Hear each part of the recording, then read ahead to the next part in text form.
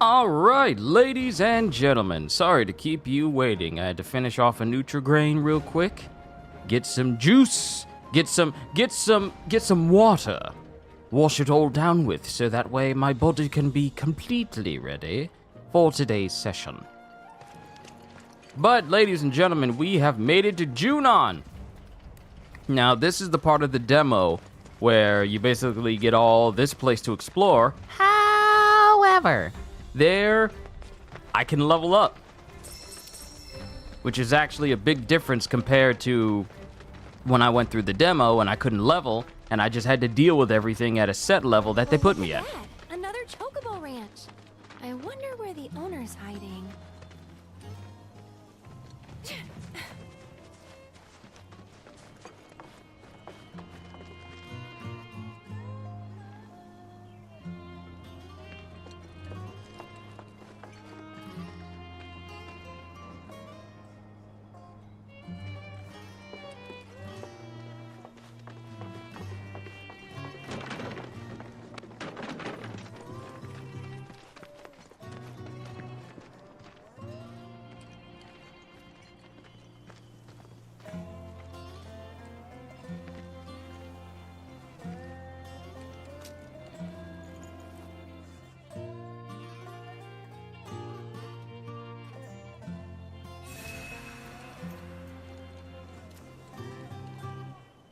Psycho, hi! How's the progress coming along for you in Elden Ring? Tell me.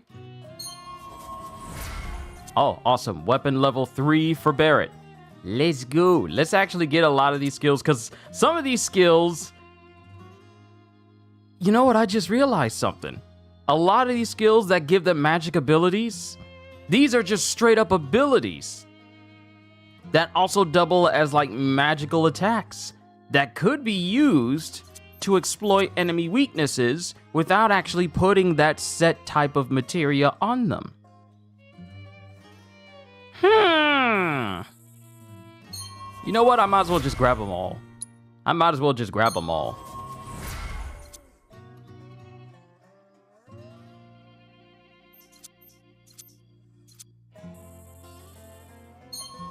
So that everyone has these abilities. I'm gonna start working on a new build because for Elden Ring, for Shadow of the Erdtree, because I saw that apparently there's gonna be like a fist weapon in there, and I'm just gonna make a character that just uses fists weapons. So yeah, it ought to be fun. Which means this is gonna be the first time I create a character in Elden Ring that uses that one fist weapon from Godric that you get from him. Kitty! Heyo! Good to see you. We are currently looking through the Magnata for all the other characters getting their respective magic abilities. We made it to another Chocobo Ranch.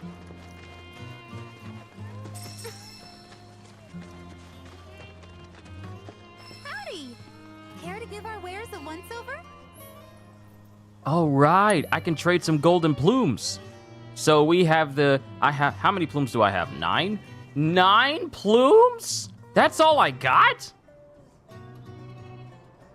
I was so sure that I had more, considering all of the little stops that I found. I was so sure that I had more golden plumes. But we can get some Shinra stuff for Pico for our Chocobo, or some Scorpion stuff.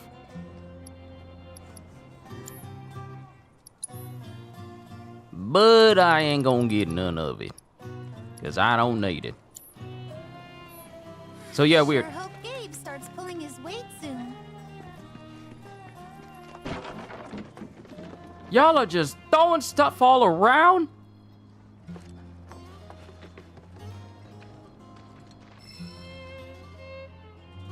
You need to have obtained a Chocobo in this region to use the Choco Boutique. Choco Boutique. Okay. So, we're in Junon, which means that we got another Chocobo that we gotta catch.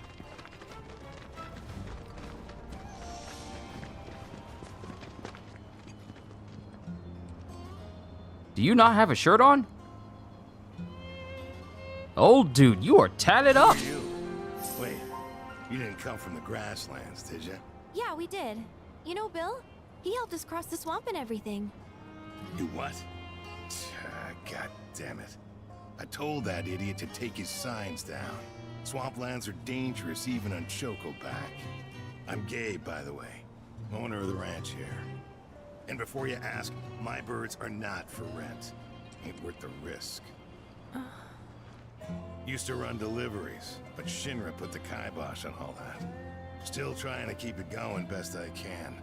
Well, was trying till my carriage shit the bed.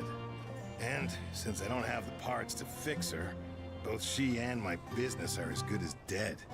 Even the chocobos are feeling down about it all. You know, I bet we could help you fix it. Kind of you to offer, but nah. It's just a matter of getting the right parts, isn't it? Says the girl who ain't gotta fix it. But even if you were some kind of secret grease monkey, I wouldn't be able to pay you for your time. I'm flat broke. Curious about my birds? I've tried setting them free, but they just keep coming back. Force of habit. Well, nothing for it now. Serves me right thinking I could run a business. Should have known it'd all fall apart. Hey, come on now. Don't be so hard on yourself. Please, Cloud. He needs help. If not for him, then at least for the chocobos.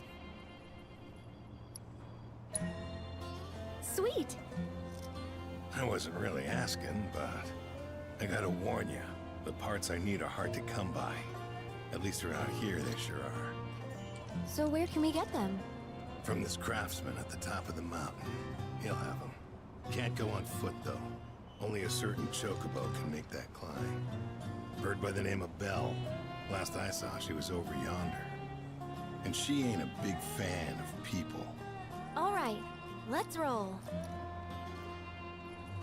All right, so this will put us on the path of getting a new chocobo for this region. And if this chocobo is what I think it is, this should be the chocobo that'll let us climb mountains and stuff. Sorry for roping you into this, even though we can't pay. Not can't. Won't. Hate to break it to you, but pretty sure that guy's better off than he looks. Wait, seriously? Are you saying I got duped? That he's just using me? Afraid so. Huh. That jerk. Whatever. I'm not doing it for him anyway. I'm doing it for the chocobos. All right, it is time to sneak.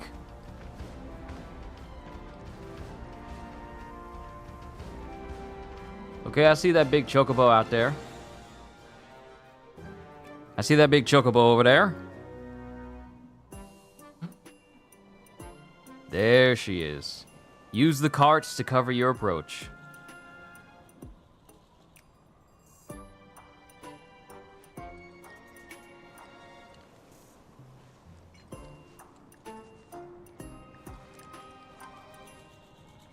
I got a question.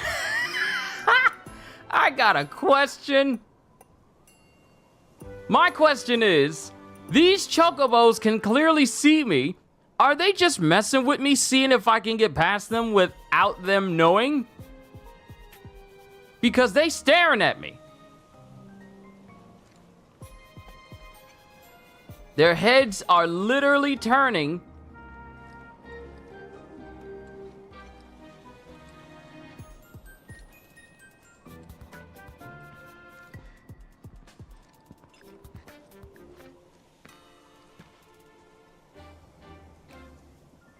I think these chocobos are messing with me because they're looking in the direction of where I am.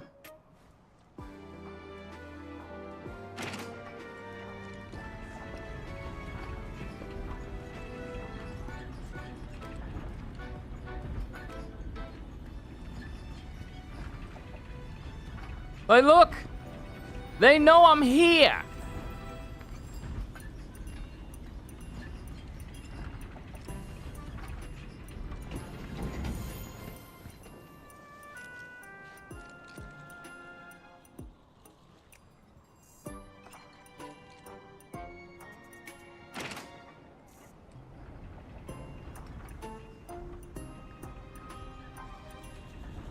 I don't know what that did.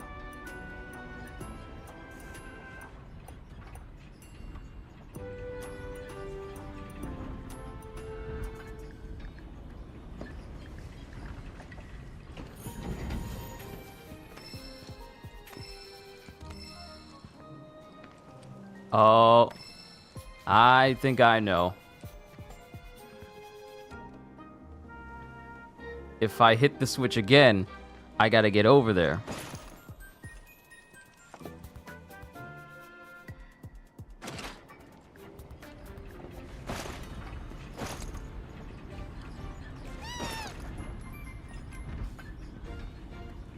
Throw a rock to flip the switch. Ah, I gotta do it from a distance. Mountain lions be like that too? No, I don't like that. Kitty, I don't like that. Mountain lions be like that too. Where they will watch you. They know where you are and they'll just watch you. No, I don't like that. I don't like that. Not a fan. Okay, I'm not gonna waste a rock to flip the switch.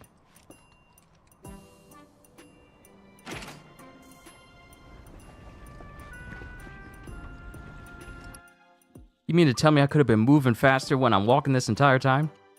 I could have been... Oh my goodness.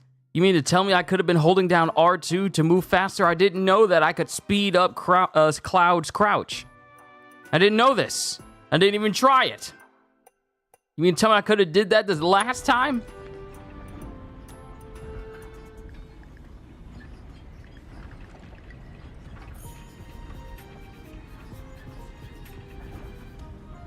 They didn't say nothing about, like, hold down R2 to move faster while crouched. Ain't nobody tell me that.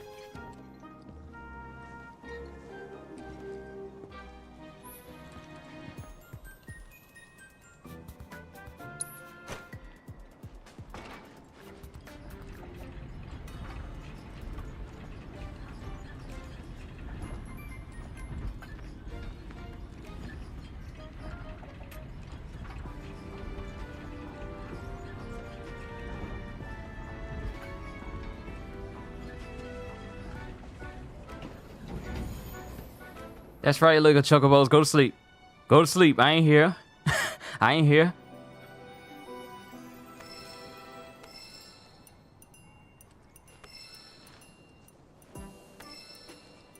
I got plenty rocks.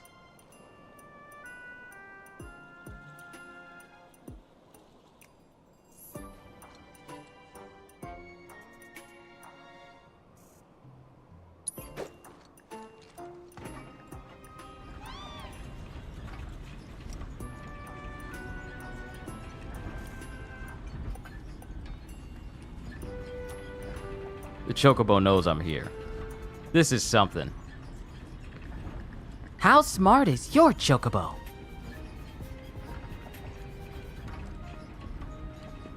Like, these chocobos are like, I know he don't think that we don't see him.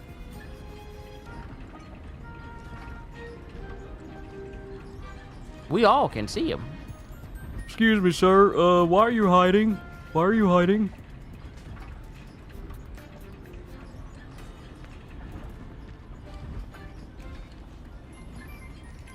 Oh.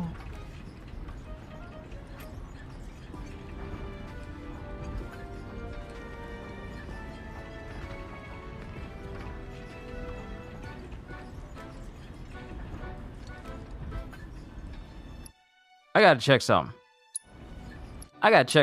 Photo mode. I was about to say, if this thing could see me while I'm over here just trying to be slick.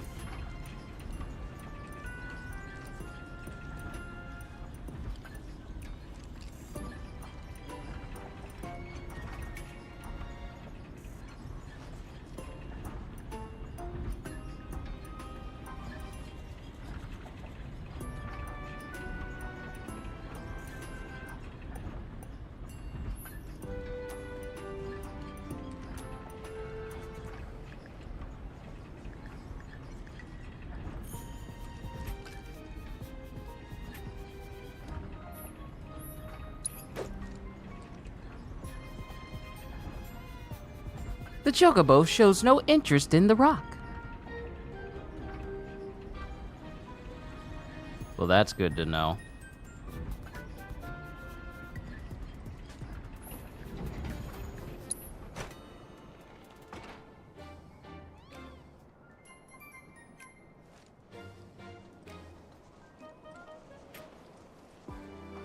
And Belle just looking at me. Like, I know this dummy ain't over here thinking that he hiding.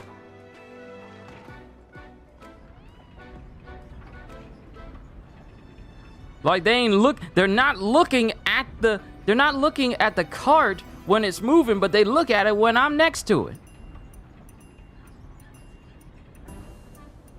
And this chocobo's all like, you know I see you. I see you in the brush. You ain't hiding. You ain't fooling nobody. I can smell you. I see you.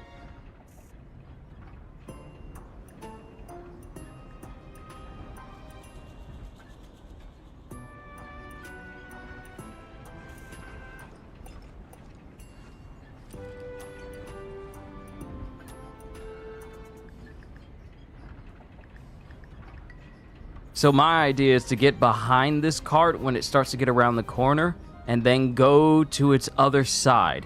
So that way I can get to Belle. But I'm kind of concerned that this chocobo right here is going to see me get behind the cart as I'm going, because he's looking directly at me.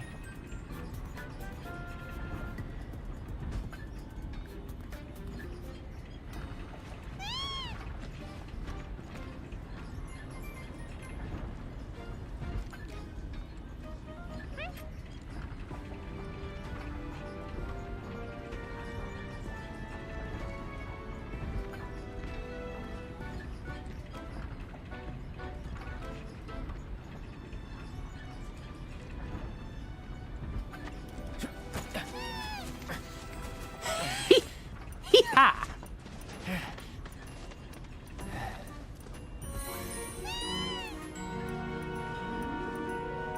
Thank you, Belle.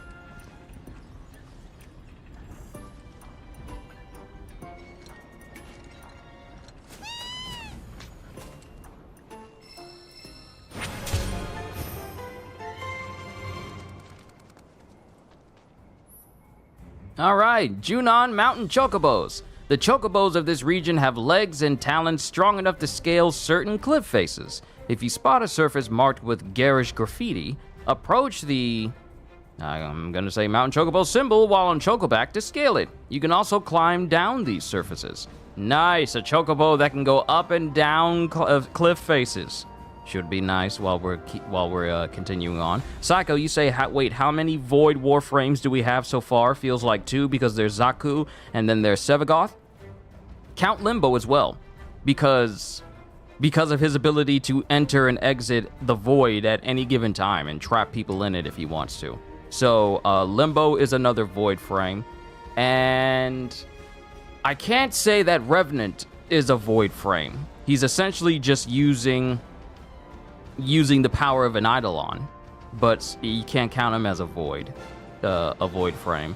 I don't know if you would count the newest one, Dante, as a void frame either, because I don't think he's tapping into the void in order to use his, cursed book to attack enemies with. So I would say the ones that we got right now is probably, Zaku and Limbo. I wouldn't even count Sephiroth because he's not really using the void for his attacks, at least not from my recollection. He's more like a death frame. Hold on. Let me look into Sephiroth. Oh no. Let me correct myself.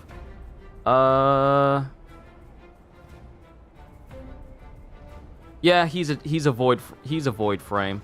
My apologies, I was wrong. Sephiroth is a void using frame. I wonder if I look into the void.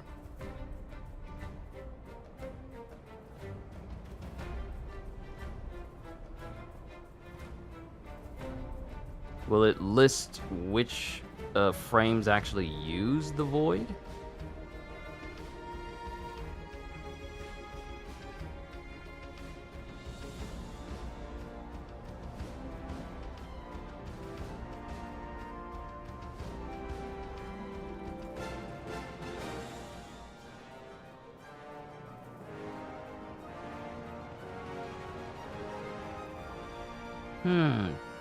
There's a lot of history to this.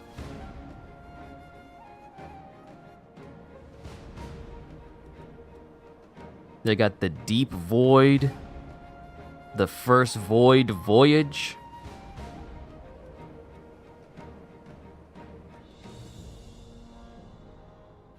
Let me look into void damage. Let's see.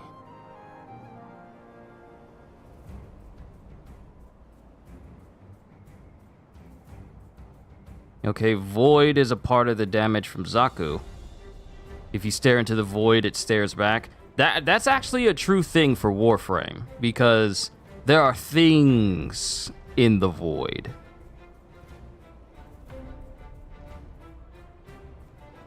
But as it stands, I want to say that Zaku is the only frame that legitimately uses the void as part of its abilities. While other frames can tap into aspects of it, Zaku is pretty much the only one that legitimately uses the void as part of its entire moveset. Interesting. All right, so we got the chocobos. Y'all ain't got to look at me weird no more.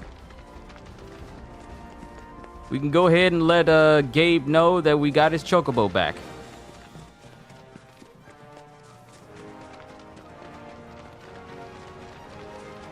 Or at least got a chocobo so that we can call upon it any time.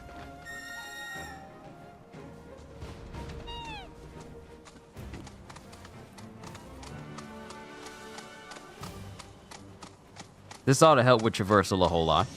But CJ, good to see you. Oh, we're not allowed to take chocobos into the chocobo ranch. We gotta take it someplace else.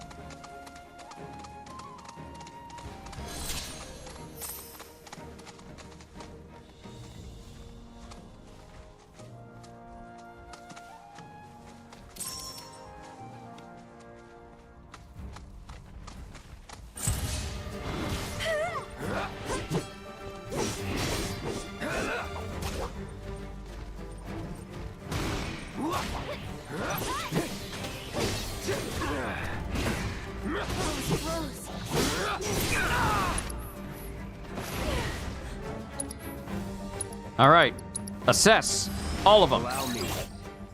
So we got a capra wire, botanical creatures that live near coasts. Their roots have developed in a way that allows them to scurry about unfettered. They have no vision or hearing, sensing enemies through vibrations instead. Okay, so they're on that Toph. They're on that Toph nonsense. Not saying that Toph is nonsense. She is not nonsense, but you know what I mean. Fleetwing. Avian creatures that nest in mountainous regions. Their stiff feathers help them cut through the air to quickly descend upon their prey. There was a bird. I forget the exact falcon it's called. That is the fastest bird in the world because of its penchant for dive bombing other birds to kill them. I forget what that. It's. I don't think it's called a hawk. It might be a hawk. It might be a falcon. Someone will know what it is. But it's a particular type of bird that can reach incredible speeds while dive bombing. And it'll just blitz other birds with that tactic. I get reminded of that with this description. So it's weak. These things are weak to wind. Capra wires are weak to ice. Shouldn't have told me that.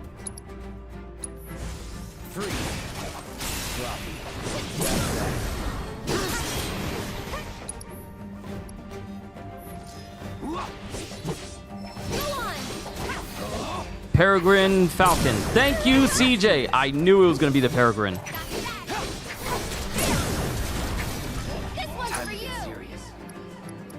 Nah, this thing is too weak for me to use a Fleetwing on. It's over.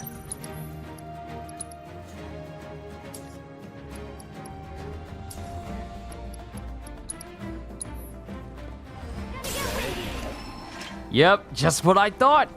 Oh, I need to get these extra abilities that allow me to use like a burst of elemental magic without actually using up my magic bar. I need to get it for everybody. it is just way too useful.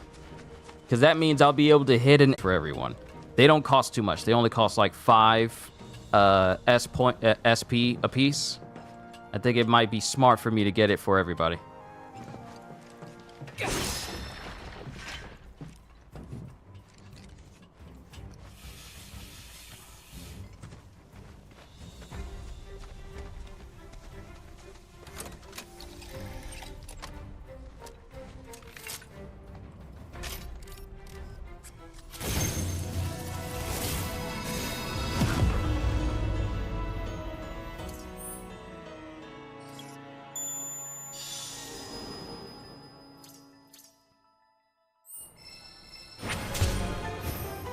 Nice.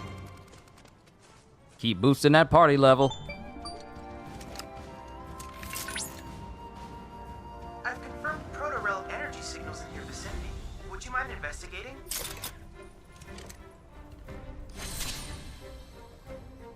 I've discovered some more proto-relics in your area. Would you mind investigating? Well, actually, thanks, Cloud.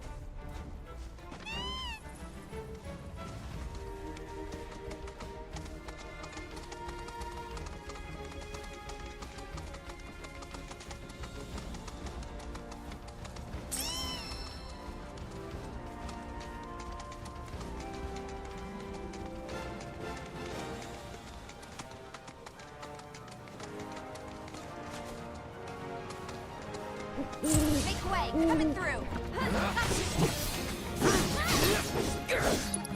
Assess. Assess every enemy you come across. Too bad. Ignalisk. Poikilotherms. Poikilotherms. See, y'all making words up. Okay, y'all trying to embarrass me live where people can hear me, where my flubbed words will be on the internet forever. Y'all trying to mess me up on purpose. Poikilotherms that live near coasts. They are extremely timid in nature and will heat up their throats and dorsal fins to ward off any perceived threats. They're weak to ice.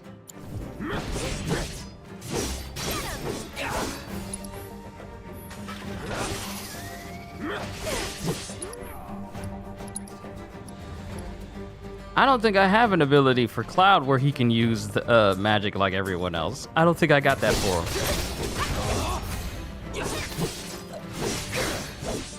Surprise is there.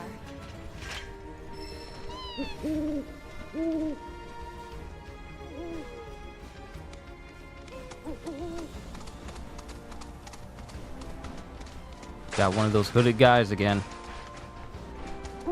See, I couldn't go up this way during the demo, which would have led me to a life spring. Okay. Okay. Now here's my question. How does the chocobo get down? How does the mountain chocobo get down after climbing this? Does it just slide? Oh, hold up. Junon is home to the summoned entity Phoenix. Though Efreet is often associated with fire, Phoenix's flames are no less potent. In fact, the conflagrations of this undying bird are said to imbue those it touches with renewed life. Perhaps it will offer you its grace. Oh, we're definitely gonna get our hands on Phoenix. We'll master these button presses and then Phoenix will be added to our summon list. Now the question will be, who do we put Phoenix on? Part of me wants to put Phoenix on Aerith.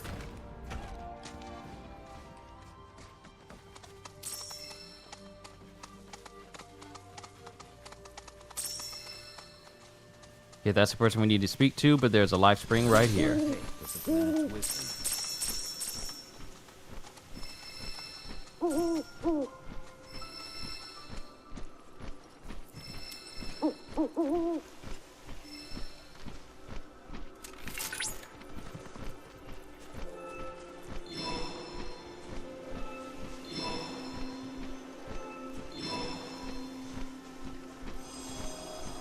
You was gonna buy Grendel, but was more curious about Zaku. The thing about Grendel is he's essentially Kirby.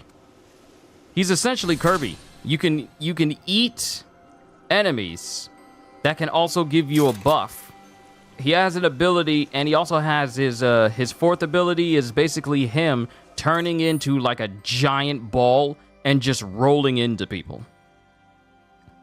And you tend to be, and you are a bigger ball if you eat more people. And he's kind of unique. Regional data, regional intel for the Junon region. I love it when I get to read out lore like this because I get to use my professional voice actor voice for this. I can be like the info guy for all of you learning about Final Fantasy. Junon region. The rise and fall of the Republic of Junon. The people of Junon were once largely seafarers who only returned to the shore to peddle the bounty of the sea. Of the ocean, sorry. Peddle the bounty of the ocean. Unlike other communities that settled in a single location and gradually expanded their territory, these sailors preferred the freedom of the open sea, and over time banded together with like-minded souls to form a unique society. As a republic, they repurposed the flotilla of large vessels to construct a floating city that would serve as the center of their trade network. Having forged a robust infrastructure, they then set their sights on uniting the disparate peoples of the world. Though Junon ushered in an era of economic and cultural prosperity, it was not to last. Shinra's revolutionary Mako technology put paid to their ambitions, and their once proud city now slumbers beneath the waves. Literally, Shinra came along and said, "You are all obsolete. The world just needs us." Shinra really out here being the worst types of people, all in the pursuit of progress. Sounds like the very people that created them. Well, the very publishing company that created them, helped create them. Wainwright. I've heard that name before, but not in this game. I heard Wainwright before.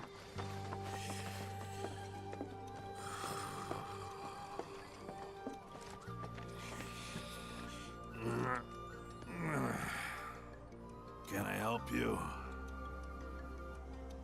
We're trying to fix Gabe's cart.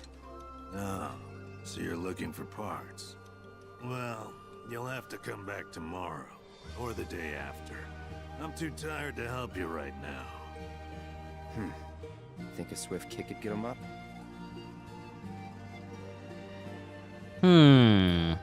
Wake him with magic. Wake up! Well, you're not serious, are you? Scared me half to death. You want to get my ass up? Then you bring me exactly what's on that list, got it? Well? I say we get his ass up. Materials for the Wainwright. Use the Wainwright's map and your Chocobo's sense of smell to locate the materials buried throughout the region.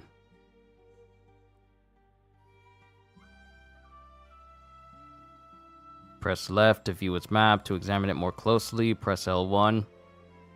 And I know what you're referencing, CJ. Blackbird was wrong for that. Oh my goodness, I love X-Men 97. Can I say this? I was so skeptical. Oh no, they're bringing back a show from the 90s. And we all know that a lot of the time, bringing back an old show into modern times doesn't always translate well. But here I am, proudly saying that I like X-Men 97. I can't wait for the next one, man. I need an X-Men game. Y'all need to stop playing. They need to stop playing. I need an X-Men game. Give me the opportunity to play as Cyclops. Upgrade his optic blast so that I'm able to ricochet shots, because he's able to do that. Or use his optic blast as like a cushion to survive a fall or whatnot. There are so many things that I would love in an X-Men game. Give me Nightcrawler, because we don't get games where you just straight up teleport around the room. I know I'm big on saying like, oh, we need games where we can just fly around. So many games give us the option for, gliding or, you know, grappling or swinging around, and in some cases using super large jumps to get around, maybe even jetpacks. But we don't get many games now that embrace the different versions of traversal that would be fun to use, like flying or teleportation. I'm curious, how do you get down? Oh, you just slide straight down. Oh, I like that. Wainwright is also Dorothy's last name in Big O. Oh, had no idea. That wasn't what I was thinking I heard the name from. I was thinking of something else. There was something else. Something in my life where I completely where Wainwright seems so familiar to me. I might need to look it up. It might be a game or something.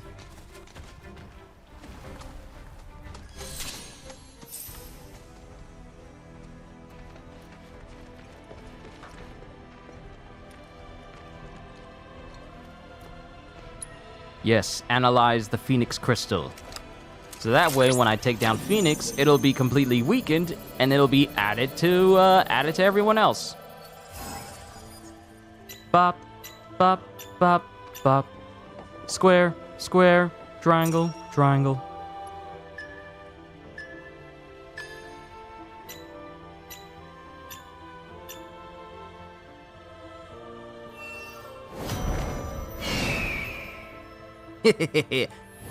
Phoenix looks nice. Mind you, I had already played a Final Fantasy game where Phoenix looked absolutely phenomenal in that game. I do like how, even though these Phoenixes are essentially supposed to be the same thing. Analysis complete. I managed to extract the necessary data from the crystal.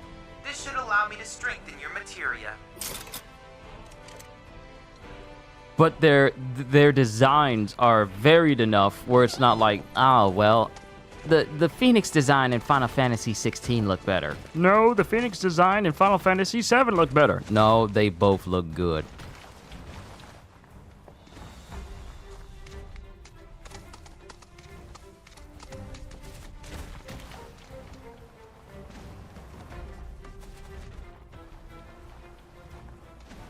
You can kind of steer as you're sliding down as well. That show is way darker than the original show. Oh, X-Men 97? Oh, it is. Oh, it definitely is. It's a lot more mature. It's a lot more mature than the 90s show.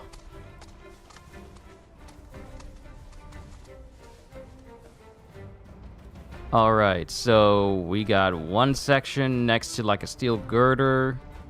We gotta use this map as like a basis. So the one piece is in the vicinity of the Chocobo Ranch.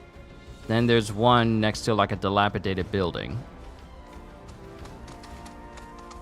Another piece that we need, I think, if we base it off of this, then that means that the next piece we need should be over here. And then there...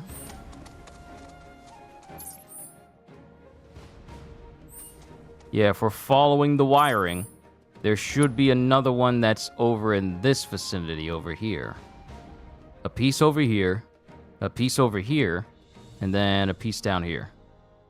No, here. Piece is here. And if we get that piece there, then all we gotta do is just kinda...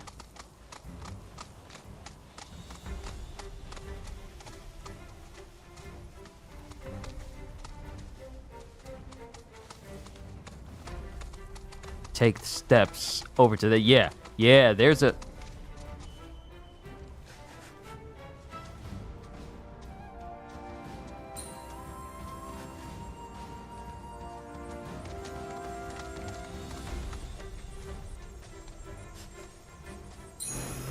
Uh-huh.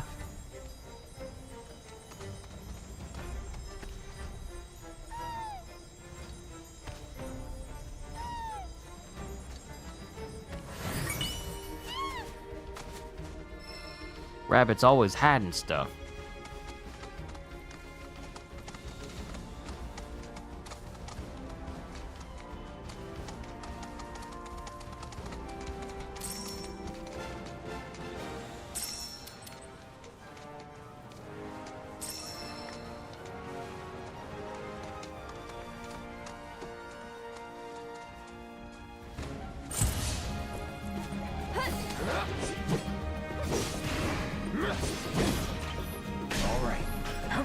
All right, try and rush me.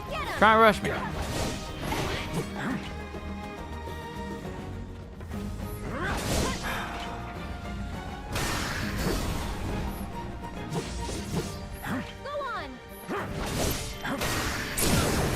Yes!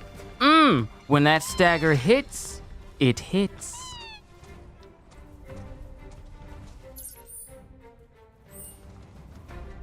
All right, it's got to be in one of these old destroyed buildings nearby.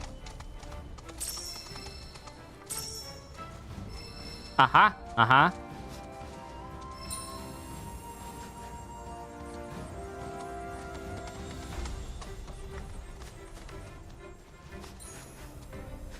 Ah, I see you. I see you over there.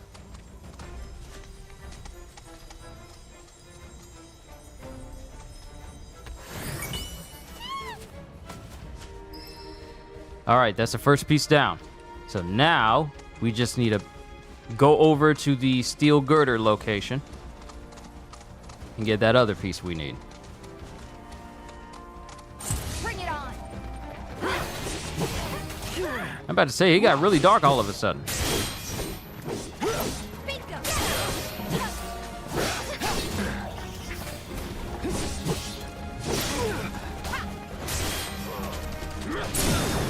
You're done.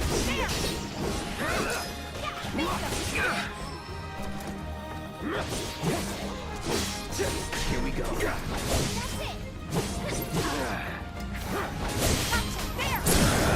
Going in.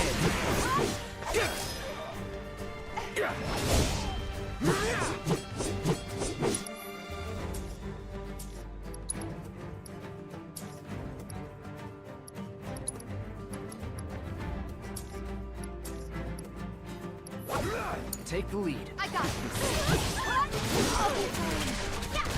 Bring it. Ha. That's over. It is really dark over here. Now, is it because that there's not enough lights that I can't see? Because it's dark. And it's going to be dark even for you guys.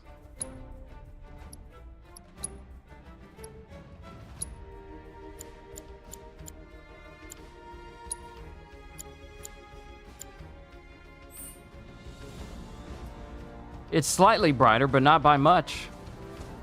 That adaptive darkness may need to be improved.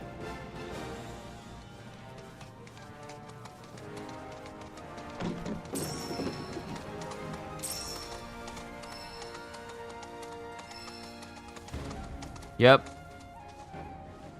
I figured this one would be the trickier one to find, but not by much. The last one would be by the chocobos. The last one would be by the chocobos, bro.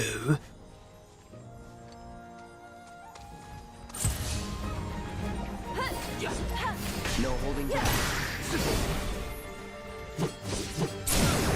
You're done. Stagger! Enough. No time to celebrate. Materia level up! Ice materia improved. Yep, I'm so glad I got that AP up materia. Oh, I love AP up. It's what I had on Cloud, I think, when I played Remake.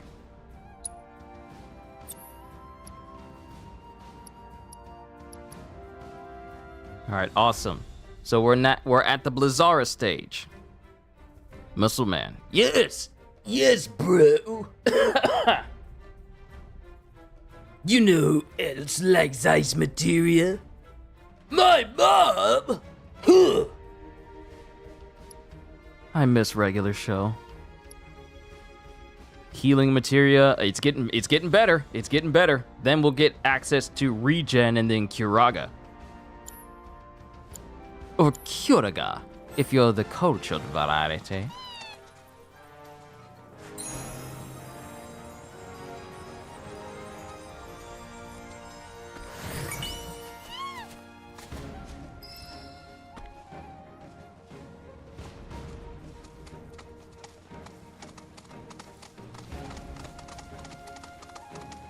All right, we got everything we need. Let's head over to the Chocobo, to the side of the Chocobo Ranch. These things have already respawned. Yeah. Here we go. Going in.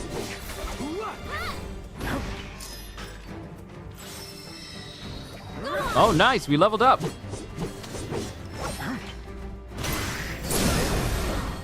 Nice. I love me some level ups. Tifa has some nice abs. Her and Mikasa should meet. I will admit, Tifa is pleasantly toned. Not overly toned. CDs, good to see you, bro. We are getting some more of that Final Fantasy VII Rebirth goodness. Currently doing a side mission so we can help this one guy out, and then we'll continue on with the main story. While also looking for stuff. Oh, hold up. Dad's calling in.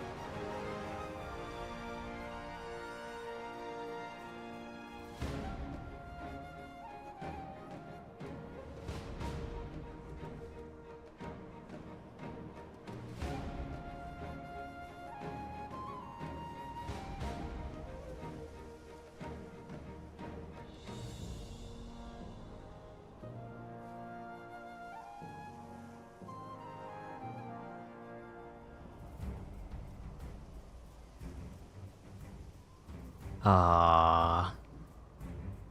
Dad called in just to say, like, just want to call you and let you know that I love you. You keep doing what you're doing. You gonna reap because you faint not. He's just offering me encouragement and everything. Ah, love my dad.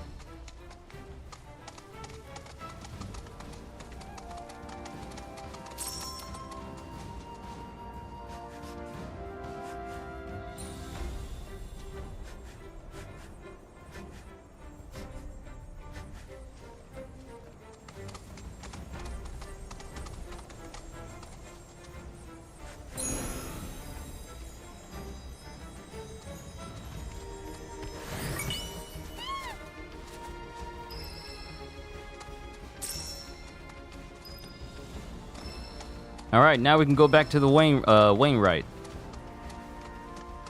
Let him know we got everything he needed. This Final Fantasy VII generation seems to be easier than the original. Why I say this is because the compass bar makes it easier for the gamer to know where you need to go. Back then, the OG Final Fantasy VII, we had to discover things on our own, and that's the reason why playtime for the original Final Fantasy VII, is exponentially longer than this one. Sure, they added a whole bunch of stuff, but imagine us playing this.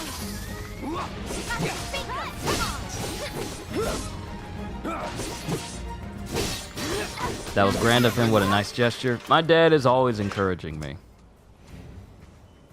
Ever since I left my last job and started doing this, it was a shift. It was a shift in how I operate and do things. Like, I've been able to get rest, much needed rest. I can sleep a full 8 hours on the regular, which I couldn't do for the past 10 years. And it was just a hassle over time. I'm going right back to the beginning. It was just a hassle over time, but now that I do this, I have the option to not only relax, but also do what I love that doesn't even feel like I'm working too hard. And my whole family, not just my dad, my whole family has just been nothing but encouraging to me while I've been doing this. And I'm just eternally grateful to have such not only just wonderful family members, but people who not only believe in what I do, but have my back regardless of the good decisions that I make. I do my best not to make any bad decisions, but my family's always got my back, and it's really one of the encouraging points that propels me to do this even more. It's just amazing, and I'm just so grateful to them. How Mama and Dad doing? Oh, they doing good. Mom and the girls are out and they're grabbing a whole bunch of groceries. Well, they actually grabbed a bunch of groceries earlier this morning. I told them to get us some Nutri-Grain and some stuff that can last, like breakfast-wise. And also some healthier stuff as well. Because I'm all for eating like toasted strudels, but I don't mind eating like some Nutri-Grain bars here and there with a side of some healthier stuff on the side. And then, of course, we're getting some home tacos today. Taco Saturday! Not like Taco Tuesday, but Taco Saturday. So they're doing good. Sisters are doing good as well. Denim and Kenzo, they're doing well as well. Going back to what you were saying, CDs, about original Final Fantasy VII. Imagine talking about how the OG Final Fantasy VII didn't give you like a compass to know where you had to go, didn't give you like a map that put points of interest that would point you in the direction you needed to go. The ease in comparison to OG games that we have now. Imagine playing through this game, you had no markers, you had no map, and you just had to find your way on your own. You didn't have like a notification bar or a quest menu to tell you, hey, this is where you need to go, you need to do this, you need to do that. No. You had to imagine if we didn't have any of that. We just had to find our own way, learn the stuff on our own without all that. Well, you had a small mini map on the side of the screen. Yeah, but I'm saying, what if we didn't have any of this stuff? If it was strictly like original Final Fantasy VII. No additional accessibility options that make navigating easy, and it was exactly as it was, except the graphics look like this. Special delivery.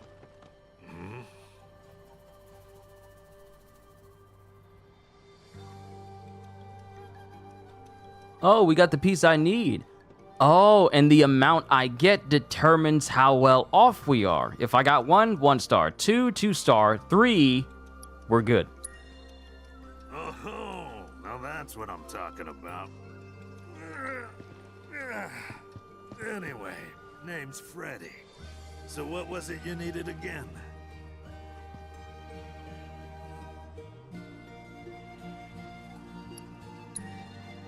Oh, yeah. You did mention that. This'll just take a sec. Feel this generation would be whining and complaining about how hard, complaining hard about it. Tell me she ain't a beauty. Nobody makes them like I do. And that's no lie. Go on, take it. You ought to make more than that.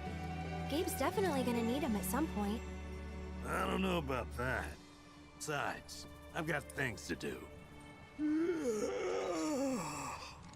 Like catching some Z's for one. So if we're all done here... How you gonna go right back to sleep after working?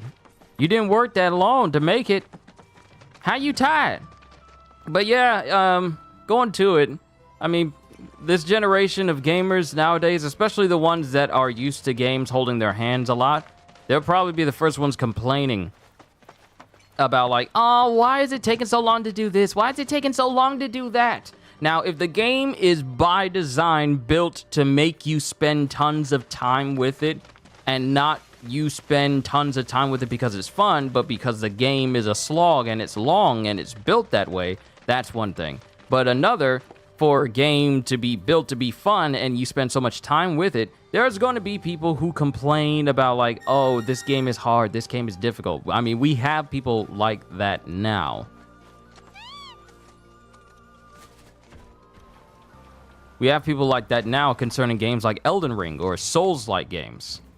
Why is this boss so hard? Why is it so cheap? Like, I remember watching some dude play Elden Ring, and he chose not to wear any armor at all except for a hat, but would constantly complain about how cheap the boss was and how the boss kept one-shotting him, even though he decided to run around naked with only a hat on. And then say that, oh, the game is difficult, this is trash. And I'm like, you don't have any armor on to mitigate damage. It's not the game's fault that you suck at dodging. It's your fault for putting yourself in a situation where your dodging sucks and you need armor. But people will just complain about anything nowadays when you think about it. Hold on, how many points do I have? Weapon level 45. Everyone knows that Kyushu is going to be voicing Vulcan in the next season of X-Men 97. He's just bound by an NDA right now. I wish. I wish I was bound by an NDA because I've been cast in literally the biggest name in all of animated television. I wish. I know who you talking about. His name is Hercule something. Oh no, this is a completely different person. This is a completely different person. But people complaining about a game being hard, but then put themselves in a situation where the game becomes harder for them, but they still complain about it even though they willingly put themselves in that situation. It's a redundant mentality. But like I said, to get back to my main point, people will complain about anything, especially when it comes to games. I need an easy mode. No, you don't. You need to learn how to play the game. The game wasn't built to be easy. It was built to make you think so that the game can become easy. You see how that works? The game doesn't need to be easy. You need to get better so the game becomes easy. I'm not gonna say get good because, I mean, that should be obvious, but you know. Have y'all seen that video about that kid who was shocked he ran into a clan on Red Dead Redemption 2? Oh, you mean those groups of people? Those groups of people? I think I know what you're referring to, but those groups of people in Red Dead Redemption 2? If that's who you're referring to, they get a stick of dynamite every single time I see them. And anyone that tries to run away, I run them down. I run them down. Guess what? Brought you a present from your good friend Freddy. Is that so? Only if you promise to fix your carriage and take better care of your chocobos. Well, twist my arm, why don't you? All right, little lady. It's a deal. Good. In that case, no time like the present.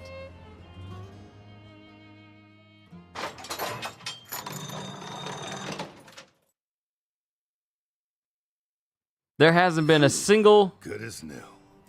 Sorry. Oh, I gotta say, that old dog really outdid himself this time. Hell of a job. Don't think my carrot has ever looked even half this good. Appreciate it, kids. I could finally get the business back up and running again. That's great. But before we head out, I just want to ask one more thing. If we hadn't shown up, would you have even tried to give your birds a better life? Maybe. I see. But I get it. Shinra's a big company, and what they say goes. I can't blame you for being too scared to fight back. Hey, I ain't scared of those sons of bitches. Not one bit. Oh? Then why'd you shut down the business? It's like I told you, my carriage broke. And getting the parts to fix it sounded like a real hassle, So there you have it. I just let it go. How responsible. Okay, fine. I shouldn't have been so quick to throw in the towel. You happy? Starting today, I'm giving this job my all. I'll stock up on parts so I can keep the carriage moving and make sure my birds never get bored again. You hear that? Then the deal is sealed. You're quite the businesswoman yourself, ain't she?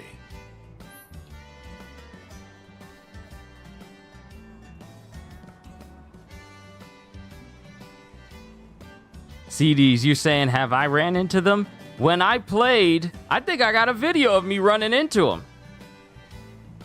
Hold on. I think I have a video of me actually running into them.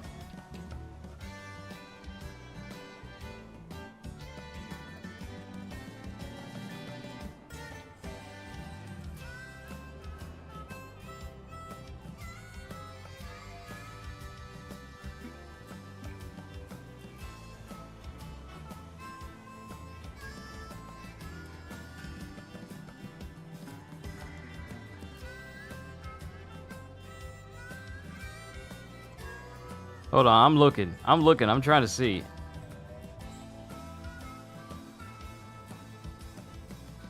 I'm pretty sure I made a video.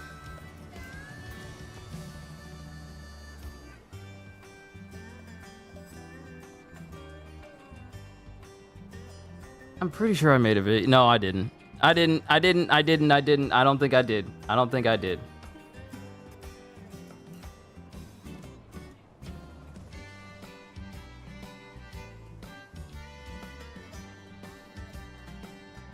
I don't think I did, because I'm looking it up and it shows like my old videos I did, bounties I did, streams I did, but I don't think I made like a selective video for Red Dead for me finding them. I don't think I did.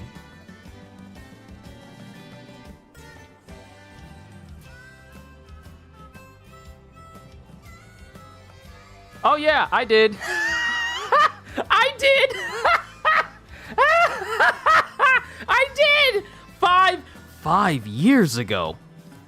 5 years ago. Yeah, I did.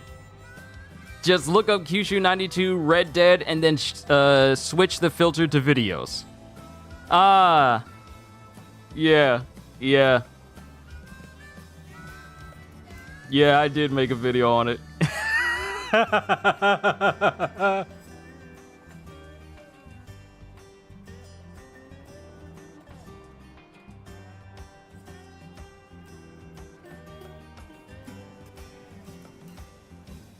Hold on, let me listen.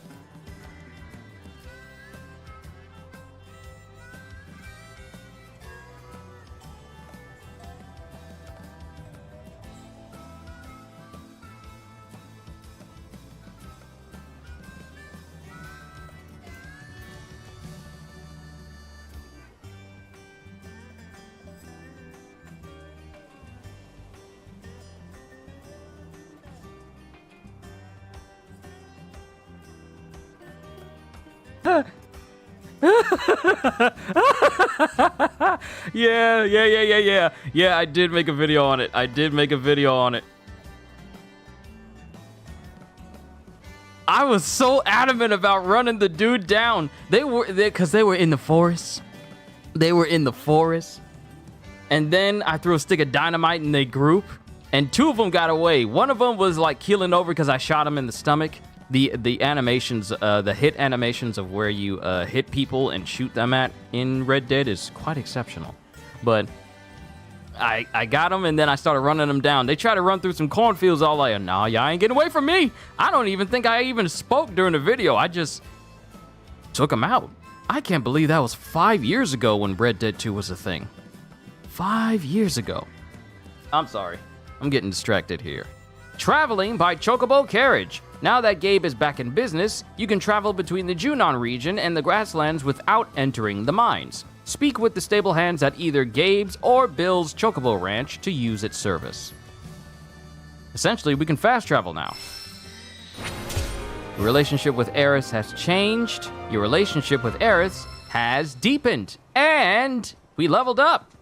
More people leveled up. Excellent.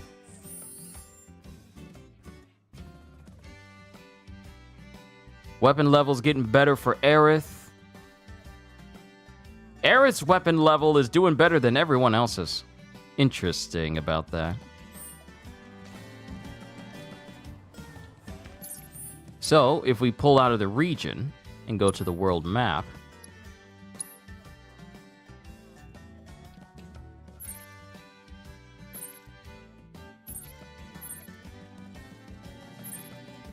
I still need to use a chocobo carriage to get back to the grasslands. I would need to use a chocobo carriage to get back there.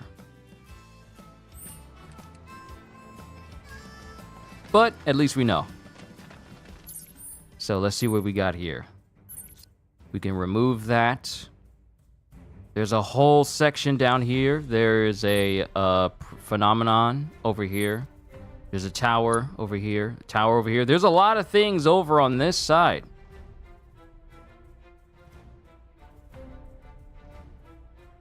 So you know what? Let's see. The fortress, level 21. That's the level that they suggest that you do this. I love it when a game tells you, you need to be this level. All right, bet. I'm gonna go ahead and level up just a little bit. And then you're higher level than this mission needs you to be. So real quick, let's open up at least this tower and this tower. Then we'll head over and do the story mission. How long are we? We're about an hour and 9 minutes in. Yeah. Let's go ahead and head over to this one. Oh, Bale, I have need of your services, please.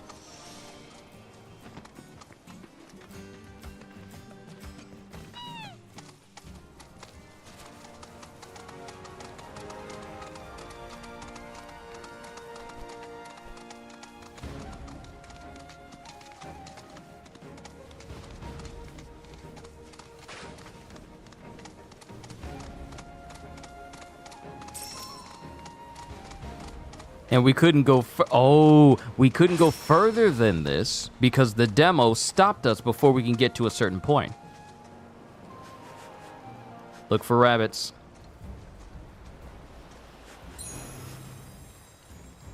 If there are rabbits nearby, then that means there's treasure nearby.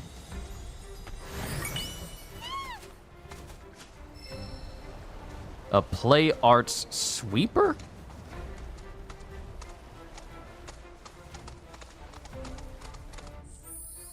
Excuse me?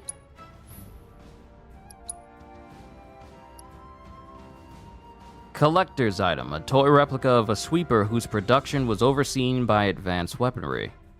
There's a lot of detail for this to be a toy replica. This is interesting.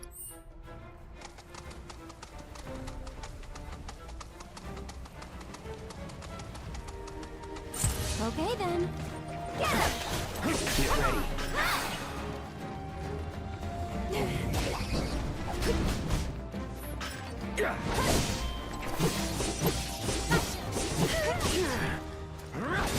Won't last long. You're done. Enough. That's that. No time to celebrate.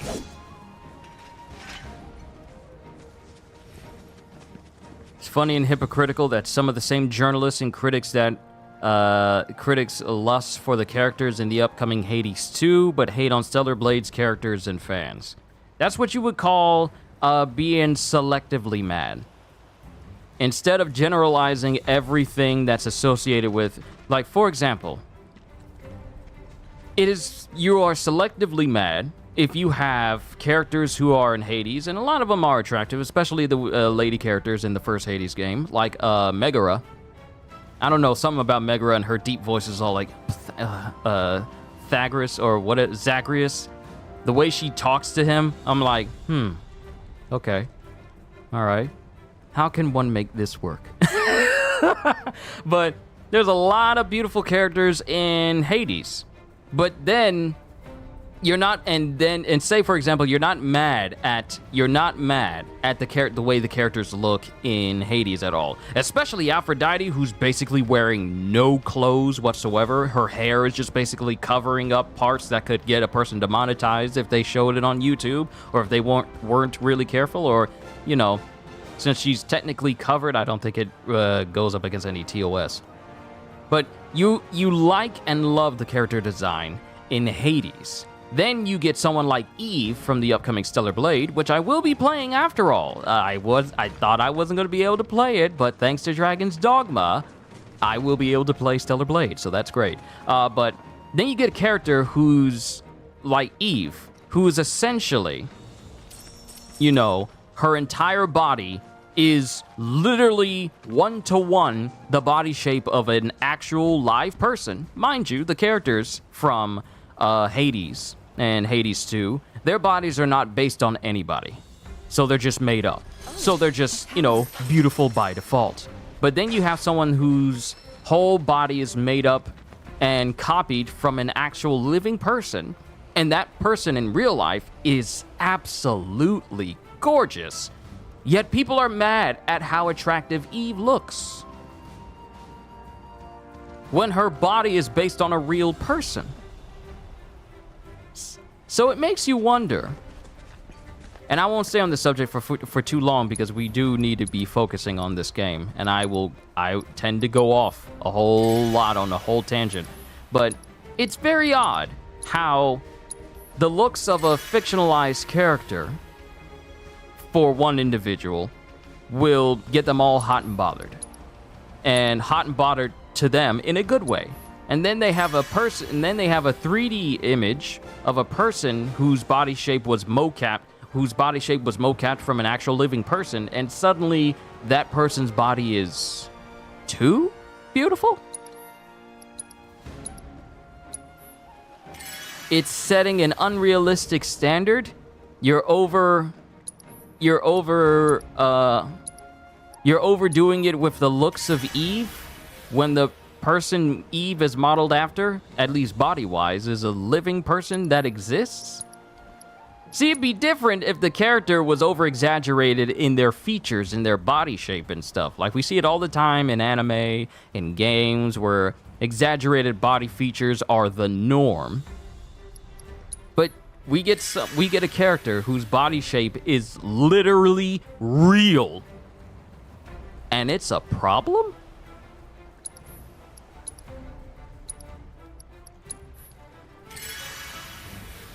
See, there's stupid, there's dumb, and then there's writers from Kotaku, and then there's people that, for some odd reason, seem to think, I don't like this, so I'm gonna spend the next moments on my period piece about why you shouldn't like it either, because I personally don't like this. It's unrealistic, yet no common sense is used whatsoever. See, if it was and the thing is, Bayonetta is another character that people seem to use as a scapegoat for, like, oh, you're just overdoing a female's body's design, and not paying attention to the fact that Bayonetta was completely designed by a woman. So a lot of people like to play that card of like, oh, you're just appealing to the male gaze. You do realize that a lot of these characters are not made by men, right? And the crazy thing is that the director for Stellar Blade, I don't know why I'm trying to attack as Cloud when Cloud ain't got no long range stuff to use. It's really Aerith who should be using all this stuff. Let me see. Abilities. Jetstream. Someone looks kind of shaky. And they're safe. There we go. So the director for Stellar Blade, his wife is gorgeous. And the reason why I say that is because someone came up with the smart idea of saying like, oh, this director, he must not have ever seen must not have never touched a real woman before. And the dude and the person and the director for Stellar Blade has a wife. A beautiful looking wife. A beautiful wife. So, you know, people will speak before they think. And it's an issue. It's a problem that's becoming more and more prevalent as the years go on. Well, as the months, as the days go on. It is, people will think before they speak and then expect people not to think before they question. So it's odd. It's odd. The selective hate for one thing, but then you love something that's similar, simply because it appeals to you.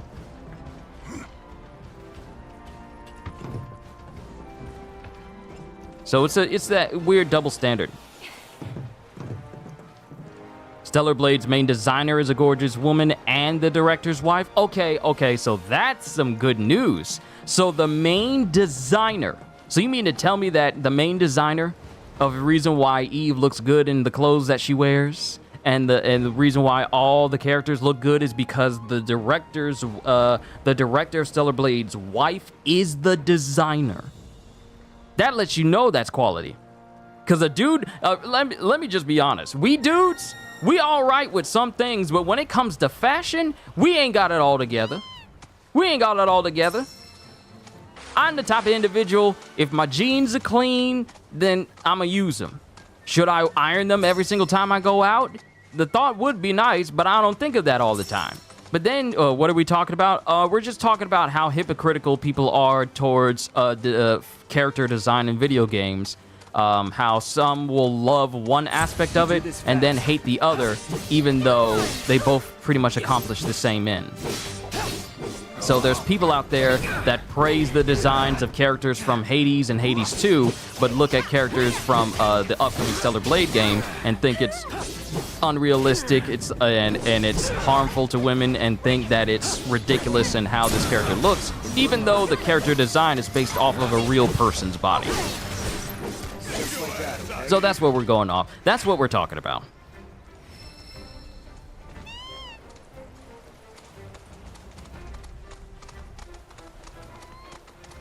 Hey, big head. I'm gonna call these chocobo chicks. That's on the internet now. I can't take that back. I can't take it back. Chocobo chicks. That's what I'm gonna call them from now on. Big heads.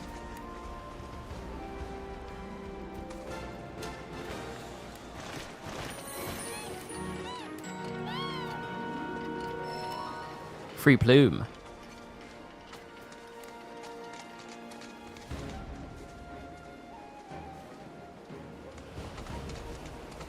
People got to do less sensitive today. I said this to CJ. People have become far more sensitive, far more hypocritical, and far more irate about things that they don't even need to be irate about.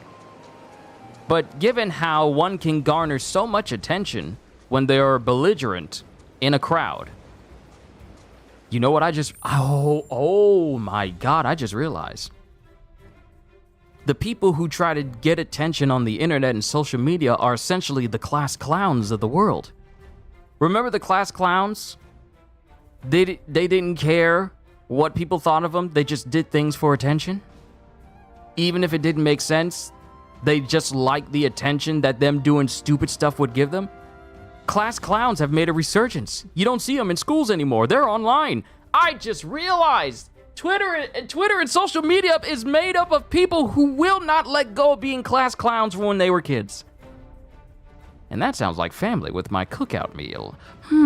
It's time to grab my food. Give me a quick second, but I just came to that realization. People who look for attention online and on the internet by being dumb, belligerent, and just doing stuff because either the negativity will get them attention or whatever are essentially still class clowns from an elementary school age. That's a shame. There's so much better you could do. You could do so much better for humanity if you just actually matured. But give me a sec. Food is here. I'm gonna go get it.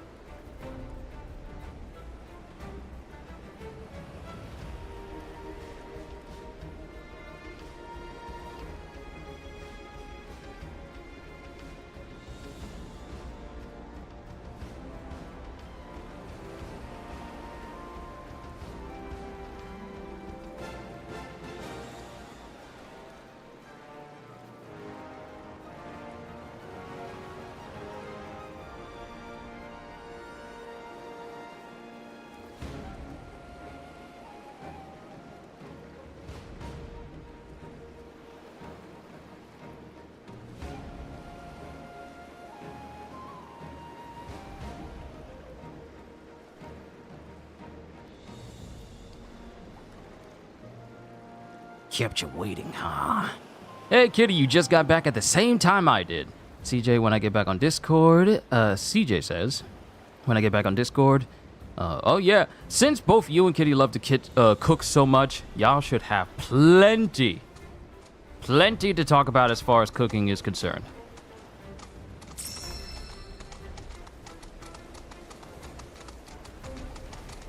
Guess I gotta. Don't overdo it. I'll take care of him. Get him! This one's for you. You'll see. Yeah! Sorry, but I gotta. That'll do. We'll make it quick. All done. Doesn't take much to stagger people with aerith. Then again, that's probably just me.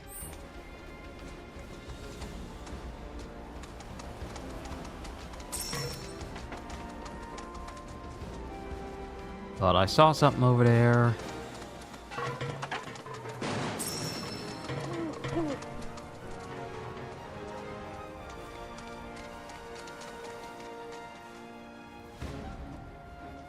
Oh, you think I'm just gonna jump over there? Oh. Oh, yeah. I guess so. I forgot chocobos could swim.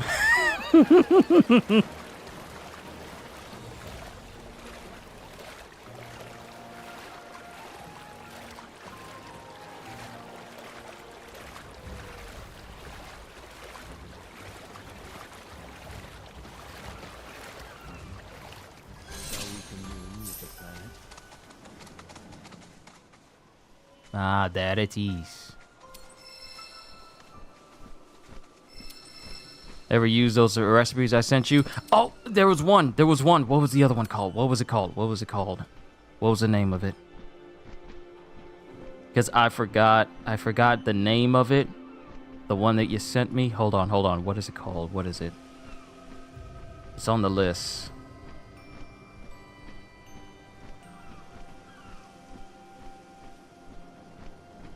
Where is it? Where is it?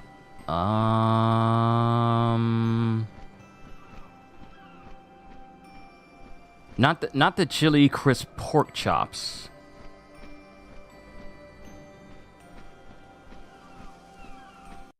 Not the chicken broccoli casserole.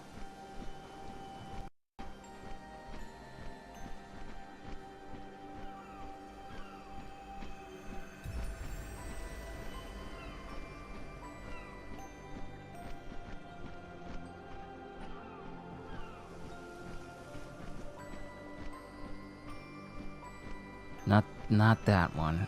What was that one? What was the other one? What was the other one? Not the... I think it was the...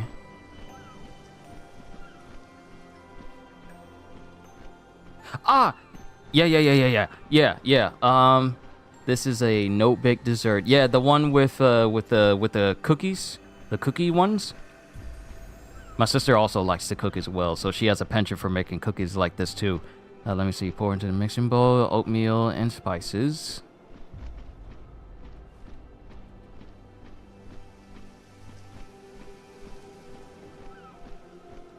Yeah. Those. What was in it? The roast? No, not the roast. Not the roast. It was on the list. At least I think that's cookies. Yeah, this is a no-bake dessert. You sent it to me on the 28th of February. Quick cook plain oatmeal, tablespoons of vanilla extract, nutmeg, cinnamon, put in a boiler, semi-sweet chocolate chips, white sugar, whole milk, tablespoon of butter, mix together.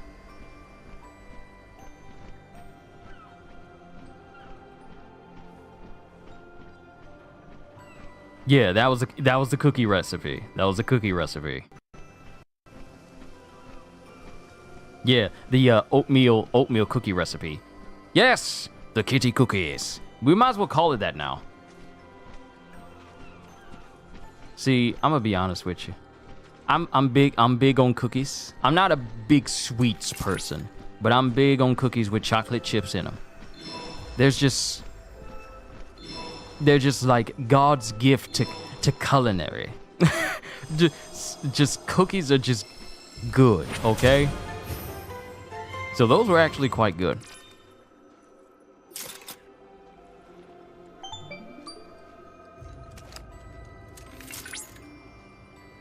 Cloud, by analyzing the LifeSpring data, I was able to locate an old Republic transmitter. The other recipes I still need to work on. A derelict structure that sits upon the coastline.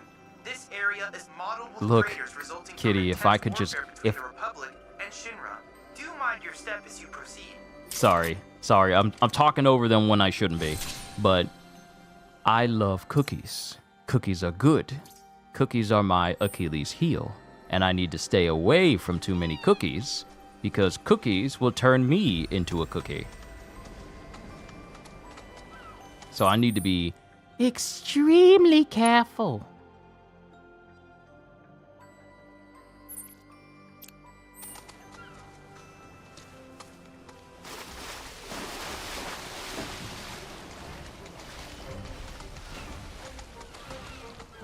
But when I say those are some good cookies, those are some good cookies.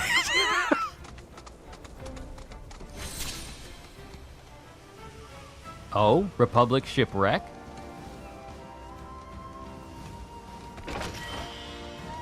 Three plumes of phoenix down. That ought to come in handy. Sorry.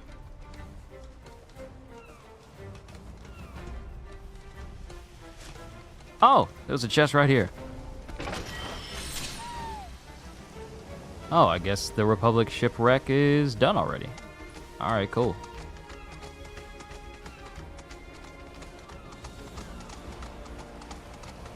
A Rice Krispie chocolate chip cookie recipe? You know, since the intros in X-Men 97 have been showing a kind of extra scenes and Easter eggs, I can kind of see them doing something like JoJo's when the main villain is confronted. Yeah, like they did when Dio was revealed or when Diavolo was revealed with Emperor Crimson. And when they had that whole theme for, what is it? JoJo's Bizarre Adventure, Golden Wind. And when it got revealed who Emperor Crimson was, then when the theme song played, it had Emperor Crimson in the title screen. Or when Dio was revealed, it had that one moment where time just stopped. So who knows? We might actually see some anime references. Might actually see some anime references in X-Men. Because anime references have been making their way into modern-day Western cartoons for a long time now. So it wouldn't be a surprise. Well, you got a minute? Let me send over the fish recipe. Ah, the tilapia. I might need to... Okay, so here's the thing. My dad cooks tilapia. He cooks a mean tilapia. So what I'll do is the next time he makes tilapia, I'll incorporate your recipe over to that tilapia recipe and see how it goes. I just saw some big wings. Yep, there it is. I was about to say, those are some big wings over there. What are them? These rabbits are always hiding something.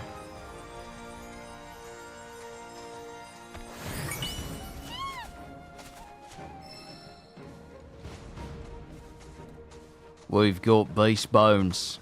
Alright, first things first. We need to heal up Cloud and Aerith.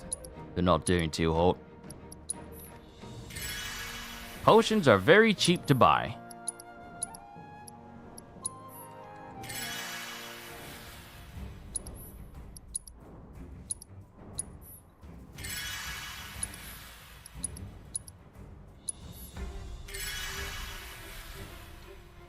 I can imagine that, especially if or when they do an arc with Onslaught or Vulcan. Man, I tell you what, next week is going to be interesting. So we're getting another X-Men episode next week. We're getting the Grand Blue Fantasy Relink update with Seophon and Twei-In next week on the 28th, the very same day that Stellar Blade releases. And we're also supposed to be getting that Fallout 4 next-gen update in the week as well. So there will be a moment where I take a break from Rebirth and I play Fallout 4 on the PS5 for a bit, and then mess around with Stellar Blade for a bit. And then, of course, mess with Grand Blue Fantasy Relink and the 2 new characters for a bit. So needless to say, my days are going to be busy.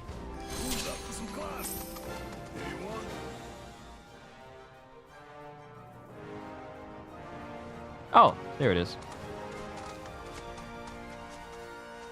Looks like bird.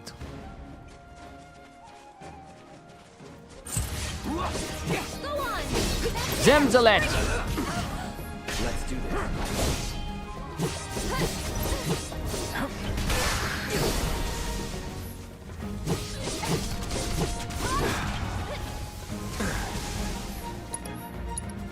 Assess! Allow me. Avian creatures that nest in forested regions, equally capable on the ground as in the air, they use their giant wings to send prey soaring, finishing their victims off with electrified bursts of wind. They're weak to ice. Ah, you shouldn't have told me that. You shouldn't have told me that these things are weak to ice. Calling ice. That's a grand weakness. I think you need to make sure that you're covered on all fronts. Take the lead. I got this. You're up. Keep it together. I'm coming.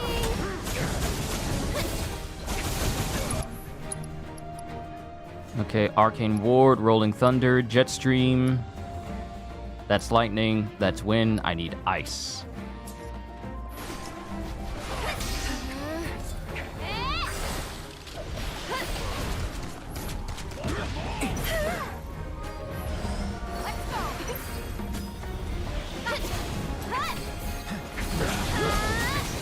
One more shot. Get him.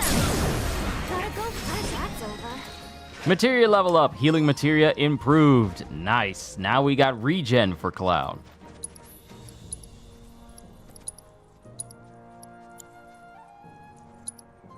Or is it just Cura? I think it's just Cura.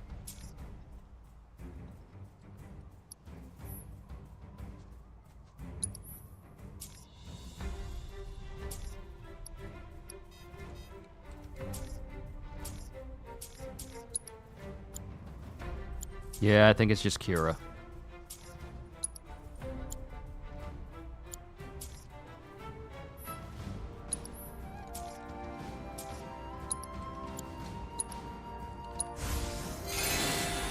Whoo, that's a hefty amount of HP coming back. All right, we already got 2 whole towers. We'll explore the rest later. We need to get back to the main point. The main thing we need to be taken care of. Chocobo. And I need to be eating these hot dogs that I got. Hot dog.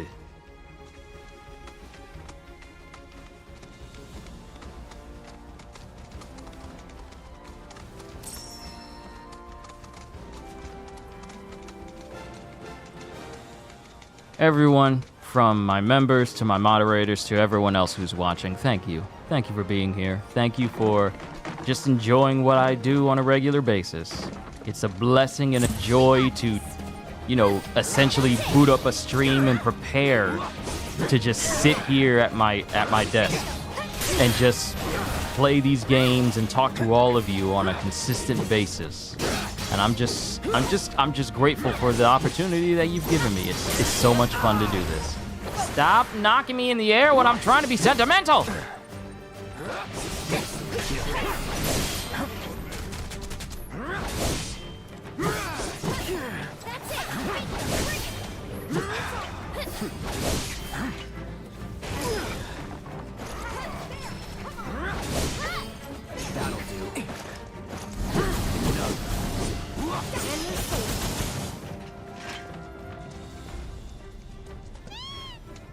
I'm trying to be earnest, I'm trying to be nice, and these things just want to keep trying to kill me.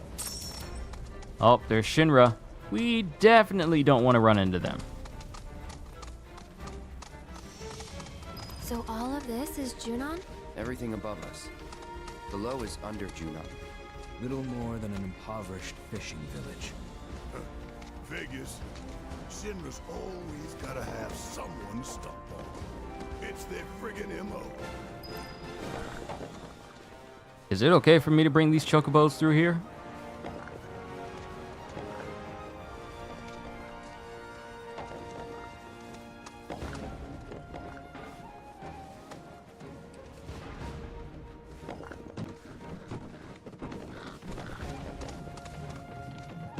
Are y'all knocking stuff down back there?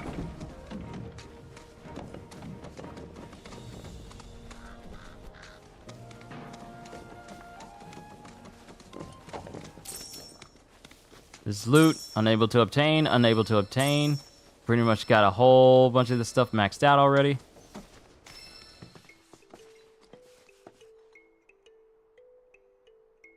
One moment. Welcome to Under Junon, our sunless oasis. My name is Rhonda. I'm the mayor and sheriff around these parts.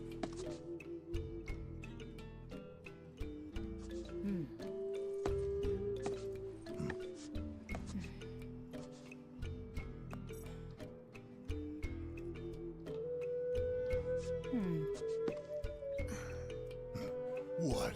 Avalanche, huh? That depends on who's asking. A woman who could turn you in. And be 100 grand richer for it. Well, you know what they say. Can't take it with you.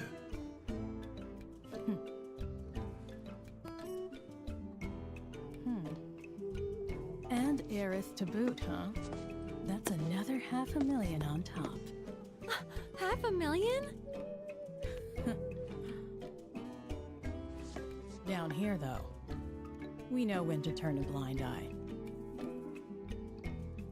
Consider our lips sealed. Sorry, but I call bullshit. Well, I don't think you would if you knew even half of what my town's been through. You don't like it? Leave. But over there, there's a quiet little inn where everyone's welcome. Any guys in black robes pass through? Not that I saw. Did see some black suits, though. 2 guys and a girl. Looked pretty tough. Well, well. They made a beeline right for the elevator. Now we're talking. No, don't even think about it. In case it isn't obvious, upstairs is Shinra turf. And the same goes for the elevator as well. Don't ask me what, but the company's got something big planned up there, and security is tight. You start anything at all, and there will be consequences.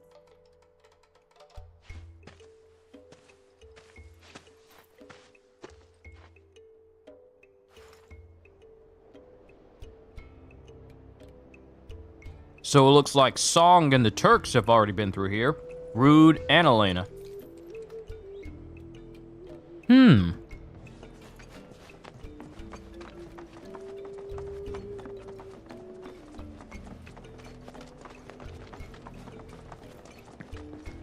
Don't care what she said. There's gotta be black robes around here somewhere. So how are we gonna find them? That would depend on where they are headed. If they mean to continue west, there are only 2 ways off this continent. By sea or by air. Right. Might want to ask around town then. Locals will know routes not on the map. May have even seen stragglers pass through. Or got boats for rent or something. How about we meet at the inn when we're done? Sounds good. And remember, low profile. You're right, Cloud. Let's not bring attention to ourselves. Says the giant, super wide man with a gun for an arm. Have you met Priscilla yet? You'll know her when you see her. She oil, gold. You see that trio that took the elevator? Gabe's Chocobo Express! Hey, Gabe. Good to see that things are running smoothly. Chadley. Meant to talk to you earlier. Wait, you want to buy something? Here? Okay. You don't want me to buy anything? I can take my business elsewhere. Item Master, Precision. Luck Up increases your luck. This bonus cannot exceed plus 100% when more than one is equipped.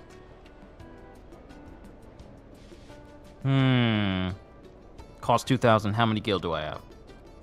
13,000? Sorry, my fry bag was in the way. Item Master, Luck Up, HP up. Poison Materia.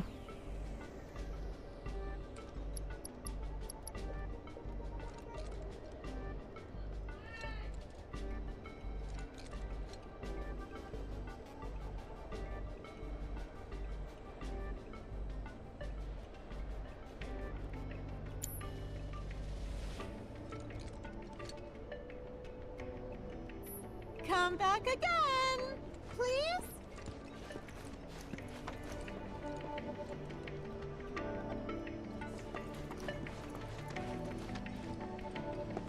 Where'd those robed fellas run off to? Could have sworn I saw them hanging around the ruins. If you're looking for them for what? Okay, where was I? My friend!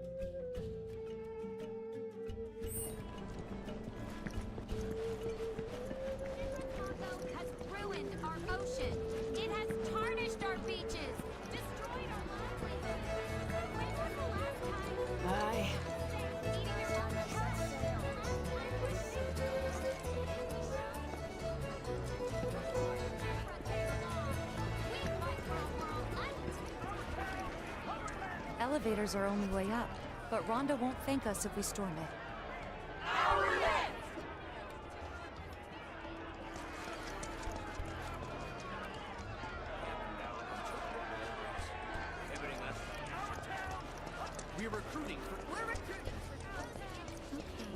Word around town is Shinra's holding some kind of big event up top.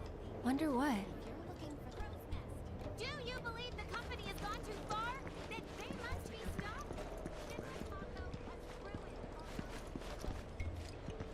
Some fishing village this is.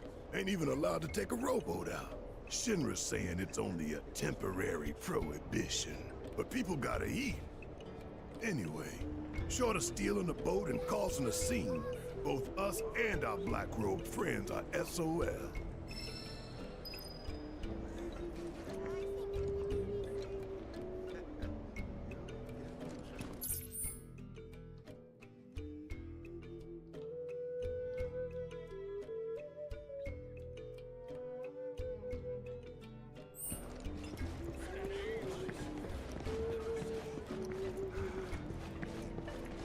Here you go. Many years ago, this stretch of ocean was home to the Republic of Junon's capital, a floating city built atop a fleet of interconnected ships. Gotta make that money, right? Have you met Priscilla yet? Brittle houses in the sea air. Oh, made your way out here, huh? Mind if I get a shot of you? I've got the perfect backdrop.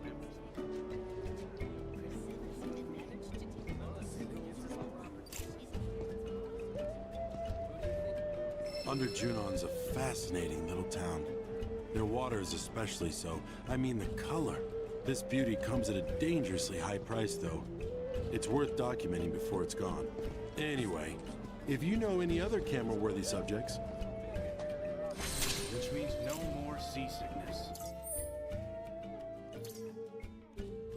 Granted, swabbing the deck and untangling nets ain't glamorous work. But better to be out there than stuck on shore. Brittle houses in the sea air. Paint chipping and wood bending. Have you met Priscilla yet? Oil. You see that trio that took that long special delivery? Coming in. Okay, where was I? My friend! All right. Pardon me if you see me periodically standing still and then moving, and I'm not saying anything. Eating food takes some concentration. Psycho. Right now, I have the +1 versions of the talismans that greatly raise my HP. Same for my FP and stamina. Nice. However, you need to be careful with those sort of talismans so that they don't turn into a crutch. So that way, one way you can get around having a talisman that increases your health by a certain degree is just raising your HP to the amount that talisman would give you, and then use a different talisman instead. Let me see. While I got a minute, let me send that fish recipe over. Done. Gotta go. Let me know what you think. All right, Kitty, I'll let you know. Hello there. Room for one. Help! Somebody, please! Help!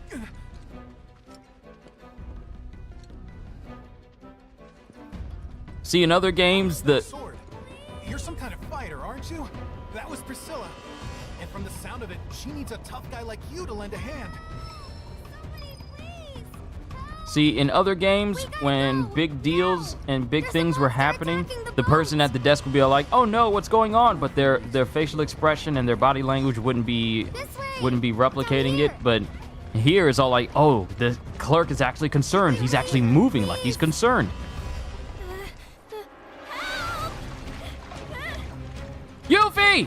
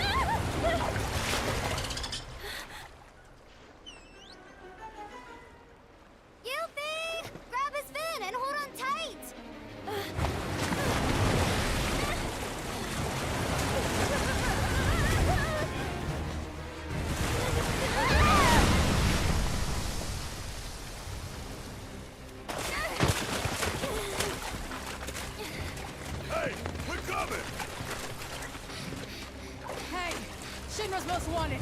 Get rid of that thing. Say what? Barret, focus. I see creature. It is time to kill creature.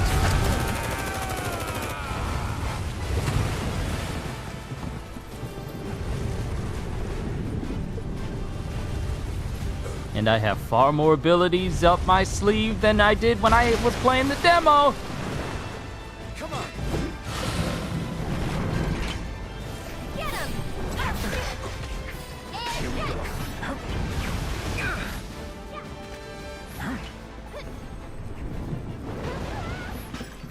Let's get this over with.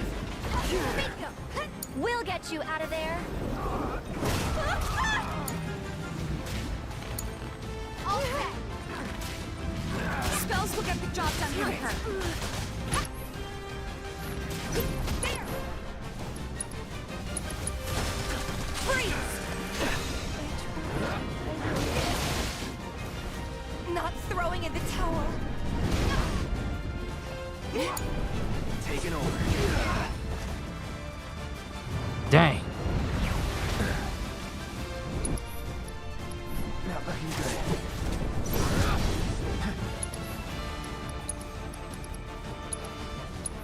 Be careful. Whatever.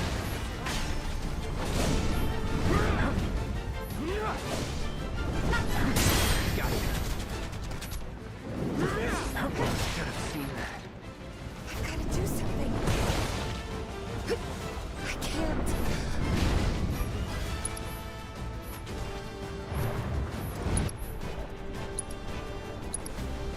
Barret! I just can't read how it ends. Yep. Ow. That hurt.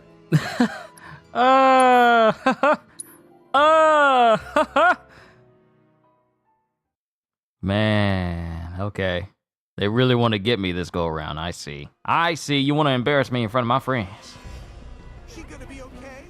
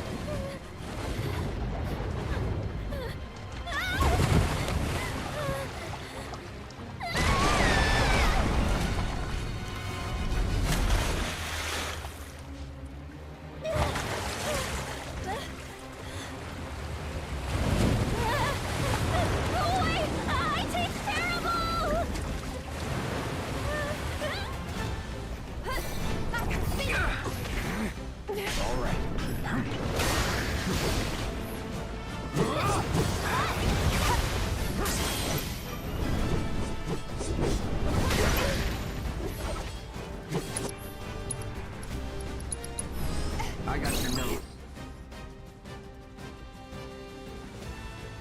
All right. Terror of the Deep, a monstrous aquatic creature that lives off the coast of Junon. It possesses a buoyancy that allows it to swim at high speeds through both the water and air. It ingests seawater and then expels it with explosive force to stun prey. Inflicting enough damage on its head while it is in the water will pressure it and cause it to take to the air. Attacking the water cells it creates will pop them. And it's weak to lightning. And I believe Cloud... No, actually I believe Aerith has lightning. Hang on! Shit. Better off with magic.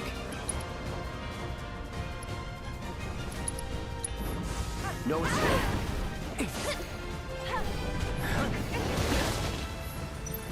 Keep it together. So it's my turn?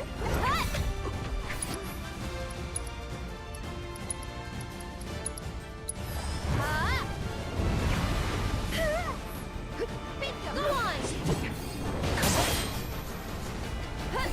Yeah, there! Go on! Hold tight, okay? My turn. Shit. Better off with magic.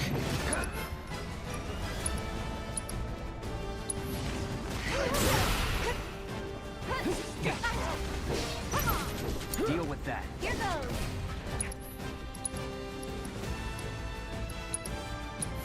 How shocking.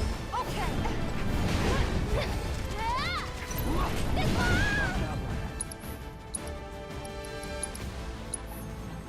Huh? Get him! And catch! Go on!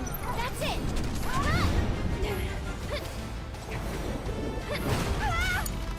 I got this! Bring it! Down! Head back! Yes! Yes! Come on!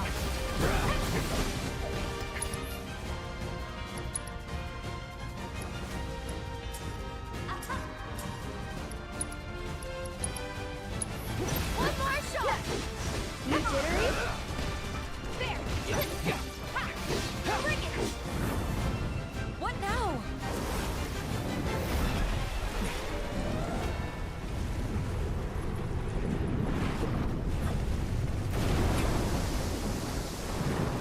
It's right under us.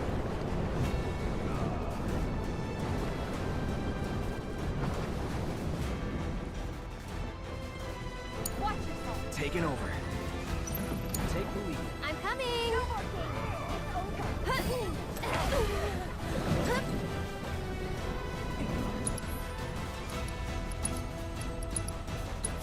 Too bright? Go on!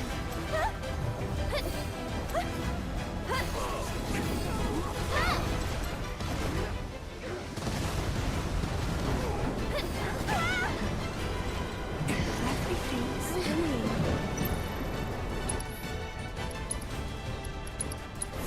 You jittery? I'm feeling pretty weak.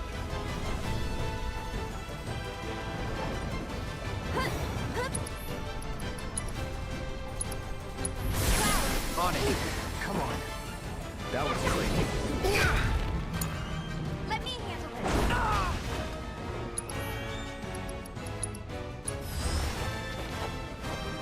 We're counting on you.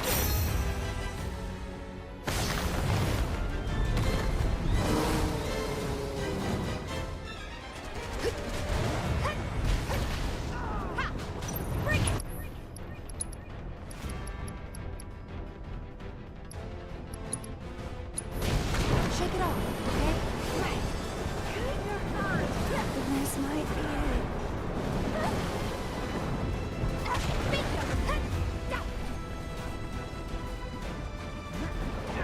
Spells will get the job done quicker.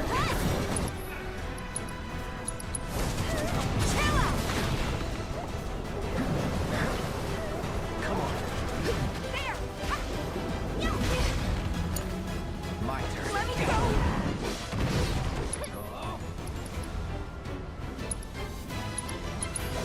With me. Lead the way.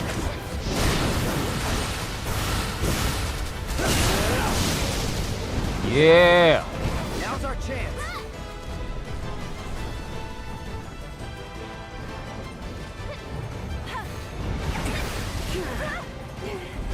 Won't last long.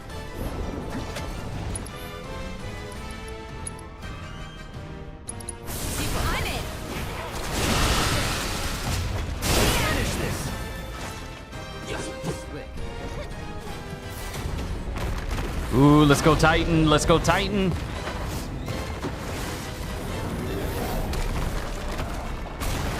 Please tell me that's enough to stagger it. We've got go on. No more games. Not looking good.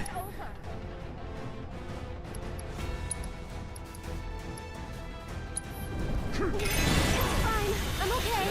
To the limit and beyond. Okay, let's go. You're up. I'll take care of him. Let's do this. Giving it my all.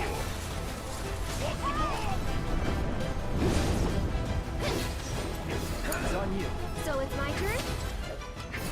This one's for you! Go on!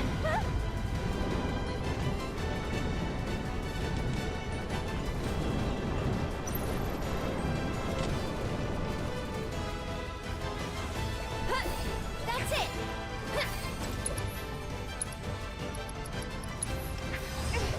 There!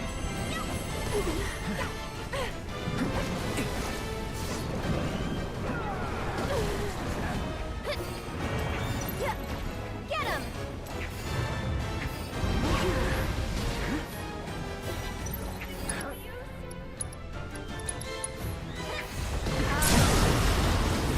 Haha! Thunder! Oh no, you don't.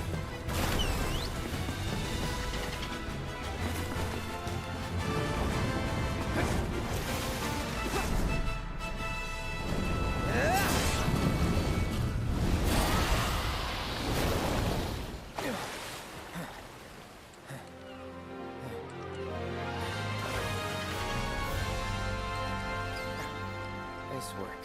Let's check on that girl. Come on. I don't think she's breathing. Hey, we need help over here.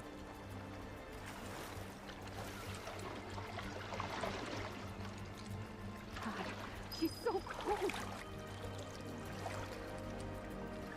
Maybe someone should go find a doctor? There's no time. Somebody, help! We need to get her breathing again. God, she's so cold.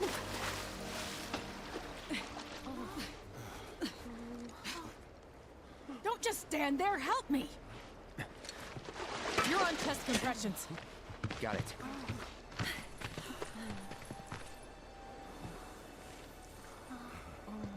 Now, start!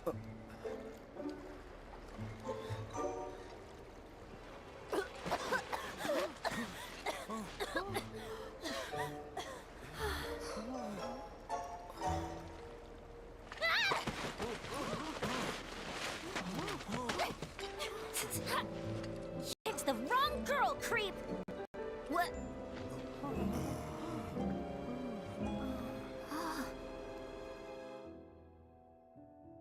Those guys there are from the Splinter Cell. Splinter Cell? They used to be with Avalanche, but left after a policy dispute.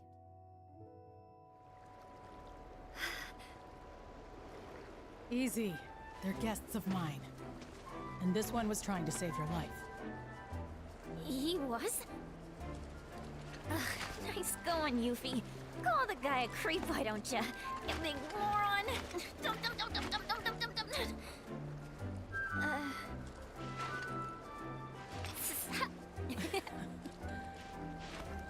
Okay, Yuffie. Let's get you inside. You've had a rough day. Yeah. All right.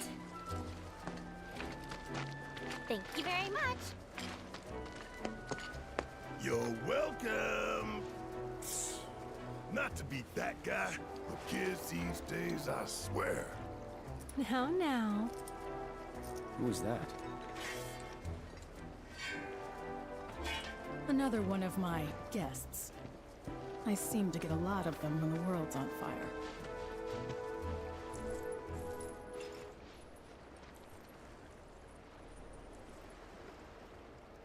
Well, that was our introduction to Yuffie, sorry.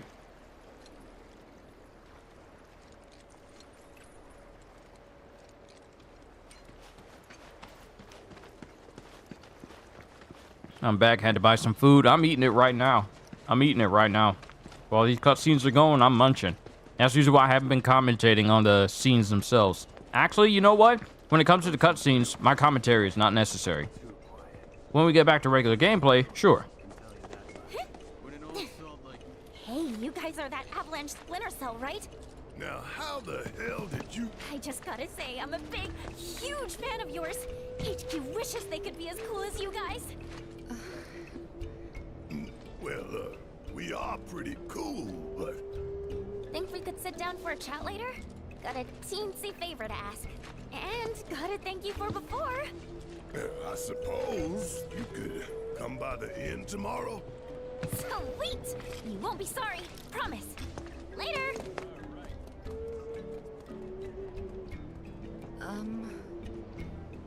I know, she laid it on pretty thick.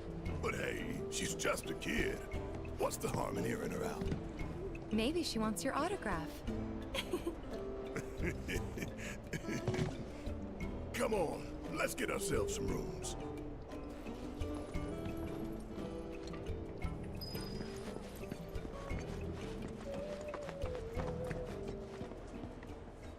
Hey, if it isn't the heroes of the hour, I heard about what you did for that girl. Thank you so much. Your stay is on us. We insist. It's the least we can do for you, really. Now then, how many we got? Will 4 rooms be enough? Could you make it 5? 5 it is. Oh, everything is comped. So if you need anything at all, just ask. Don't know about you, but I'm dying to put my feet up. It's nice to have the place booked up again for once. Gosh, when was the last time that happened?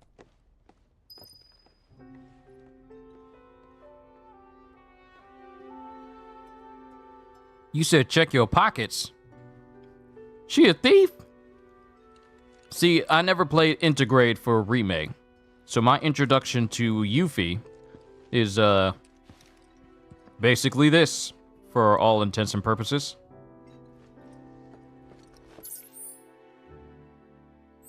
Oh, we do need to get some rest.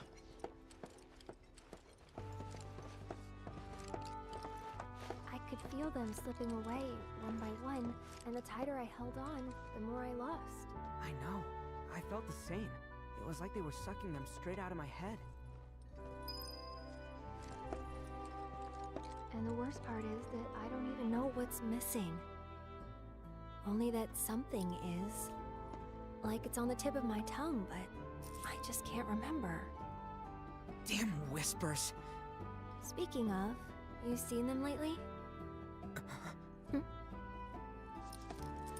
Cloud. Who's in there with you? Oh. Red. Thought it was someone else. Nope. All clear here, officer.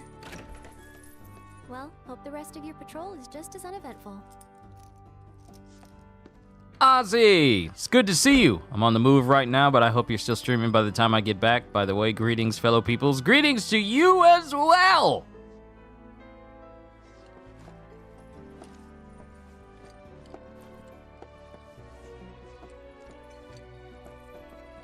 This is not Clouds' space. Aerith was over here.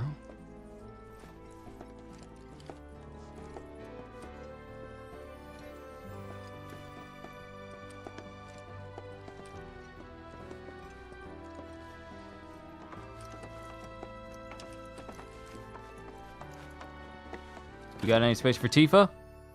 Oh. Hey. Perfect timing. I was just about to come find you. Yeah, You... regret what I said in calm. Oh. Come in.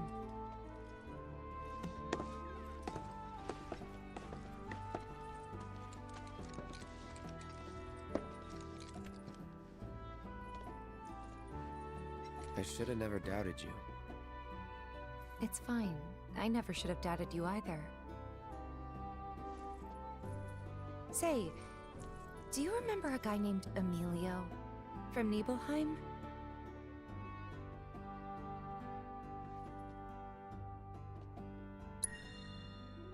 The general store kid? Yeah. Anyway, he left the village right before you did. Thought I'd never see him again. Then one day last year, he shows up at 7th Heaven. I couldn't believe my eyes. He was all grown up. Didn't even recognize him at first. Really? Yeah, and what's more, the woman who walked in with him was stunning. Like, she could have been a model, and...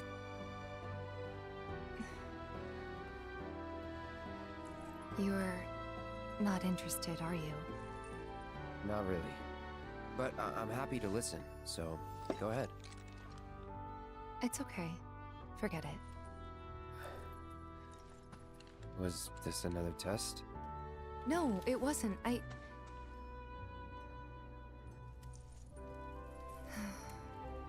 Why deny it? I guess it was, huh? I'm sorry. It's fine. We'll find time to talk. Just the two of us. Figure things out.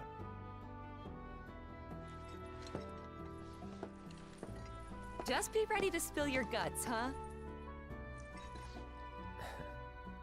With my iron stomach?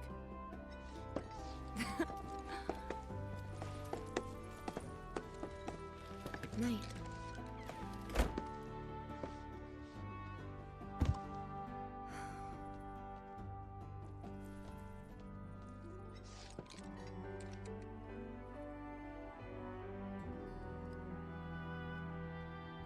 Okay, alright, things are progressing with these two. Things are progressing. I'm grateful to see it. I'm happy to see it.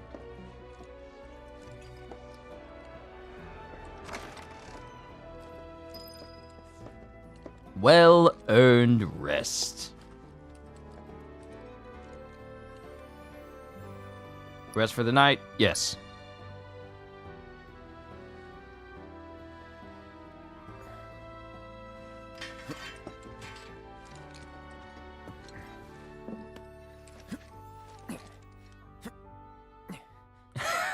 You're supposed to be resting. Immediately starts doing crunches.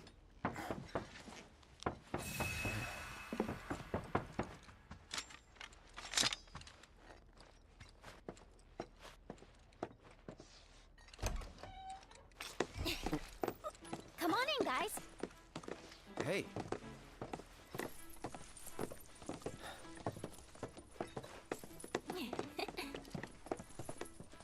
Okay, now that the gang's all here, it's time you got to know me.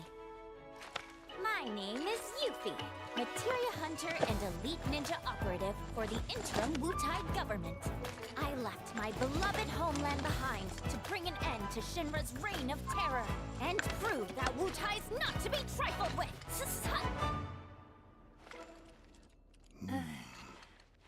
Wu-Tai? Yep. Which brings me to that little favor I mentioned yesterday.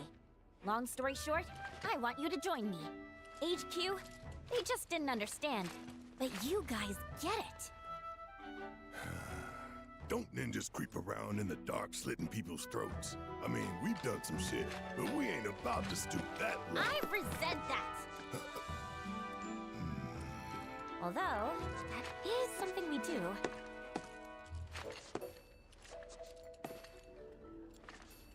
Come here.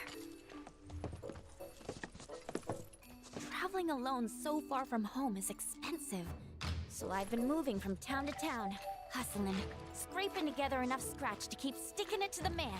Until, that is, I came here. And lucky I did, because I met Rhonda. She offered me the gig of a lifetime, an assassination. And guess who the target is? Seriously, guess. Just spit it out already.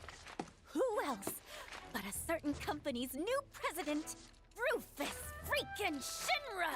That crazy or what?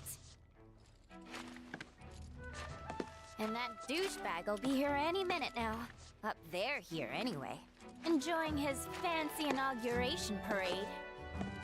These people had their country stolen from them, and then their sunlight. Junon demands revenge. So when the president steps out... Oh, wow. Tell us more. Okay. You want to know how Rhonda's planning on paying me? With your bounty suckers. What? Wow, gotta hand it to her. The lady works fast. Well, this was fun. See ya. Hey!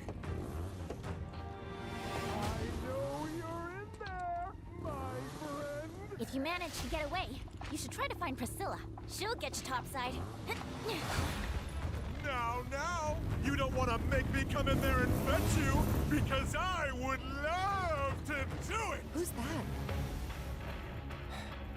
A pain in the ass. Let's go. The motorcycle guy. He's back! He's back! As soon as I saw that motorcycle pull up, I'm like, and I saw the sword on the back, I'm thinking, oh no, it's this guy again. It's this guy again.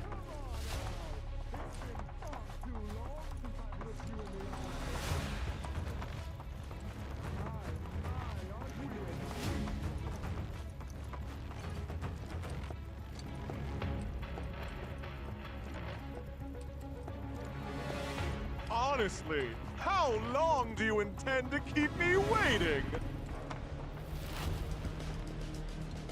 Absence certainly makes the heart grow fonder, my friend.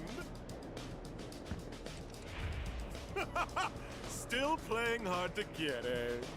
Well, I've got news for you, young man. As if by fate, the Speed Demon has been entrusted with a singular task. Retrieving one Aerith Gainsborough. Me? You come alone? It only takes two to tango. Besides, you and I like to go big, and a venue this small just won't do. But no need to worry. I found the perfect stage. The city above, where we can dance up a storm. Seek me out, and we'll put our last performance to shame. With a show none shall ever forget.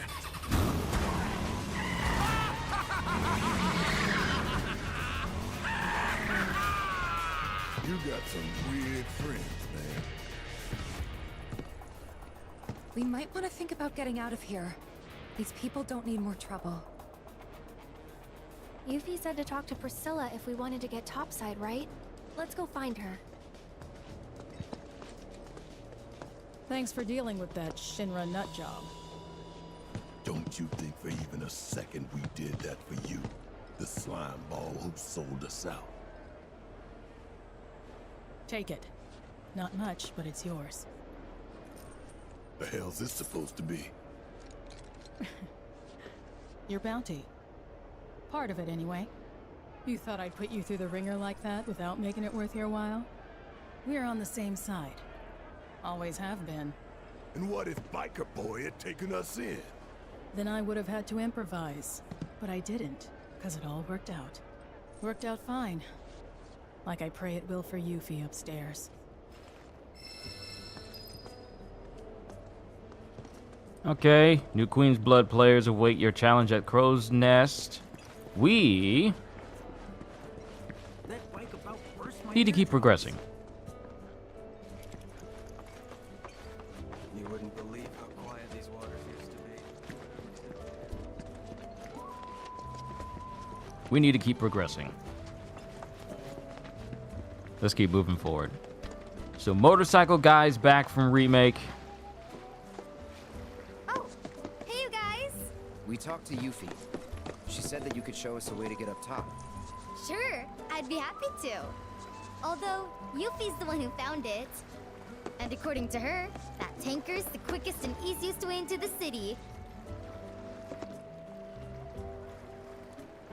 See that? That booth up there is the control room.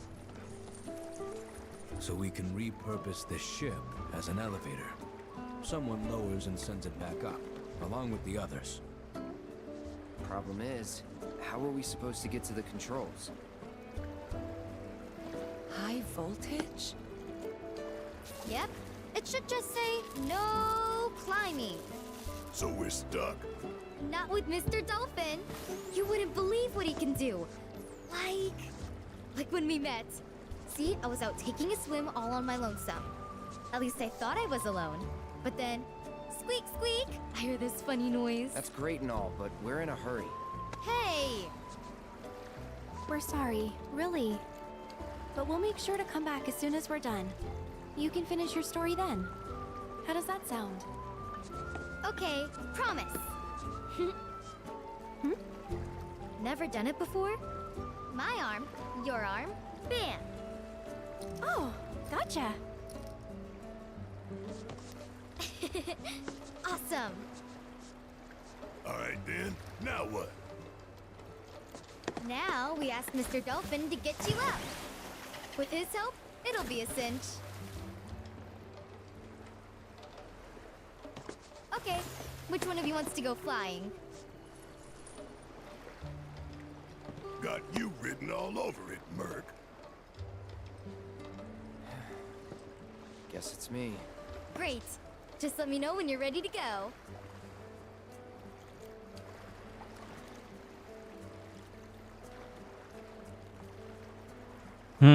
You will not be able to return to Under Junon for some time. Priscilla's plan requires that I be level 23. I'm currently level 23. So Remake and Rebirth are connected? Of course, yeah. They're both connected. This is a continuation. This is part 2. It's not like Resident Evil where it's like selectively like that. And it's like selective. But yeah, they're both connected. They're both connected. So when I say I recognize that guy, it's because I saw him in Remake. He was in Remake. He was an annoying soldier that hounded Cloud. I even had like a motorcycle battle with him. I think it was when I ran through that series. I got a playlist for that as well if you want to check it out. But I remember him, and he's just as annoying to hear and see once more. I'm like Cloud. He's a real pain in the butt just seeing him. Just let me know, okay?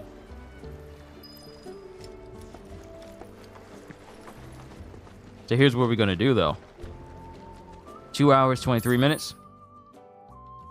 We're here in Under Junon.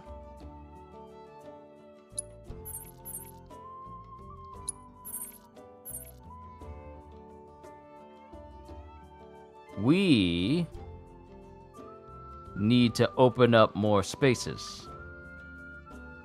More spaces, more locales. We need to keep exploring and, get a bit stronger.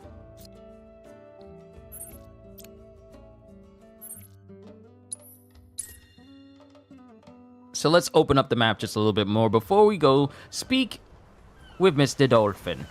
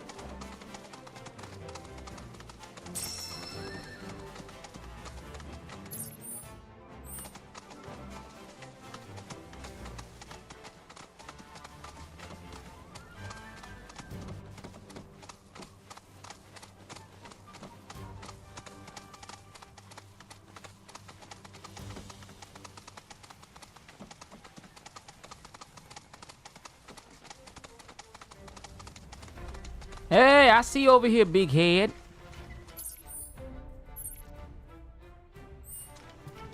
Wait, this spot is already fine. Have I been up here already? I think I might have been up here already.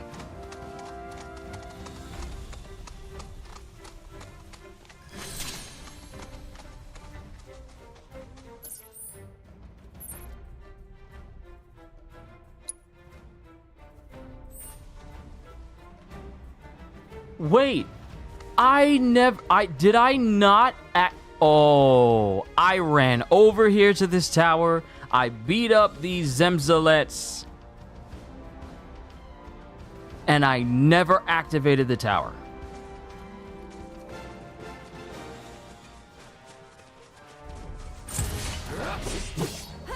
Get ready.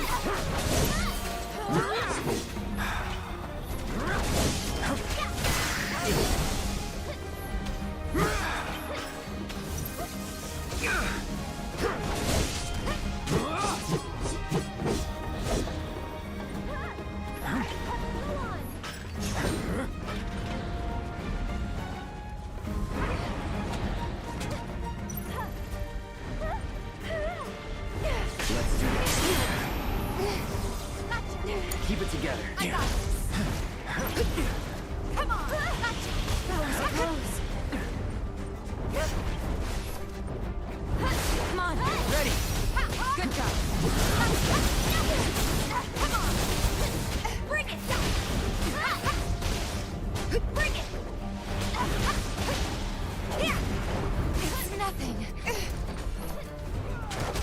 You ready?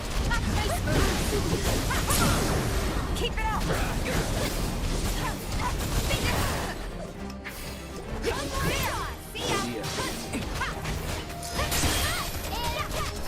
I'm all warmed up. There we go.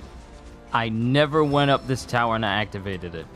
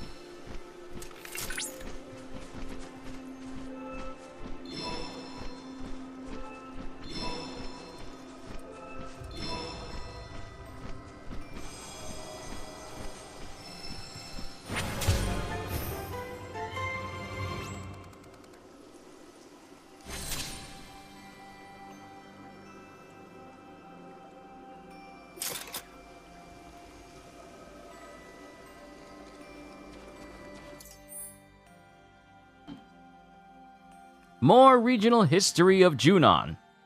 Junon, the fortress city. Having conquered the Republic of Junon, Shinra constructed a nigh-impregnable fortress on the coast in the heart of their enemy's former territory. That's pretty much of a boss move to do. Hey, we've beaten you guys. Now we're gonna turn where you lived into our own personal fortress. On the coast in the heart of their enemy's former territory. Powered by the world's only underwater Mako reactor and equipped with a colossal cannon capable of firing as far as Wutai, the stronghold resembles a vast battleship, risen from the deep to defend the eastern continent.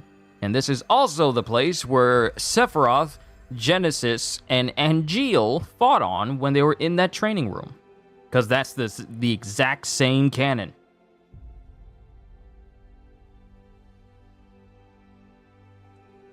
So now, I can look at those cutscenes from like Crisis Core and see that they were fighting in like a Junon training room the entire time in the Fortress City. Let's see. As far as Wutai, the stronghold resembles a vast battleship risen from the deep to defend the eastern continent. Junon is a city comprised of multiple levels, each of which is lined with uniform buildings that were originally designed to serve the needs of military personnel.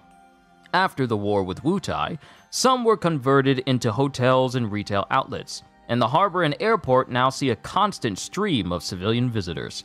Military exercises are still conducted frequently, however, and should the need arise, defense countermeasures can be deployed at a moment's notice, transforming the city into a fortress ready to repel would-be invaders. Oh, that's going to be fun to infiltrate.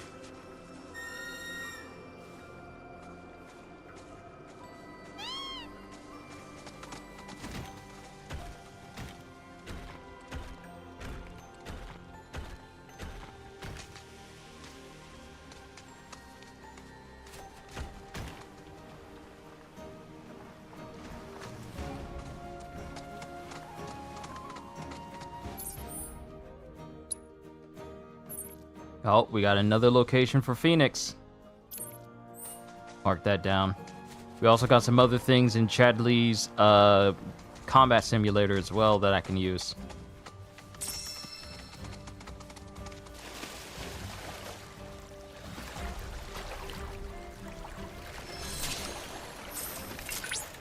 Dangerous fiends may be in the vicinity.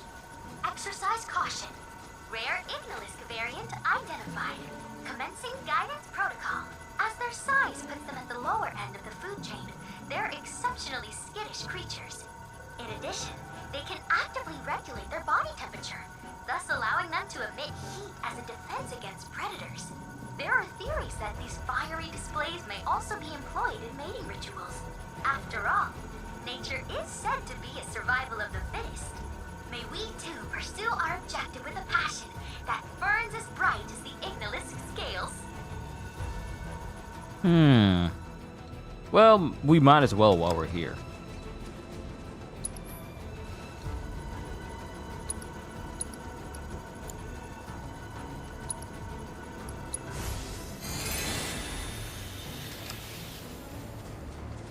Analyzing biological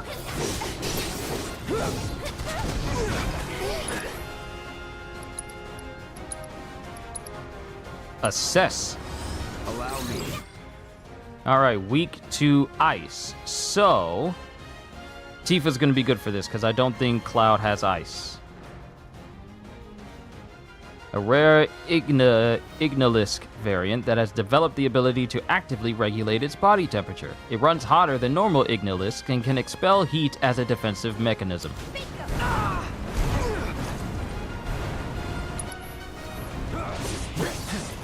No holding back.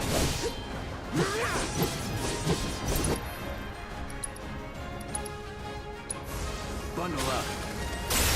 Your strength knows no bounds. Going in. This one's for you.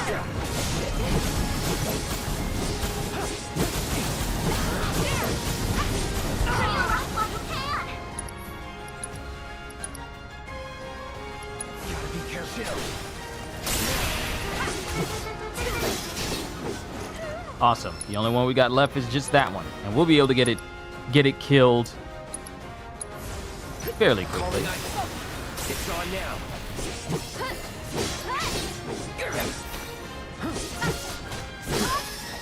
Yeah, yeah.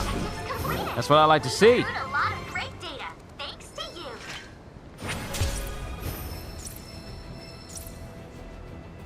Hold on. I wonder, can I look at the Buster Sword when it's out? Hold on, let me see. Photo mode. Okay, let me see. Not this side, but I want to see the underside of it.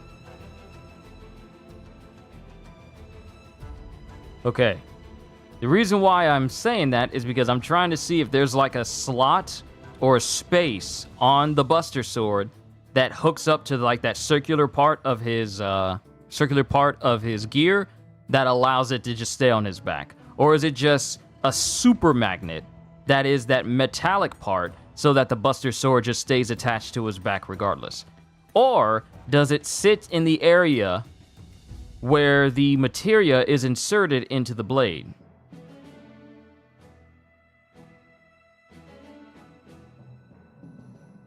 Also, look at how thin this blade is.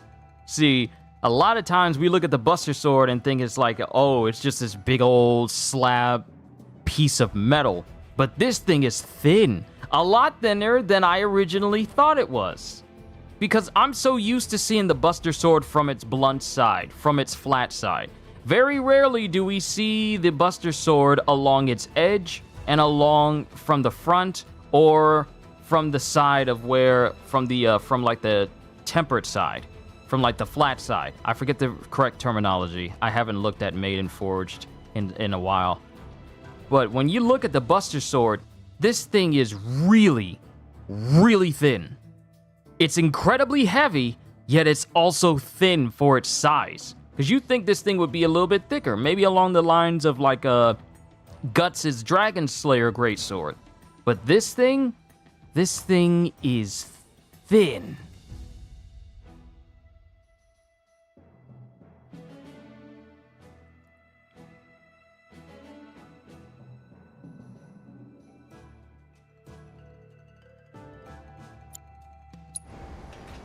Sorry, I just wanted to get like a really good look at it.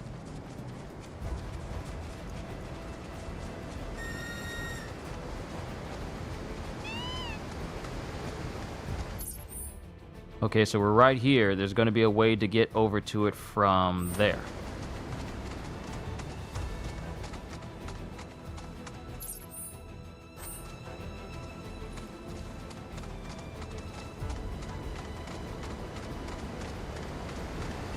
At least I think there'll be a way for us to get over to it from right there.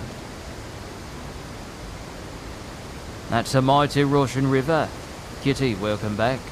We just took down a combat protocol, so that's some more progress on the region for us. I'm gonna make my way over to the Phoenix, the next divine spot, so we can improve the Phoenix more, so it's easier to beat.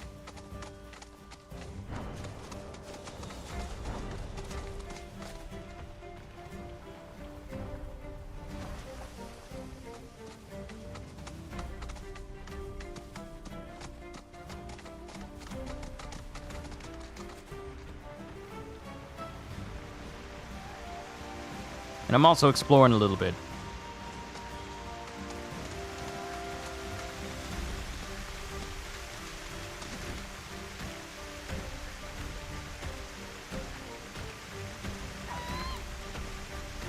Hey, it's one of the big heads.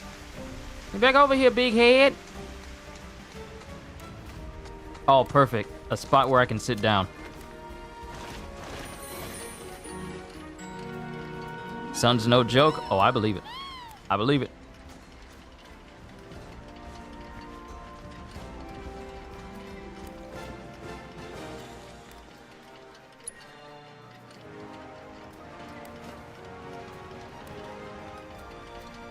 I'm gonna go live on TikTok, try and get people to come to my stream. I appreciate it, CDs.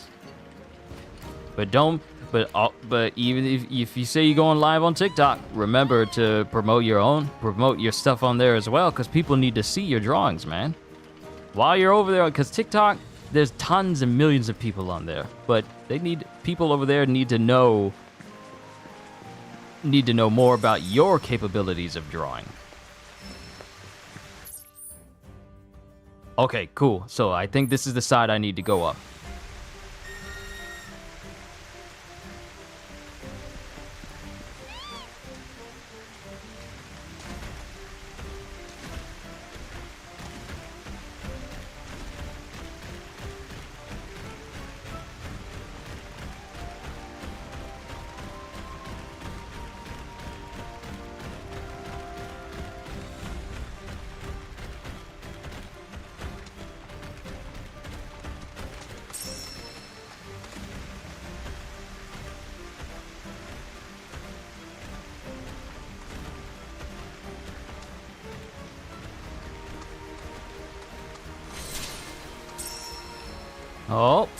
Oh. We got something. We got something nice.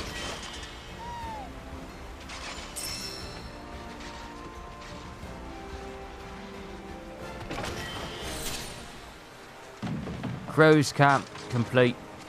Right then, let's see what's over here. This ought to lead us to the place where the Phoenix is phoenix is known to dwell. My inflection of that word didn't seem to right.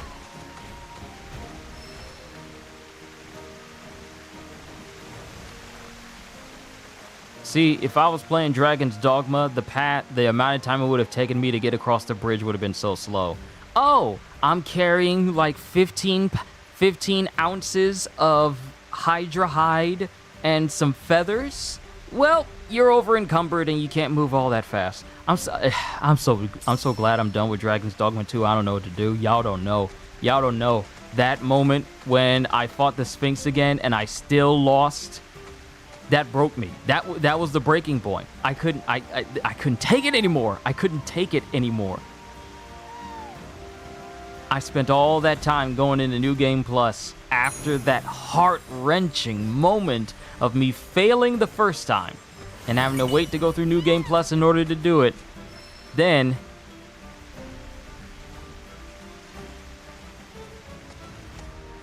I attempted again in New Game Plus, and not only does it become invincible, but it just completely overwrites the fact that I shot it with an arrow that insta-kills things instantly. And I'm like, yeah, no, we're good.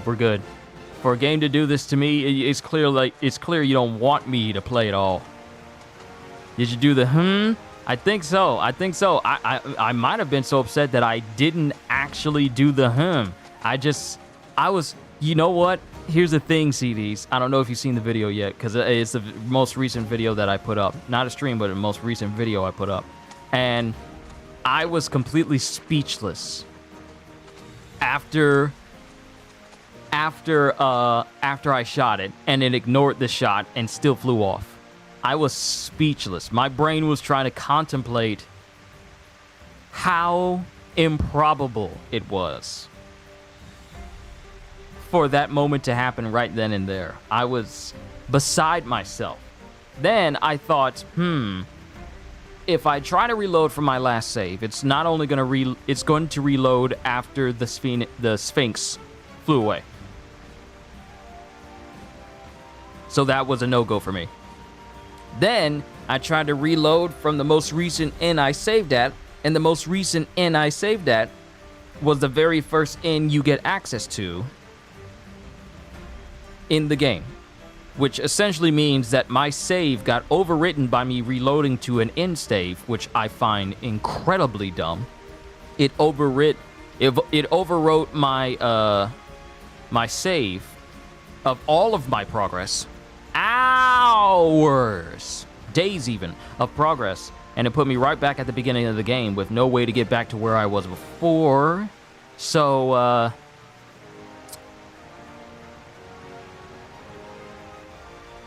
it was a very heated exchange, heated one-person exchange.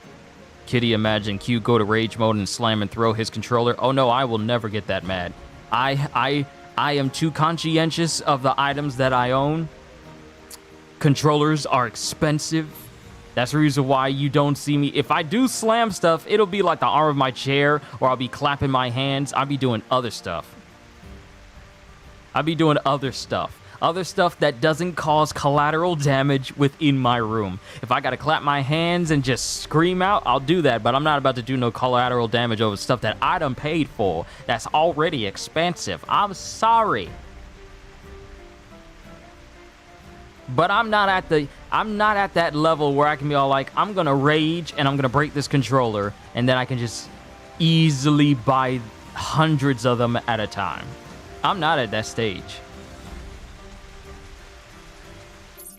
And even then, I still wouldn't be at a stage where I am purposefully breaking my stuff. Because stuff costs money. Stuff costs money. I'm not about to put myself in that situation.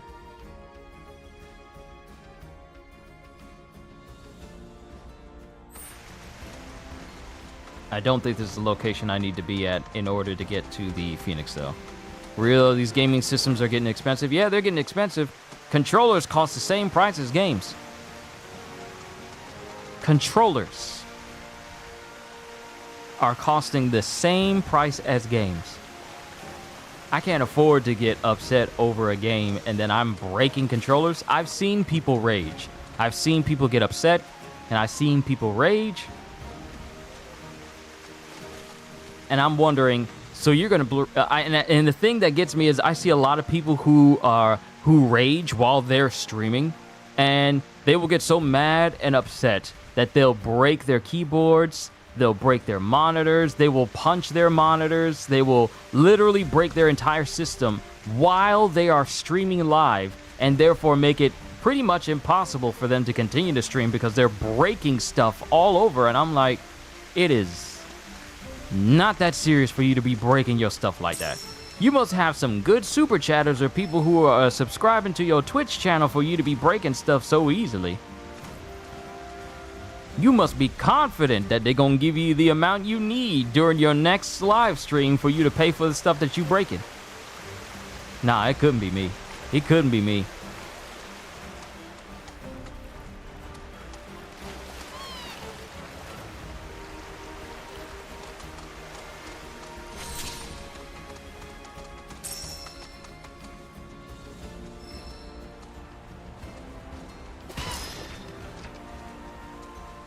Last I remember, it used to be $29 or $39 for a controller. Yeah, now we're at a point where controllers are costing the same price as PlayStation 4 games.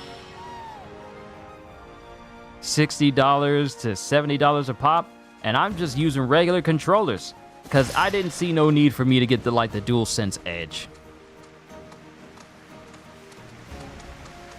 Y'all heard about that Miles Morales kid?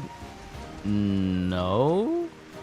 Are you talking about the guy that plays Miles Morales in the games? Or someone else entirely? Because I don't be up on like news and social media news and stuff like that, because I rather put my brain to some better use. Ah, there it is. Playing games or making stuff for you guys. I rather put my attention to that.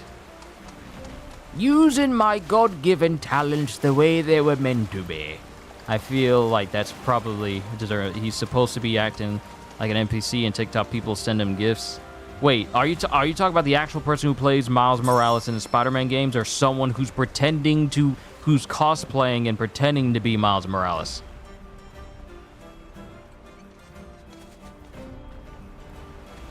Can I just say how... And he's done, I guess, rent a Lambo? Hold on, but seriously, answer. I need you to answer the question. Is this the dude that plays Miles Morales, or is it someone pretending to be Miles? I need to know. Because I think this whole NPC thing, cosplay. Okay, all right, so now I can be completely earnest. This whole NPC thing that I see people doing, like they're acting like a video game character, where people do stuff on TikTok like, oh, you gave me ice cream, and they're pretending to eat the ice cream. Thank you for the ice cream. I'm like, what's wrong with you? What are you doing? You are not an NPC. You are not a video game character. And the thing that gets me is how popular it is. Am I old? Am I old and thinking that just seems odd? Y'all don't see me acting that way. Y'all ain't gonna see me act that way. I am not that low on my own integrity where I'm gonna be pretending like I'm a video game character and I'm just gonna have a whole stream where I'm acting like that. I'm sorry. Can I be real? Can I be honest? That whole trend is just so dumb, because trends are just that. Trends. They don't last forever. And don't let you be massively successful. Because what if people get tired of the trend? And you done based your whole livelihood on acting like a video game character during a live stream. Oh, thank you for the bread tastes so good and so crunchy because it's from France. Yum, yum, yum. Like, what? You all right? You good? What's happening at the house? Do we need to call somebody? Did you talk to anyone?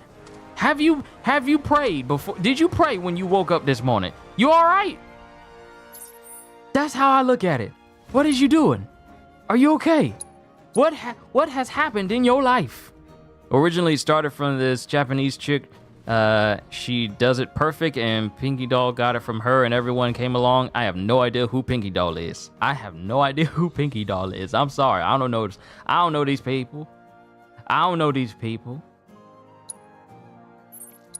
Okay. Where is the shrine?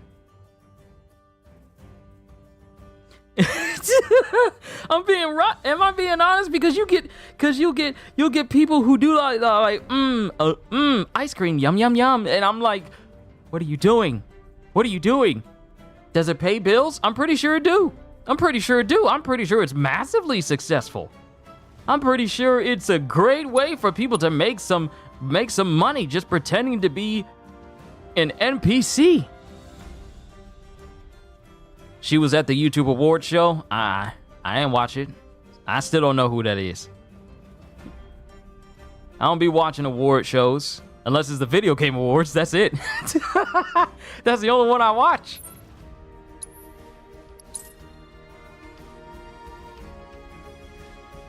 Some of these trends I be seeing people doing, I'm just wondering, are you okay? Is everything all right?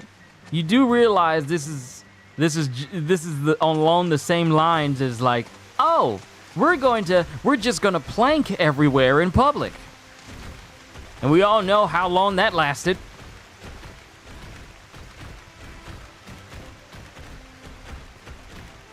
Because at some point or another, you got to realize, I'm paying this person to pretend to be a video game character when I can play a game where there's hundreds upon millions of those types of characters and I ain't got to pay them anything at all. See, they ain't gonna think about that because they're too engrossed in like, ooh, this super beautiful girl with colored hair or colored haired wig with eyes that aren't real. Eyes with fake contact lenses in it. Oh, she looks very beautiful and she's pretending to be some video game character. Let me give her about $5 so that she can pretend to eat some bread that I have an emoji float across the screen for her. What? It's that easy? It's that easy? Let me give her $10 so she can pretend like she's having a chocolate ice cream. What? And then she'll say thank you. And as soon as the stream is over, she's not even gonna remember I exist, but she'll remember the money. That's how easy it is. I'm gonna willingly give people money to act like this.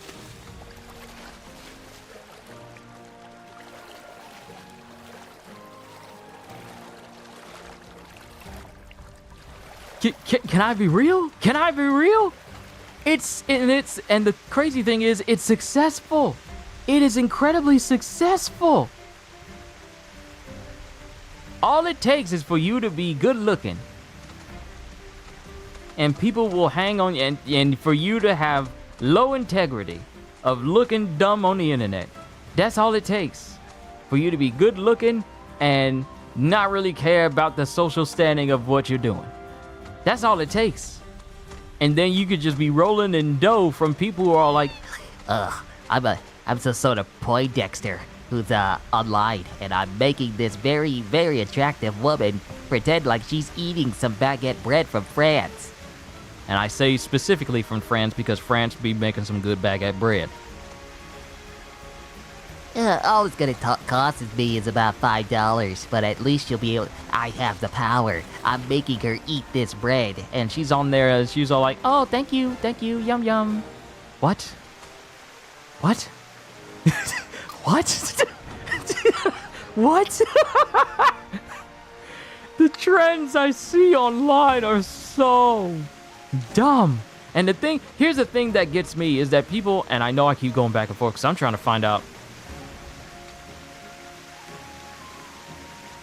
I gotta get back. Gotta get back till next time. Kitty, it's an honor and privilege to have you here. CDs. Going back to weird trends you see on the internet. Remember when there was someone who was just walking into people's homes, just straight up breaking and entering, and thought it was funny? Just literally walking into people's homes. They got the door open. They just walking in people's homes like they own it. And I'm just, there it is. Oh, there was a way down the whole time. There was a way down the whole time. But yeah, there was this dude, this dude and his friends were just walking into people's homes when the door was open, and he was just chilling, and he would just be walking through their homes. Don't you know that's considered trespassing? And then breaking and entering? And many of us, you know, us sensible people was like, first of all, you don't be walking into people's homes, filming yourself walking in there. You don't know if kids are in there, or the parents are in there, and you just walk in the house and you just chilling like you own it. No, that can walking in the wrong house can get you shot. Thereby rekindling its fading life force. So when I see these dumb trends online, I'm just flipping the days without idiocy, days without nonsense. Like you know that meme that has Mr. Crab looking at the day, the counter, and it's like days without nonsense. I be just counting down how long it's gonna take before these people get royally messed up for doing dumb stuff.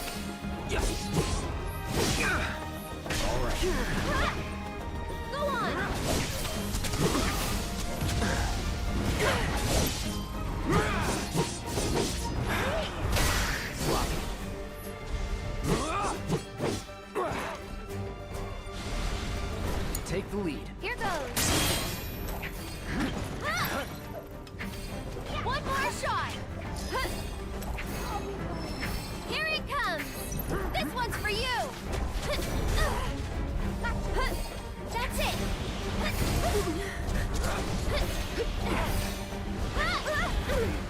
Go on. Let them come in mind. That would be the last home they walk in on earth and head home to the Lord. Look, that's breaking and entering in the wrong house is going to be the one surefire way to see if your name is in the Lamb's Book of Life. That's all it takes. That's all it takes to see him. That's all it takes for Jesus to say, like, welcome home, my good and faithful servant, or say, like, depart from me, I never knew you. That's all it takes. That's all it takes is for you to meet Jesus and for him to say, like, so what you in for? Oh, I tried breaking into this house. Oh, that's a shame. That's all it takes. See, it couldn't be me. It couldn't be me. What you doing breaking into people's houses? You don't know what they got. You don't know if they ready for breaking and entering. You don't know if they've been in a situation where their house has been broken into and they are already on a hair trigger just waiting for someone to break into the house. You don't know. But for you to think, you know what? Hey, bruv, you know, it'd be funny if we broke into this house a couple of times. Yeah, we'll get real popular then. Yeah, you'll get popular in the wrong way. I don't get it. I don't get trying to get attention in the most negative way possible. If it ain't jokers going over to Japan, acting a fool, making it so that we can't enjoy tourist sites because idiots go over there to Japan and acting up, making it harder for the rest of us, then it's some people across from either in America, because we tend to be the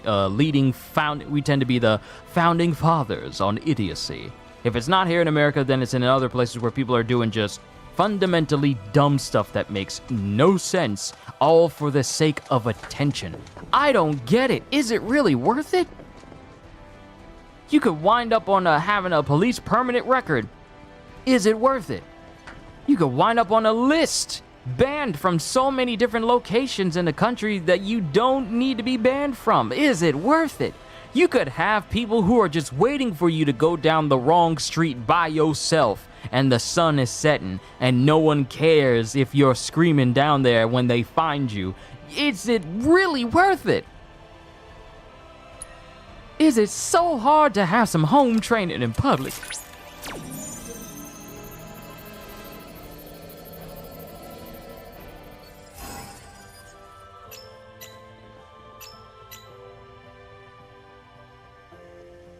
X square, X square.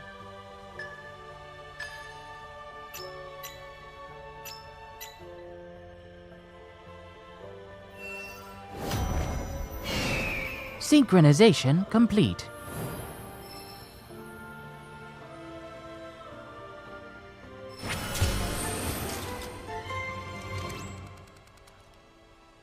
Alright, that's another one squared away. That was incredible. It was as if you and the crystal were actually communicating with one another.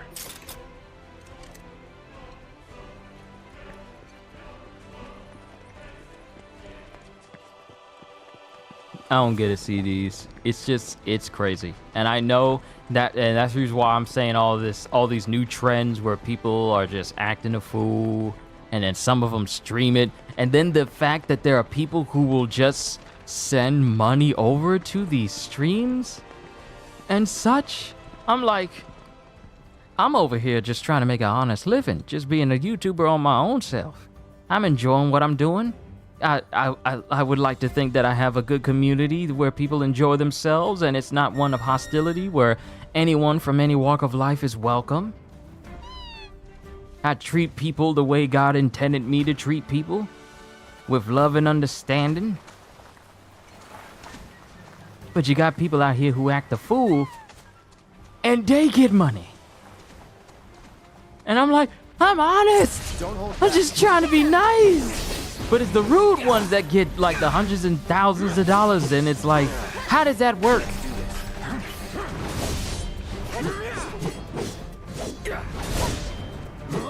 Keep it together. I'm coming. Go on. Everything's spinning.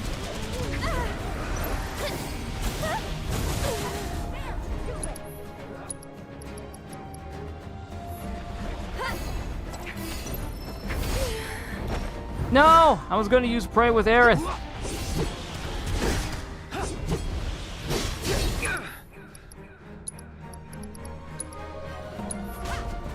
You okay? I'm wide awake now. That's it.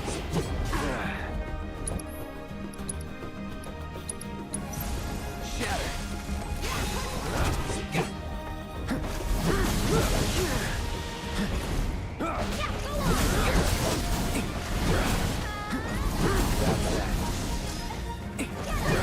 Deal with that. Don't worry, I can handle this. Whatever. One more shot. Go on. Now, mind you, let me just be honest here. I ain't jealous of these people because I'm happy where I'm at. I know the channel's getting bigger and I'm enjoying myself. It is an immense honor and privilege to do what I do. But it's just crazy how negative people can be. And it brings them success. And but the sad thing is, that's the only way they're actually going to succeed, is if they continuously be negative. Because as soon as they start acting nice, it's like, oh no, wait, I didn't give you all this money for you to be nice. I gave you all this money because I wanted you to be mean. And as soon as they start seeing that, you know, being nice is a lot better on the conscience than it is to be mean and rude, then all of a sudden, okay, now they got to start from scratch again. Why not just be positive and nice from the get-go? Because I feel like with the position that I have as an entertainer, especially on YouTube, where you guys just, for the most part, hear my voice with a lot of gaming streams and see me when I'm doing reactions and other such videos, there's a lot of pull for what this position can bring. There's a lot of pull for what it can do to people who are just watching. Like, there can be a lot of kids who watch the stuff that I do. Mind you, I play a lot of rated M stuff. I play a lot of things that can be, you know, meant for people who are my age. And yet at the same time, it is very easy, and it's also for kids who are on this platform, mind you. I mean, I know YouTube Kids exist, but apparently YouTube and the people in charge seem to think that this is supposed to be YouTube Kids as well. So there's so many limitations that shouldn't exist. Like, I want to have conversations with people on a Bugs Bunny video, but we can't because Bugs Bunny videos are meant for children only, and thus comments are completely prohibited. So I can't talk to people about Bugs Bunny videos unless I find someone who's made a video about Bugs Bunny, and they didn't say that it was for kids, so I can see comments and stuff. But with the position that we have here, it's an incredibly influential one. Okay, then. It's an incredibly influential position that we have. So people need to be careful. Like, you got people who are positive. They can be wild and out and everything, but they can be incredible forces for good. Like Markiplier and Jacksepticeye and Alicia Does Death and Alicia Does Life. Sure, she can be raunchy a whole bunch of times, but her story, especially with her being like a cancer survivor, she has got to be one of the most earnest people that does what she does, and she has a whole lot of fun doing it as well. And there's other people. I want to say the Rad Brad is a good example. Maximilian Dude, he's another good example. There's so many forces for good on a platform like this, not just on YouTube, but also Twitch as well, which I need to get back to streaming on Twitch again. But also on Twitch as well, and it's so disappointing when I see people on this platform who take advantage of people, their good nature, take advantage of kids on this platform, because kids can be easily influenced on a platform like this. All you need is some flashy lights or something that seems really cool that kids would be into, and then you got them. That's how a lot of earlier YouTube channels managed to get like hundreds and millions of views, is because kids were drawn in by these channels. And then as kids get older, I mean, their tastes change. Some of the people who came to my channel earlier on, like 10 years ago, they may not be into what I do nowadays. But the position that we have as entertainers has so many avenues that we need to be careful of. So many parts of it that we really do need to be careful of. We need to be careful of what we say. We need to be careful about what stances we take, or, you know, just vocalize, because people will go out of their way to cancel other people for whatever reason. And it's odd, but they'll do it for so many different reasons. Too bad. And regardless of your intentions. And I just look at this platform as like, this should be a place where people are entertained. This should be a platform where people are making stuff that others can enjoy. Not a soapbox for you to complain about every single little thing that the world is throwing your way. Sorry, I had to take a sip. That the world is throwing your way, but a place where you can remind people that, hey, you'll be okay. Things will get better for you. Things that seem like it's worse for you right now, it'll get better. Just don't give up. This should be a place to reinforce the positivity in people. That's the reason why I do what I do. Because I never know what people may be coming here, the problems that they may be facing. Some people could be going through depression. Some people could be going through the worst, most difficult time in their life. They lost a loved one. They're dealing with thoughts that could make them no longer want to be here on this world. And I feel like we as entertainers, we have such an immense opportunity to reach individuals who think that no one cares about them. There's such a need for that. There's such a need for individuals who, and mind you, I am not a psychologist. I'm not a medical expert. I'm not an expert on any of these fields that many people may be afflicted with when they're here up on YouTube and they just want to watch some dude play a game or read them a story just to make their day better. But I do know one thing. I feel like a smile and an honest word from an individual can do so much more than ignoring these people or telling them to get over it. Just treating them as like, oh, it's not that big of a deal. No. You never know. You never know what people are going through. That is what this platform can be used for. To reach out to hundreds upon thousands upon millions of people and give them hope. That's why I do what I do. Because the world needs more hope. And if I gotta be the guy who gets up here, plays a game, and tells you everything's gonna be okay, I'm here to put a smile on your face, make you feel better than when you arrived, then I'm willing to be that person, because it's frankly the reason why I left my last job. Because because I feel like with what I can do, I feel like I can reach so many people. And I would rather spend my day doing that than doing anything else. But that's why I do what I do. It's an immense honor and privilege to do what I do. It's not guaranteed to last always. I have no idea how long this YouTube channel will last. I don't know. But what I do know is that every single moment I wake up, it is another reason for me to see if I can reach a person who thought they could never be reached. To get to that person that thinks that the world has forgotten about them or doesn't care if they live or die. That's what this channel is for. I'm sorry, I got on a soapbox. I'm sorry. I'm just... That's just what I feel like this platform can be used for. That's what it needs to be used for. Sure, we can have fun and do everything else, but at the same time, we need to be reaching people. We need to be reaching people. Man. Sorry.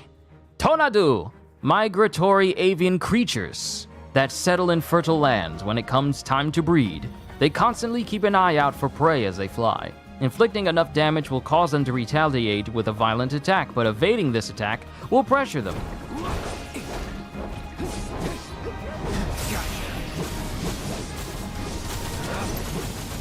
Go on!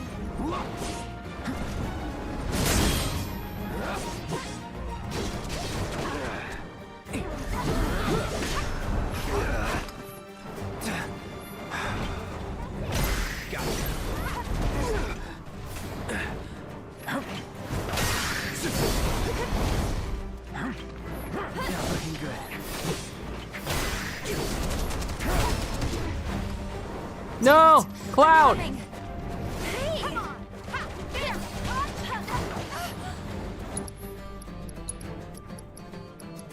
Get back here, boy. You have not been given leave to die. I'll take care of him.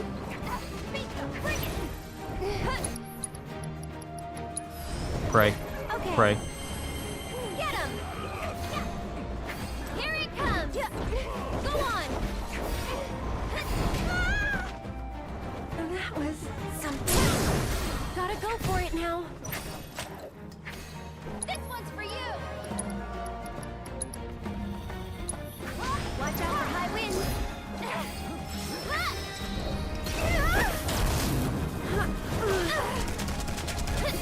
This might be it.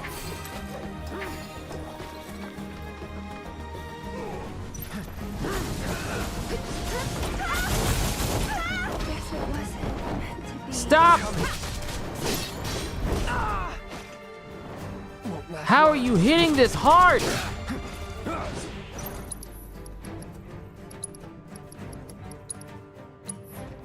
I really need to give them some better defensive stuff.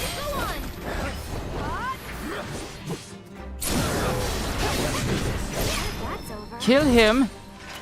Kill him now. Combat Simulator has been updated. Good.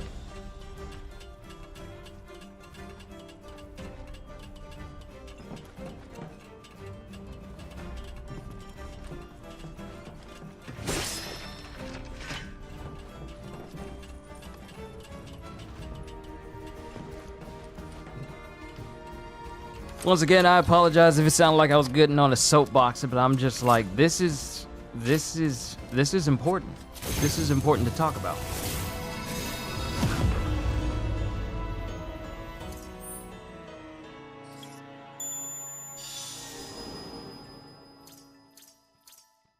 Aha! There's that other Phoenix spot. I feel like we'll be able to get the Phoenix summon today.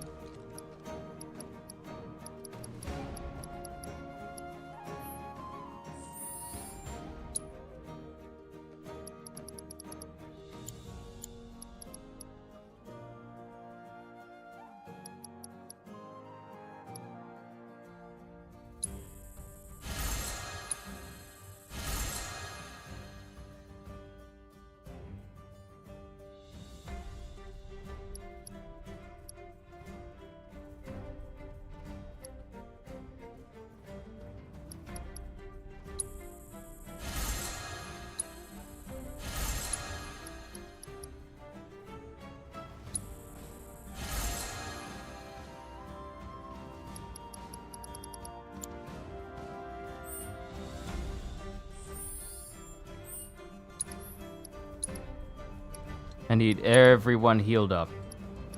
And you know what? Using the items from the main menu instead of in the field is a lot quicker. Because I would have to use it one at a time in the field.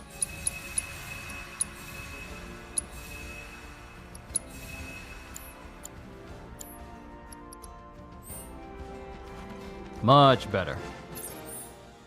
Alright, so the Phoenix is down here. There's a whole path that takes me down from right here over to it. There's a Fiend intel right there, so this will probably be quicker if we just come over here.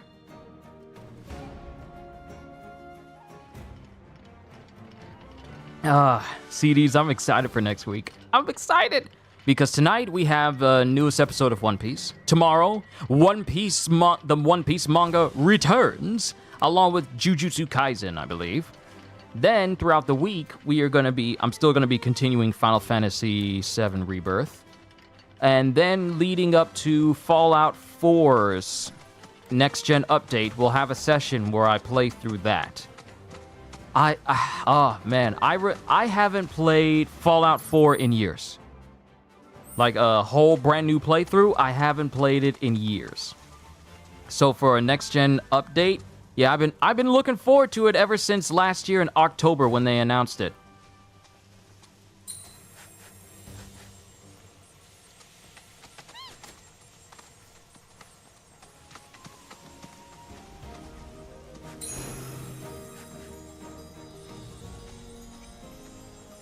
So I'm looking forward to the Fallout next-gen update.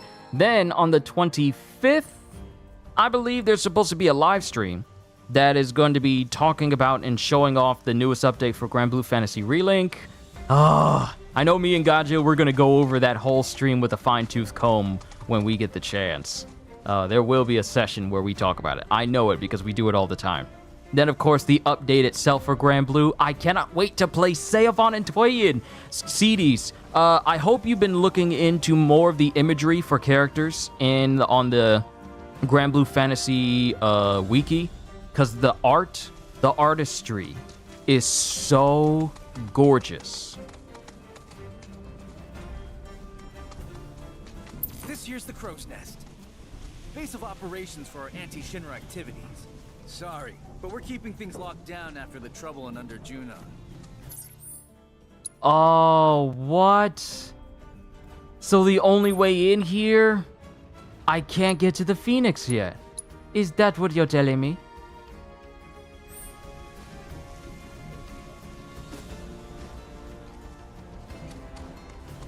Can't let you through. Okay, so we gotta talk to Rhonda in Under Junon.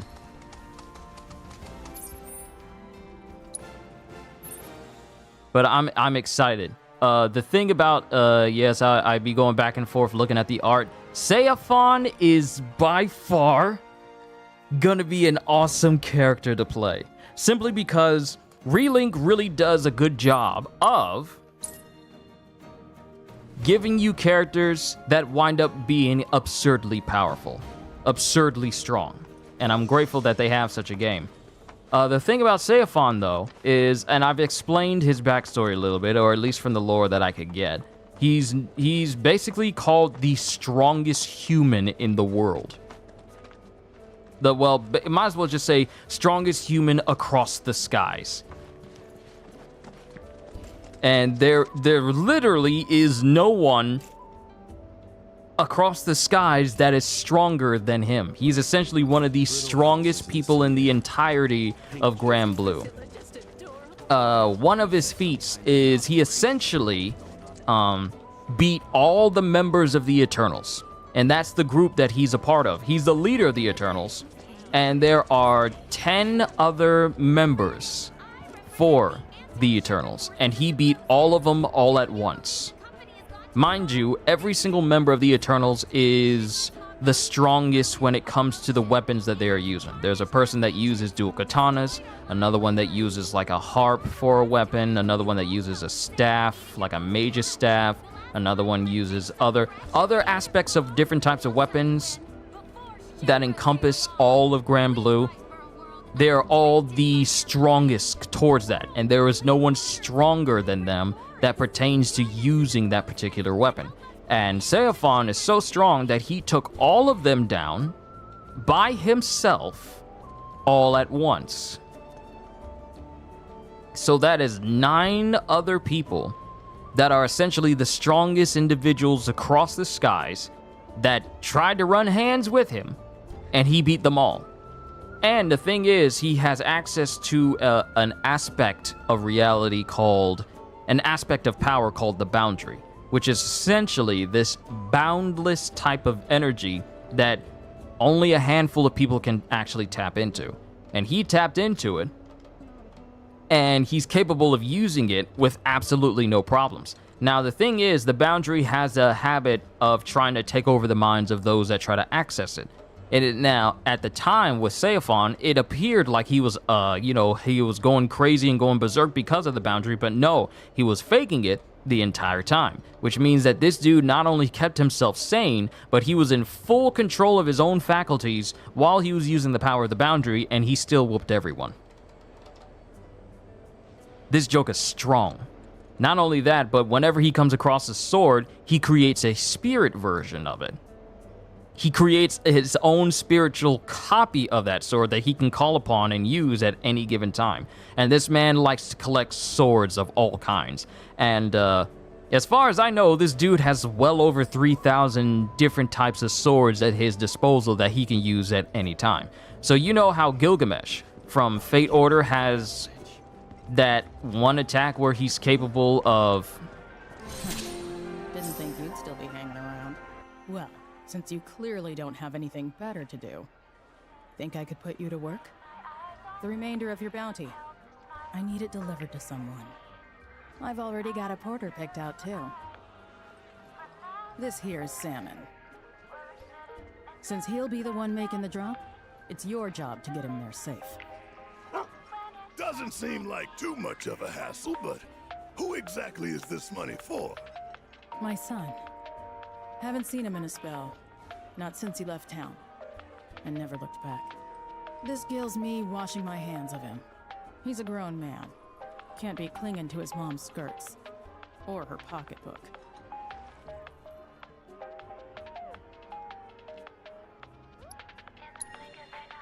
Much obliged. Once you make it to the crow's nest, find Toby. He'll make sure you get the reward I promised. But if I find a single hair out of place on Sam, you won't live to enjoy it. You keep my boys safe. The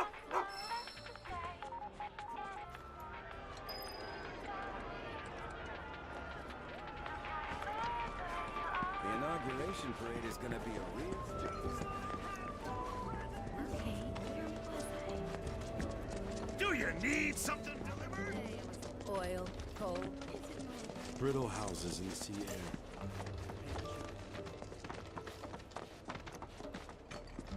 But yeah, the way that Gilgamesh is able to summon all those different types of swords at his disposal, I gotta look him up on the Fate Order stuff as well, just so I can see if there's any comparisons. Sephiroth can do that for all the swords that he has. He can use them at any given time. And I know I said he has like over 3,000 swords, but I think his sword limit is essentially limitless.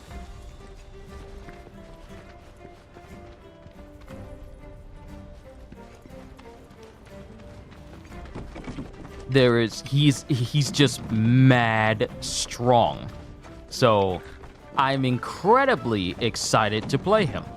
Now, the other thing about Twayyin is she's part of the Eternals as well, and she's a bow user. There's very few bow users. Actually, there's no bow user in Grand Blue. She's actually going to be the first bow user in the game. Mind you, that doesn't mean that she is the only ranged weapon user in the game. It just means that she's the only bow user. But there's not too many of them.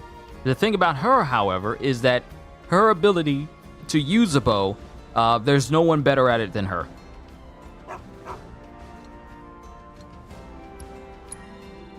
And she has a special bow called the 2-star bow. Any monster that wants to get you is gonna have to go through me.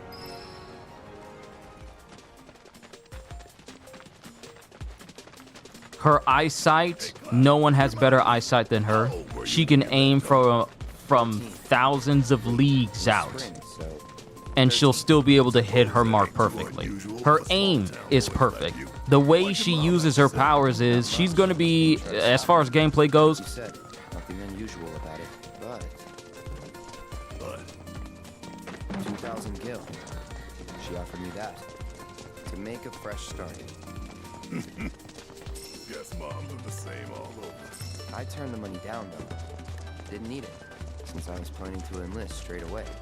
But you still can't help set your price at $2,000. Sentimentally. Let me hit. It's on you. So it's my turn? That's it. Ha! Ha! One more shot. Get him. I think we're almost done.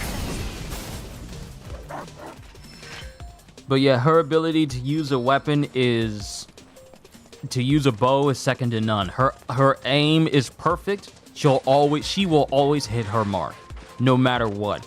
And the way she uses her bow is she can let loose one singular arrow and it'll hit hordes of people all at once.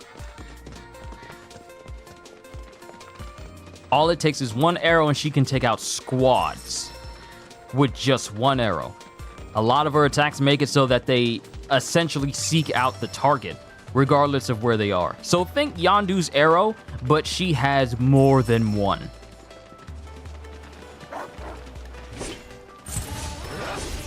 Take the lead. I got it. Don't overdo it. I'll show you what I can do. This one's for you. Stop it. Here it comes. One more shot.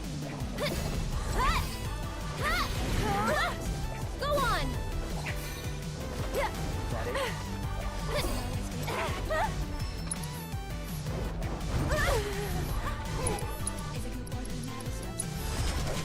Stay strong, okay?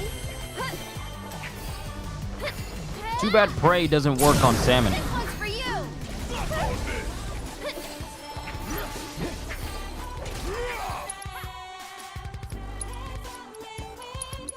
Enjoy the ride.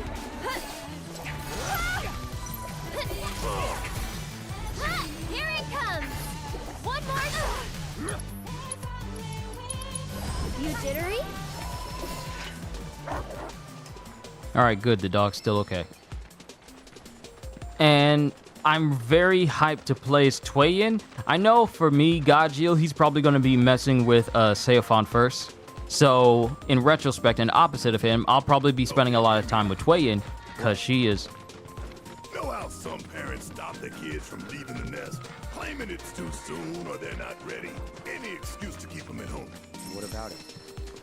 Loads of parents are like that, but I told myself I'd be different. I'd never keep my little girl from flying. I don't want to clip her wings. I want her to soar. I hear you scoffing. You think I can't do it. You think I'll keep her all to myself. Oh, yeah. And that's what scares me. As much as I want to let her fly, I don't know if I'll be able to let go when the time comes.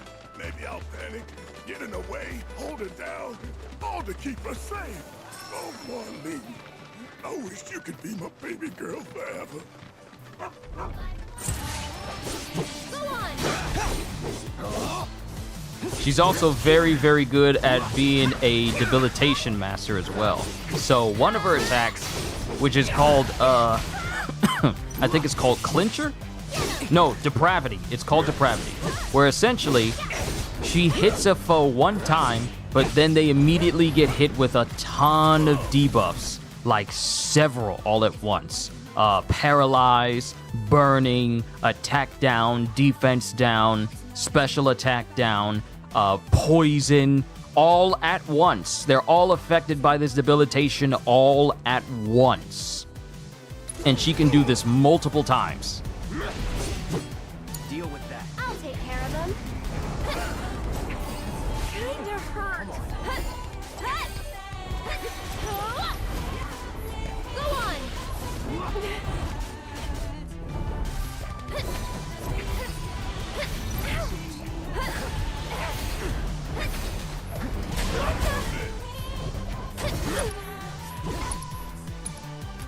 They are way too comfortable aiming at Aerith. There. Go on. Gotta go for it now.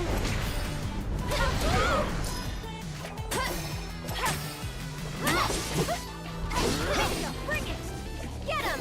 That's it.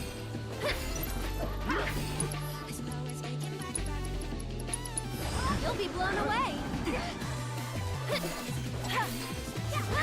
Come on. Go on. Also, CDs, here's Shiva.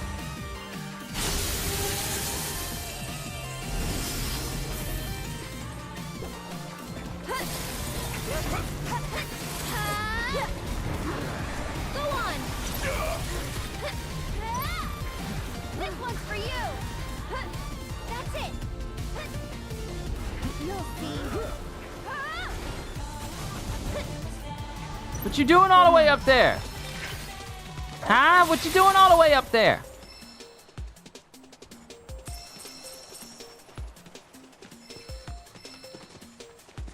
Salmon's still okay. That's good.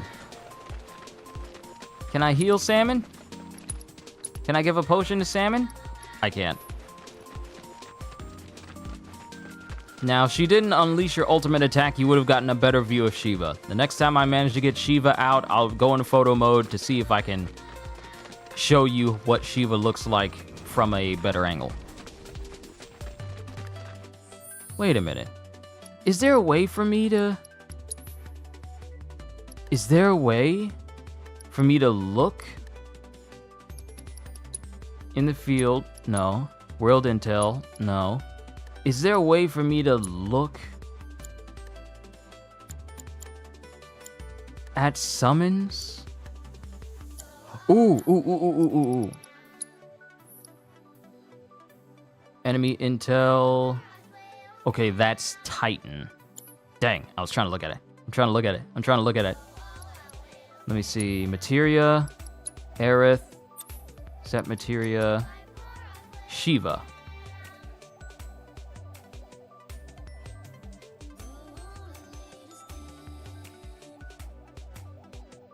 That's what Shiva looks like, even though the image is small.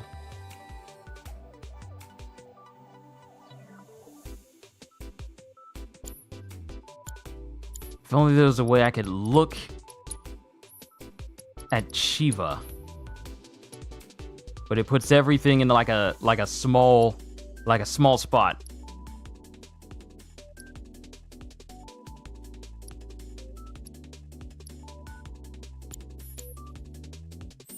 Guess I gotta wait till next time.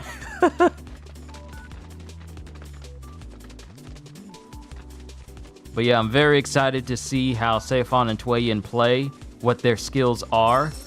And I'm probably gonna be focusing on getting their best weapons.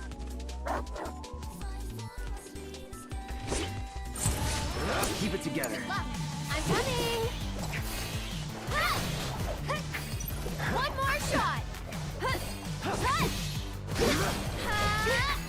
This one's for you. That's it. Sorry, but I got it. One more shot. And catch. This one's for you.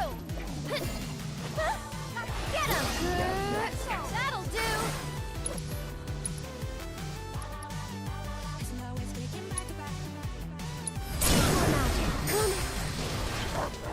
Aw, I wanted to use Arcane Ward. She did that on the OG Final Fantasy VII Diamond Dust.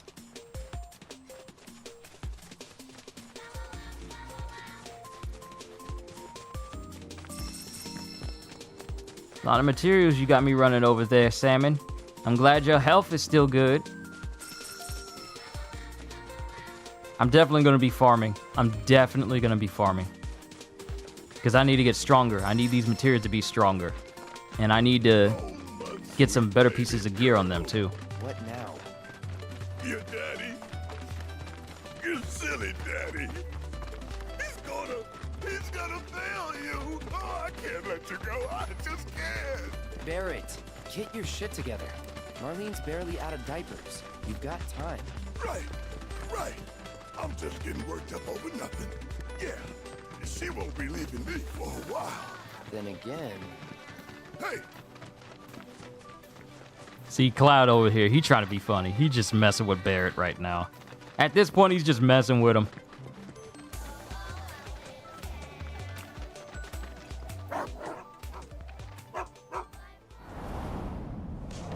Really? We ain't see no big dragons or nothing?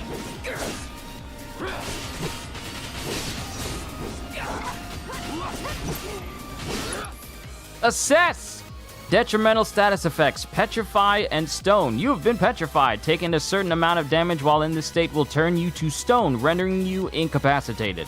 Avoid damage until the status wears off, or cure the ailment with Etsuna, remedies, or other spells or items with similar effects. Allow me. Alright, Sandstorm Drake, a rare Cyclone Drake variant. Why am I getting variants? Huh? Why? I'm just trying to escort a dog to another place. Why y'all gonna send variants my way? Creates sandstorms with its powerful wings to trap and weaken its prey. Attacking the aura that shrouds it will produce tornadoes. The aura will weaken with each tornado spawn, and once it has vanished, the Drake will become pressured. Attacking it from behind will weaken the aura without creating tornadoes. And it's weak to wind. So, Aerith! Don't overdo it. I'll take care of them. Here it comes. One more shot. Go on. This one's for you. Watch out for high winds. Get everyone's health up and keep it up. Okay. And catch. Stop it. That's it.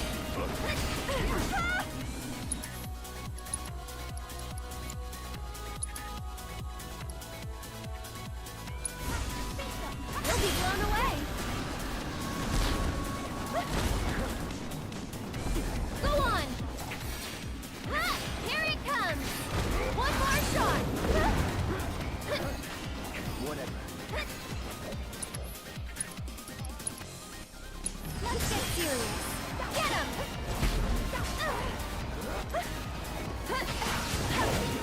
What the? Come on.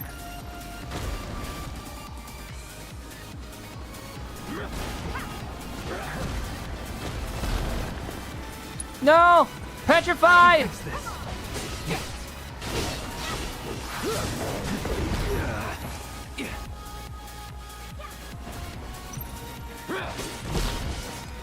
Here we go. That's it.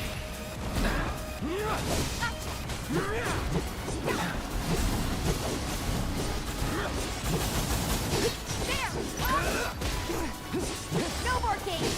It's over. You're done. It's on now. Bring it. Bundle up. Mess him up! Mess him up! Let's do this. Now you're Whew. Aerith's fine. All status effects leave when you win the fight. Follow the doggy. We are almost done. I better not see no more variants just pop up out of nowhere.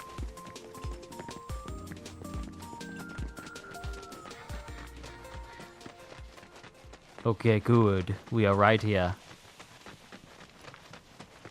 I hope how good a reward I get is not predicated on the health of the dog. Sam, what are you doing here? Aw, you must be beat, buddy. Coming all this way just to say hi? Do I know you? We're Sam's bodyguards. Your mom hired us to keep him safe. And to make sure her boy got his allowance. Keep it. I ain't taking her money.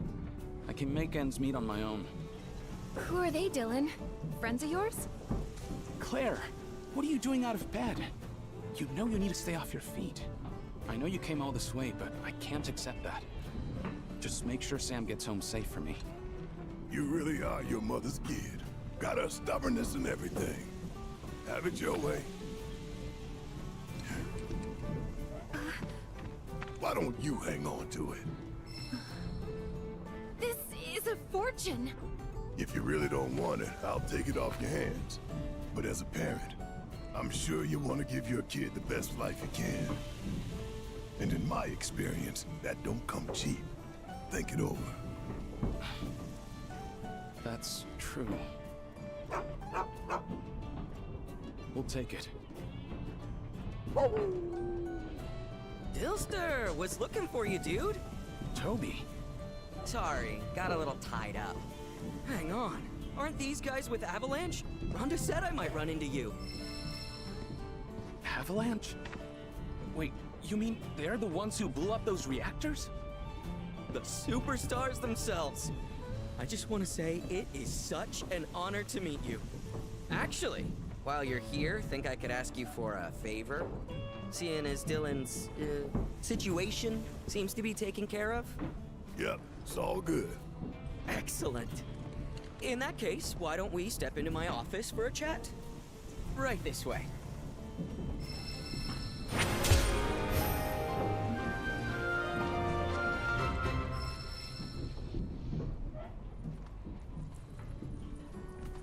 Woohoo! Higher party level! Hold on. Finishing the rest of this hot dog. Give me a sec.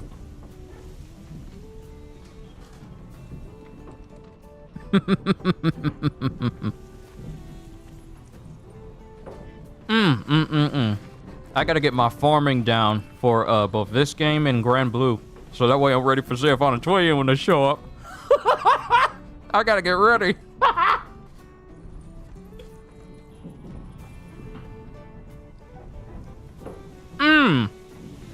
Alright, let's go.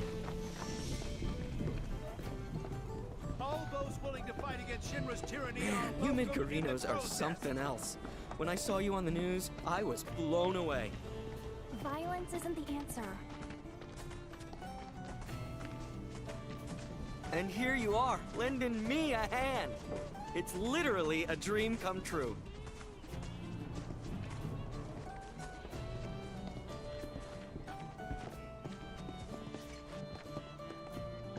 So, here's the situation.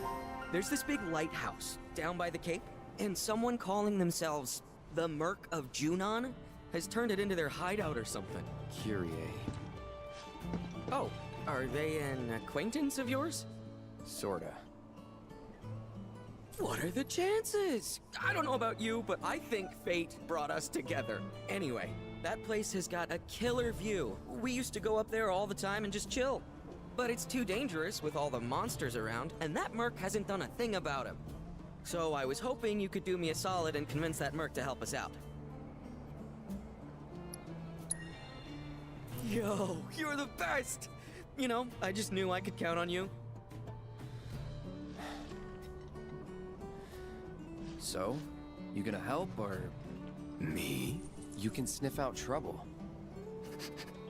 I suppose that does make me the most suitable candidate. Oh, pro tip. If you ever get the chance, you ought to swing by the hill, too. You might even catch a glimpse of the Great Condor if you're lucky. If you're into that kind of stuff. The same Great Condor that nabbed that hooded guy when we first got to Junon? The same one Barret said, hey, yeah, he ain't coming back. That same Great Condor? What for? Why am I gonna go all the way over there? You think I'm just gonna be out there to get swiped up by a bird? Woo! New skills! You would think Red 13 would be a bit bigger? Like what, lion sized? It don't need to be too big.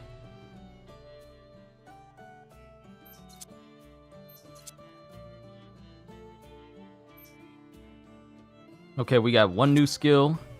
Stagger damage up. United refocus. Relentless rush. Snow flurry. Okay, that costs 5. That costs 5. Let's get all these regular magic attacks for Cloud to use. All these regular ones. So I can use it at a moment's notice. Ice magic attack without expending MP. The only difference is...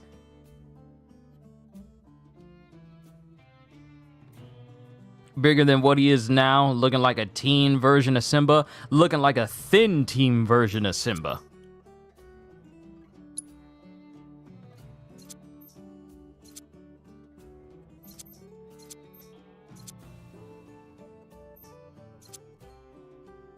Electric Impulse, Bodyguard. Increase ATB recharge rate when performing actions by 5. That costs a whole 10. Slip and Slide.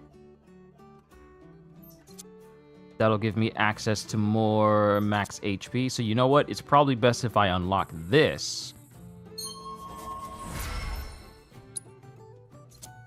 Aerith, you need more magic attacks. Cold Front! Because she already has Jet Stream. She already has Rolling Thunder. She does need to get Heat Wave. But we'll, Wait, they said he was young, so I'll take that back. Yeah, Red 13 is still relatively young.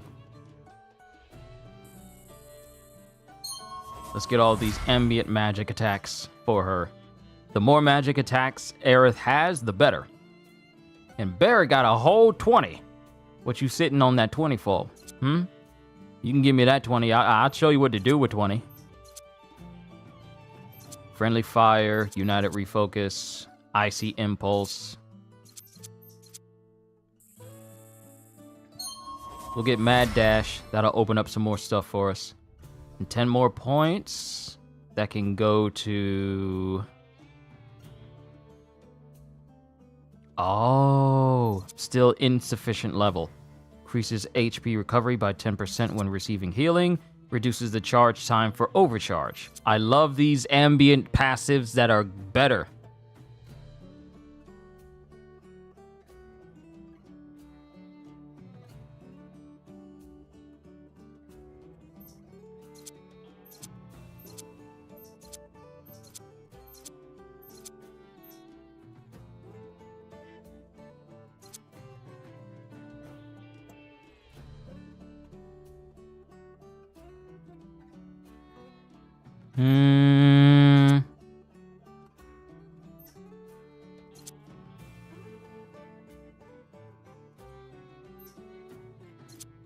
Yeah, let's give him some more magic stuff.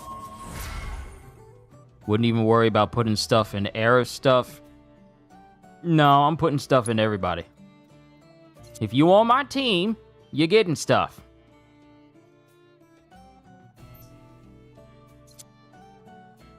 Increase the Vengeance Gauge charge rate upon successfully blocking. You know what? That's probably a good one.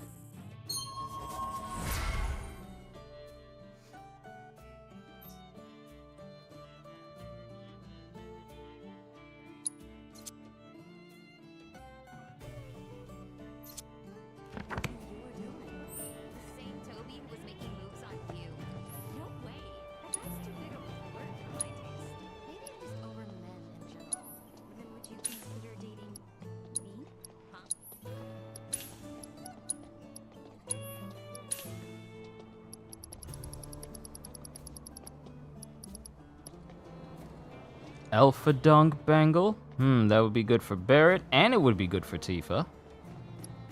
Wise Fox. That would be good for Aerith.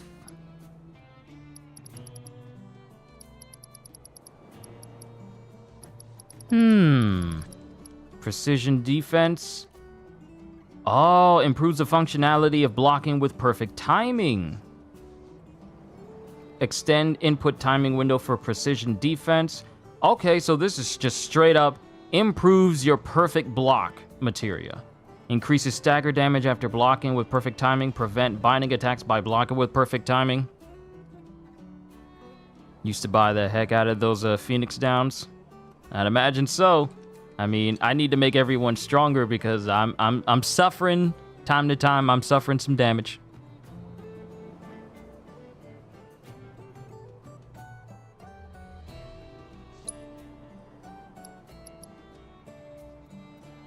Oh no, I don't need that many precision defenses.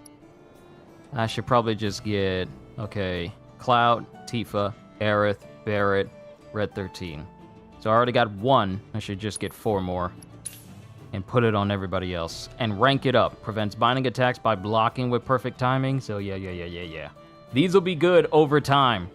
It improved my perfect block. Because perfect block just completely nullifies physical attacks. Which I honestly think is something that I really need to be putting a lot of time into.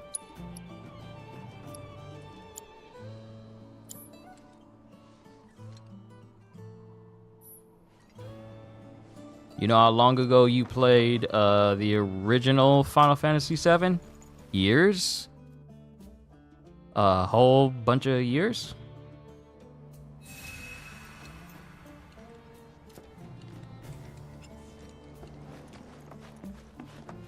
Claire's really lucky. Talk about a love story for the This had to be around 1999 and 2000. How old was I? I was around 7, maybe 8 years old.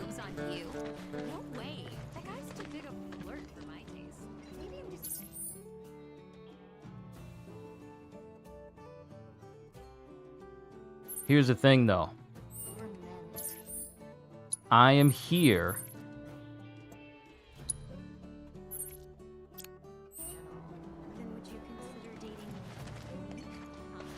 That Phoenix place is somewhere.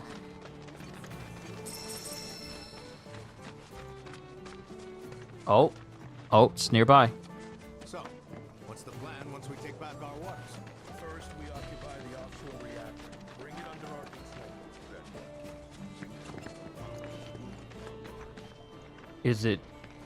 Is it below? You're an engineer now? Hey, I got it. We asked Shinra. Is it below the town? I take it you're new to the nest. People of the crow's nest, listen! What's up? Help us take...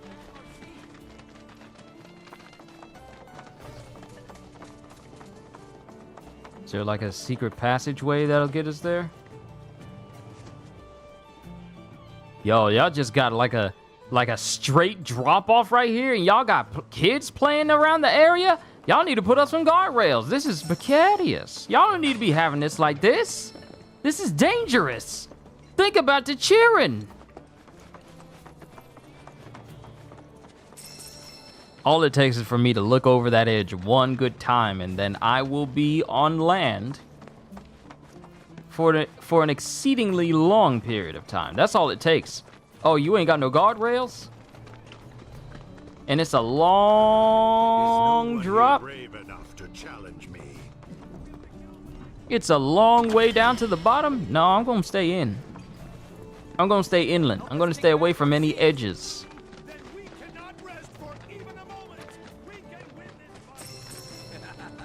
Let me guess.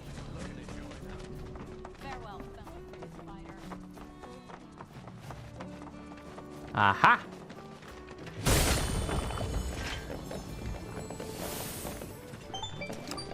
Here we go.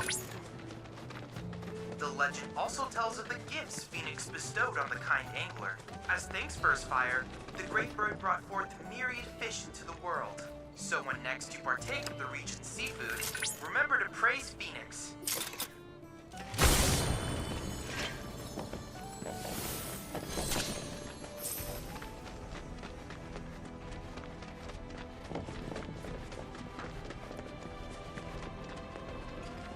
Alright, this ought to be the last Phoenix spot. Then we can find Chadley, who I no doubt will find inside of the town we just left, the little village we just left. Do that mission for Phoenix, and then add Phoenix to our repertoire. Circle, X, X, circle.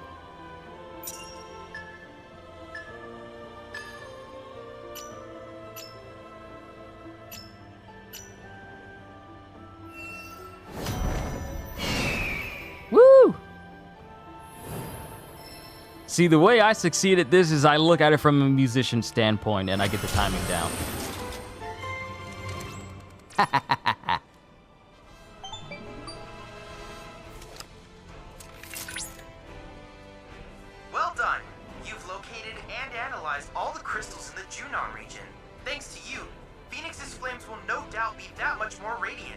Ah, though you have yet to obtain the requisite materia, as I recall, you'll first need to confront the Divine via the combat simulator.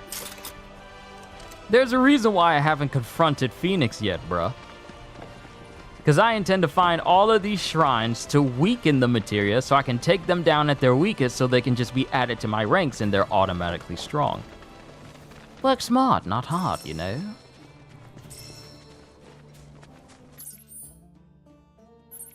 And there's Chadley right there. Community notice board. And we need to come all the way down here to the lighthouse because that's where Kyrie is. Not Nero's Kyrie, but the other Kyrie. Feels so old, like ancient. I don't see how. You and I are both around the same age. Then again, I don't do the same type of work that you do, so I'm pretty sure it can make one's body feel more tired than normal. Claire's really lucky. Talk about a love story. Okay, Chadley, where you at? Where's Phoenix?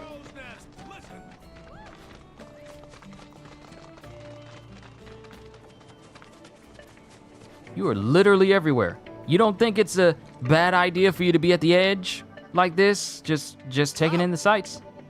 I have recreated Phoenix, the Firebird of reincarnation from Junon legend, within the simulator. I encourage you to pit your skills against this summoned entity so that I might complete its materia. Oh, your kid doesn't know what a landline is. It's what I'm always saying when I'm hooking my stuff up. I must be an oldie as well because I don't refer to it as Ethernet cable all the time. I just say landline.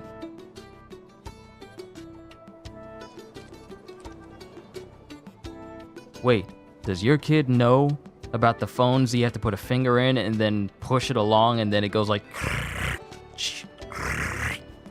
the dial phones?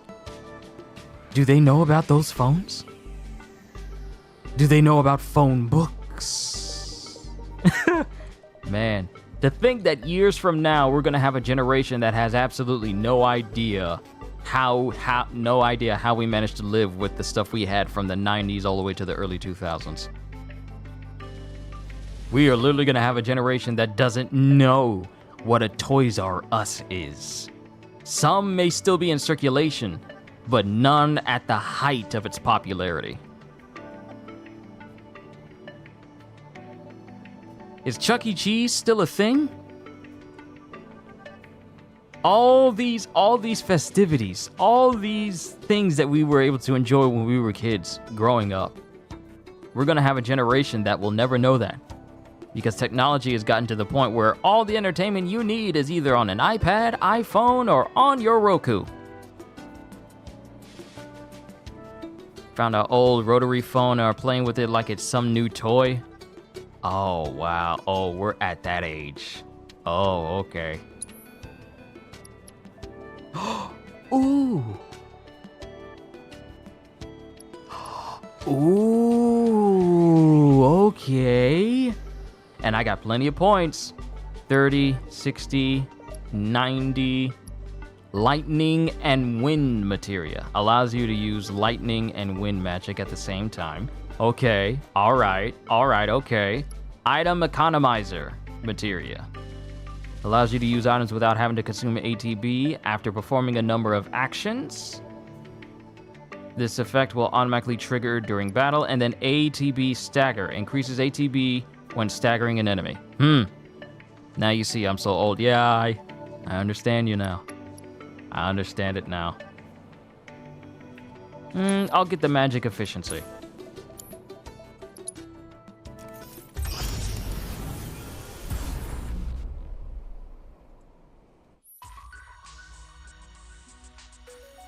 Alright, so we got some missions for strike materia, vitality up materia, provoke materia, lightning materia. I haven't done that one. I've done all the other ones. I've done all of these. Let's take on the Phoenix.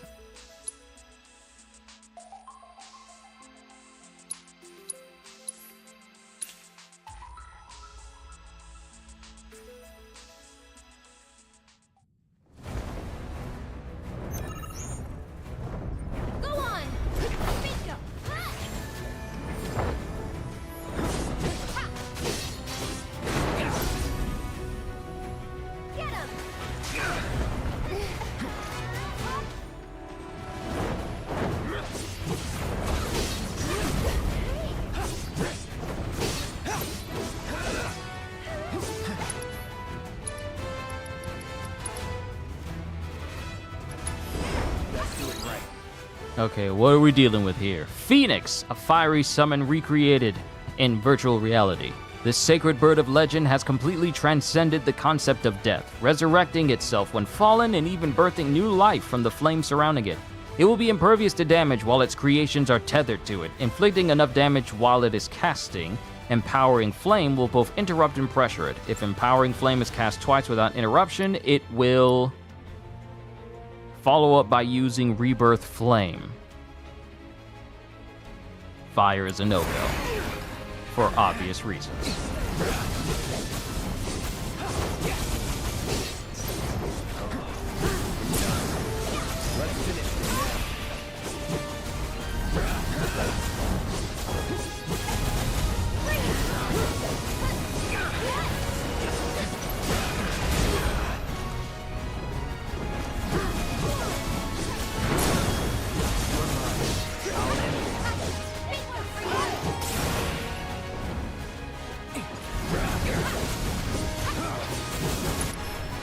Alright, now's my time.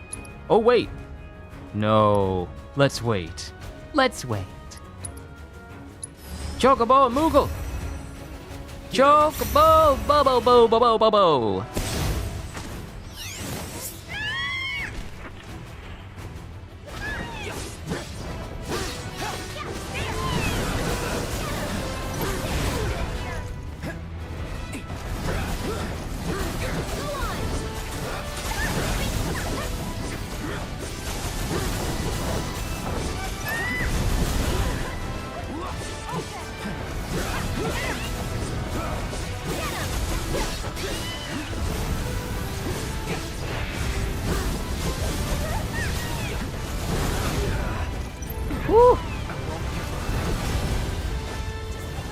That is a very hot boy.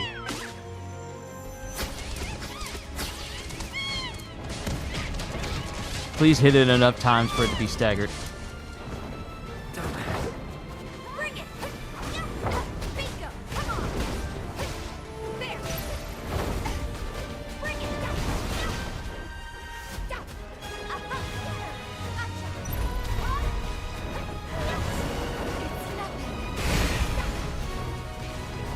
How is Cloud still down? I thought the Moogle was supposed to save me.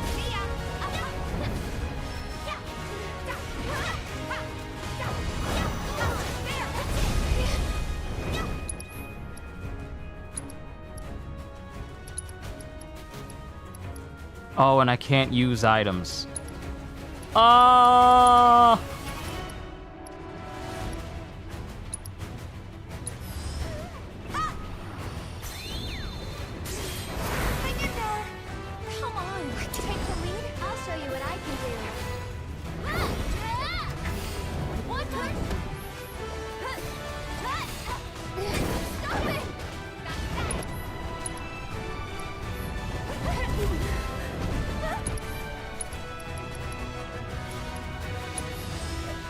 Stay strong, okay?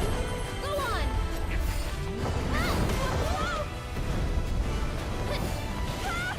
Stop it! Go on! I got comboed by both the Ogre and the Phoenix. Damn it! I'm coming!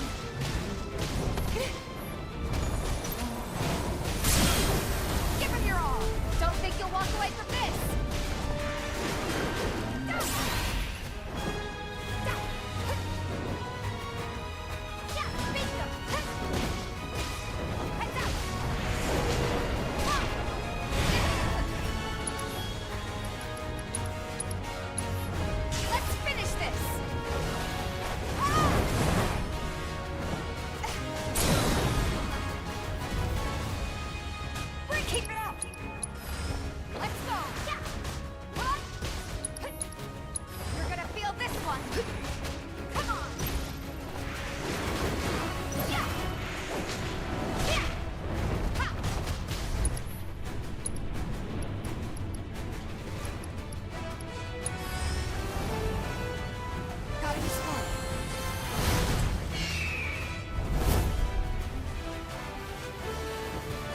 This might not be good.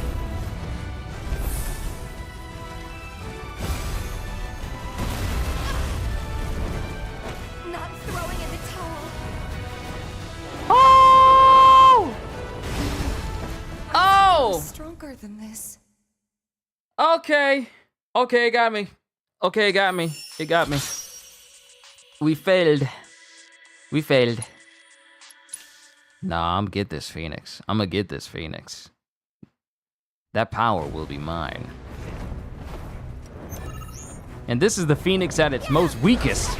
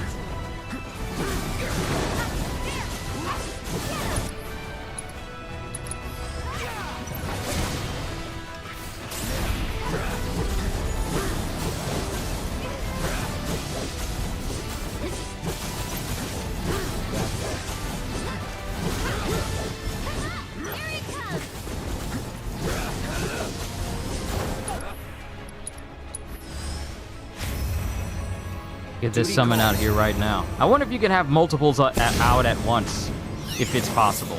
If not, then that's fine. I feel like it'll be too much stuff on screen anyway.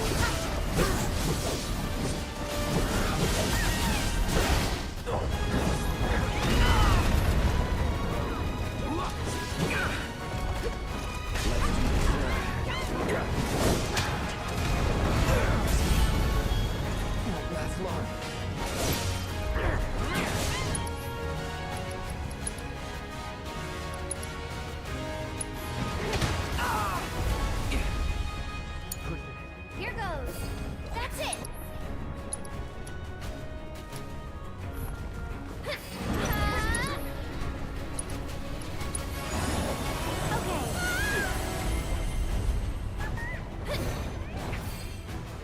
Here it comes.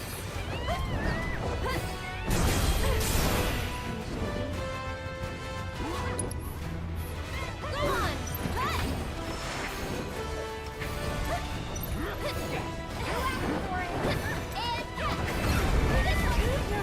All out. Go on. There. Can you take over for me? Get it up.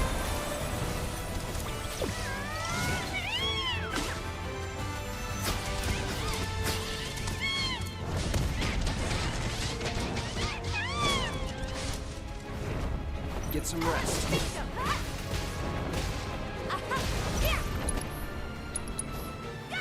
Don't think you'll walk away from this.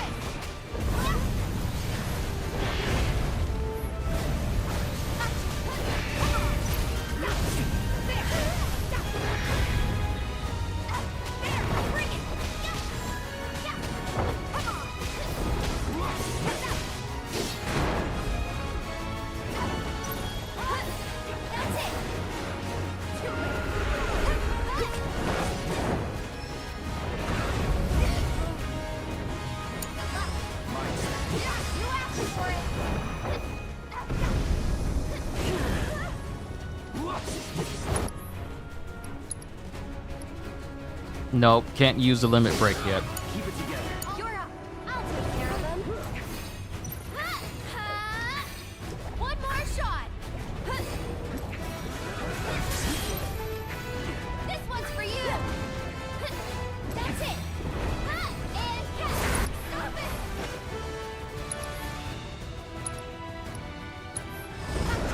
I'll take care of you.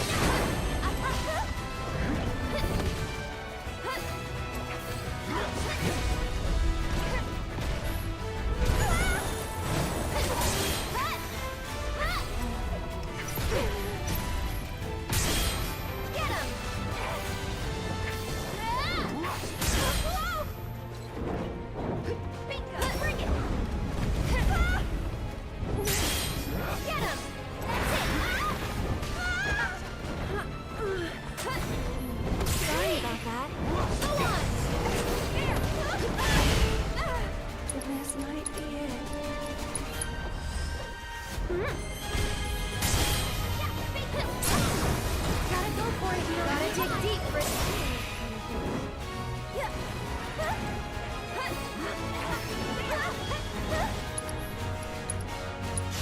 bless them with your love and grace. You asked for it. Tagging out. I got this. You're out of luck. One more. Come on. Don't overdo it. Let me handle this. Giving it my all. Ah! Go on.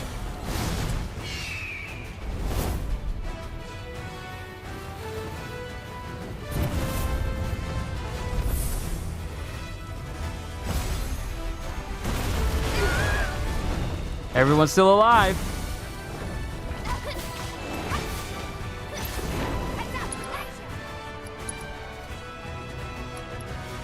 Let's see. What will this do? Unlimited magic.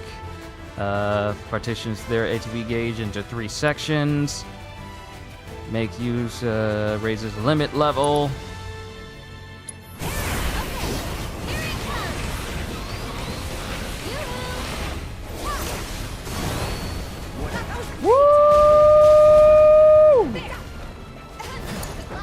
So it's my turn?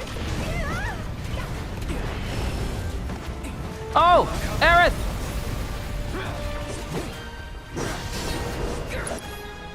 Trying to be slick, huh? Trying to be slick, huh?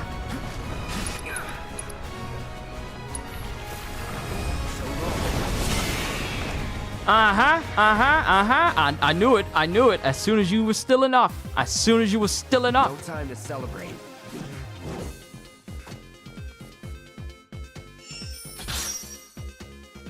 That was significantly tougher than the Titan fight. Mainly because Phoenix knows how to call in That was a ads. masterful victory over Phoenix. The flames it conjured were so captivating. I could hardly look away. With an immortal ally like that at your side, you've nothing to fear. Not even death.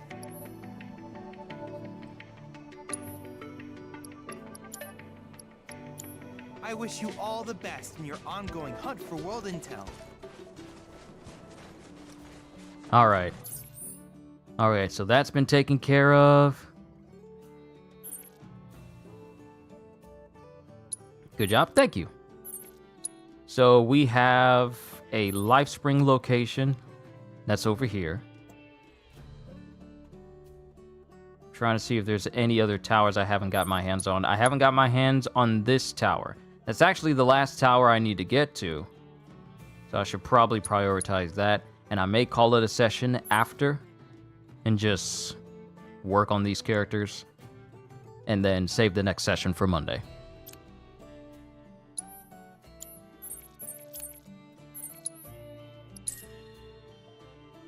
Yeah, I'll do that.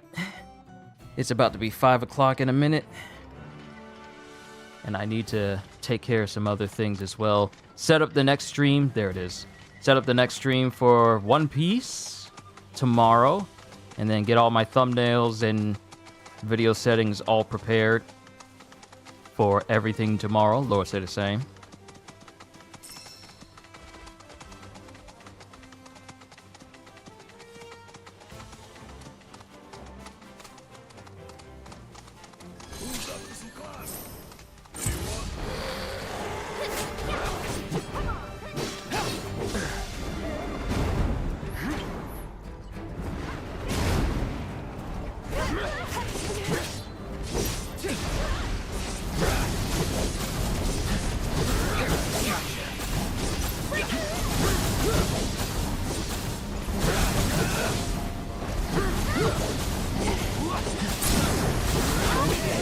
This dodge move right here, so good for chip damage and rapid hits all at once. Oh, nice. HP up materials improved.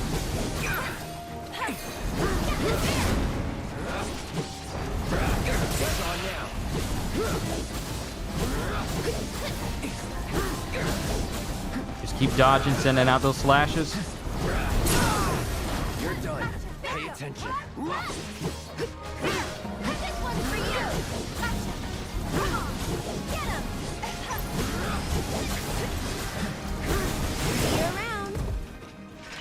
That dodge move is so good. Don't worry, Belle, we're good. Just need to get up to this tower. Then I'm gonna call it a session afterwards.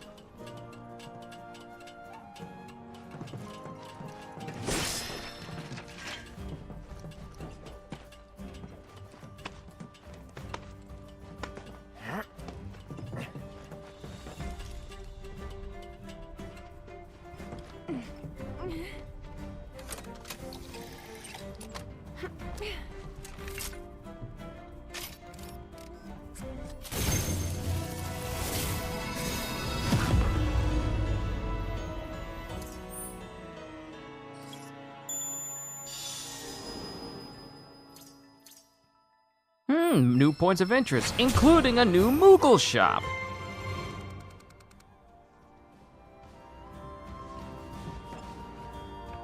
Question, and this is a very serious question because it pertains to this playthrough. Would you guys be too opposed to me just messing with the combat trials off camera?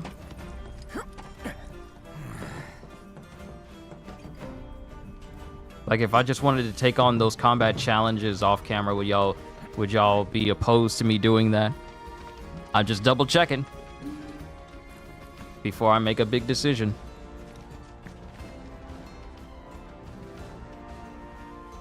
You know what? Never mind. No, I'll keep it on stream. Let me go ahead and save. And since I can go back to the grasslands, I can, farm there as well and improve my materia and do everything there and whatnot, yada yada. But ladies and gentlemen, will be the end. That's good with me. Okay, all right.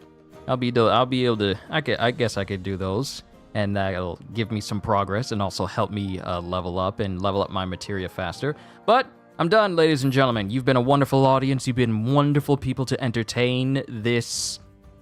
You've been wonderful people to entertain this evening, and I'm looking forward to the next time I get to entertain you, which will be, later tonight after I upload my reaction to One Piece, and then continuing with reactions to the newest chapters of One Piece and Jujutsu Kaisen tomorrow for all of you. And then the rest of the week is going to be filled with so much fun things to do. But you've been wonderful. I love what I do, and I'm so grateful that you guys enjoy what I do, because that means I'm doing something right. So hope you all enjoyed. Can't wait to see you all in my next video. Like, comment, even subscribe if you haven't already, because I am always looking forward to entertaining you. So have a fantastic day, and once again, as always, later peoples!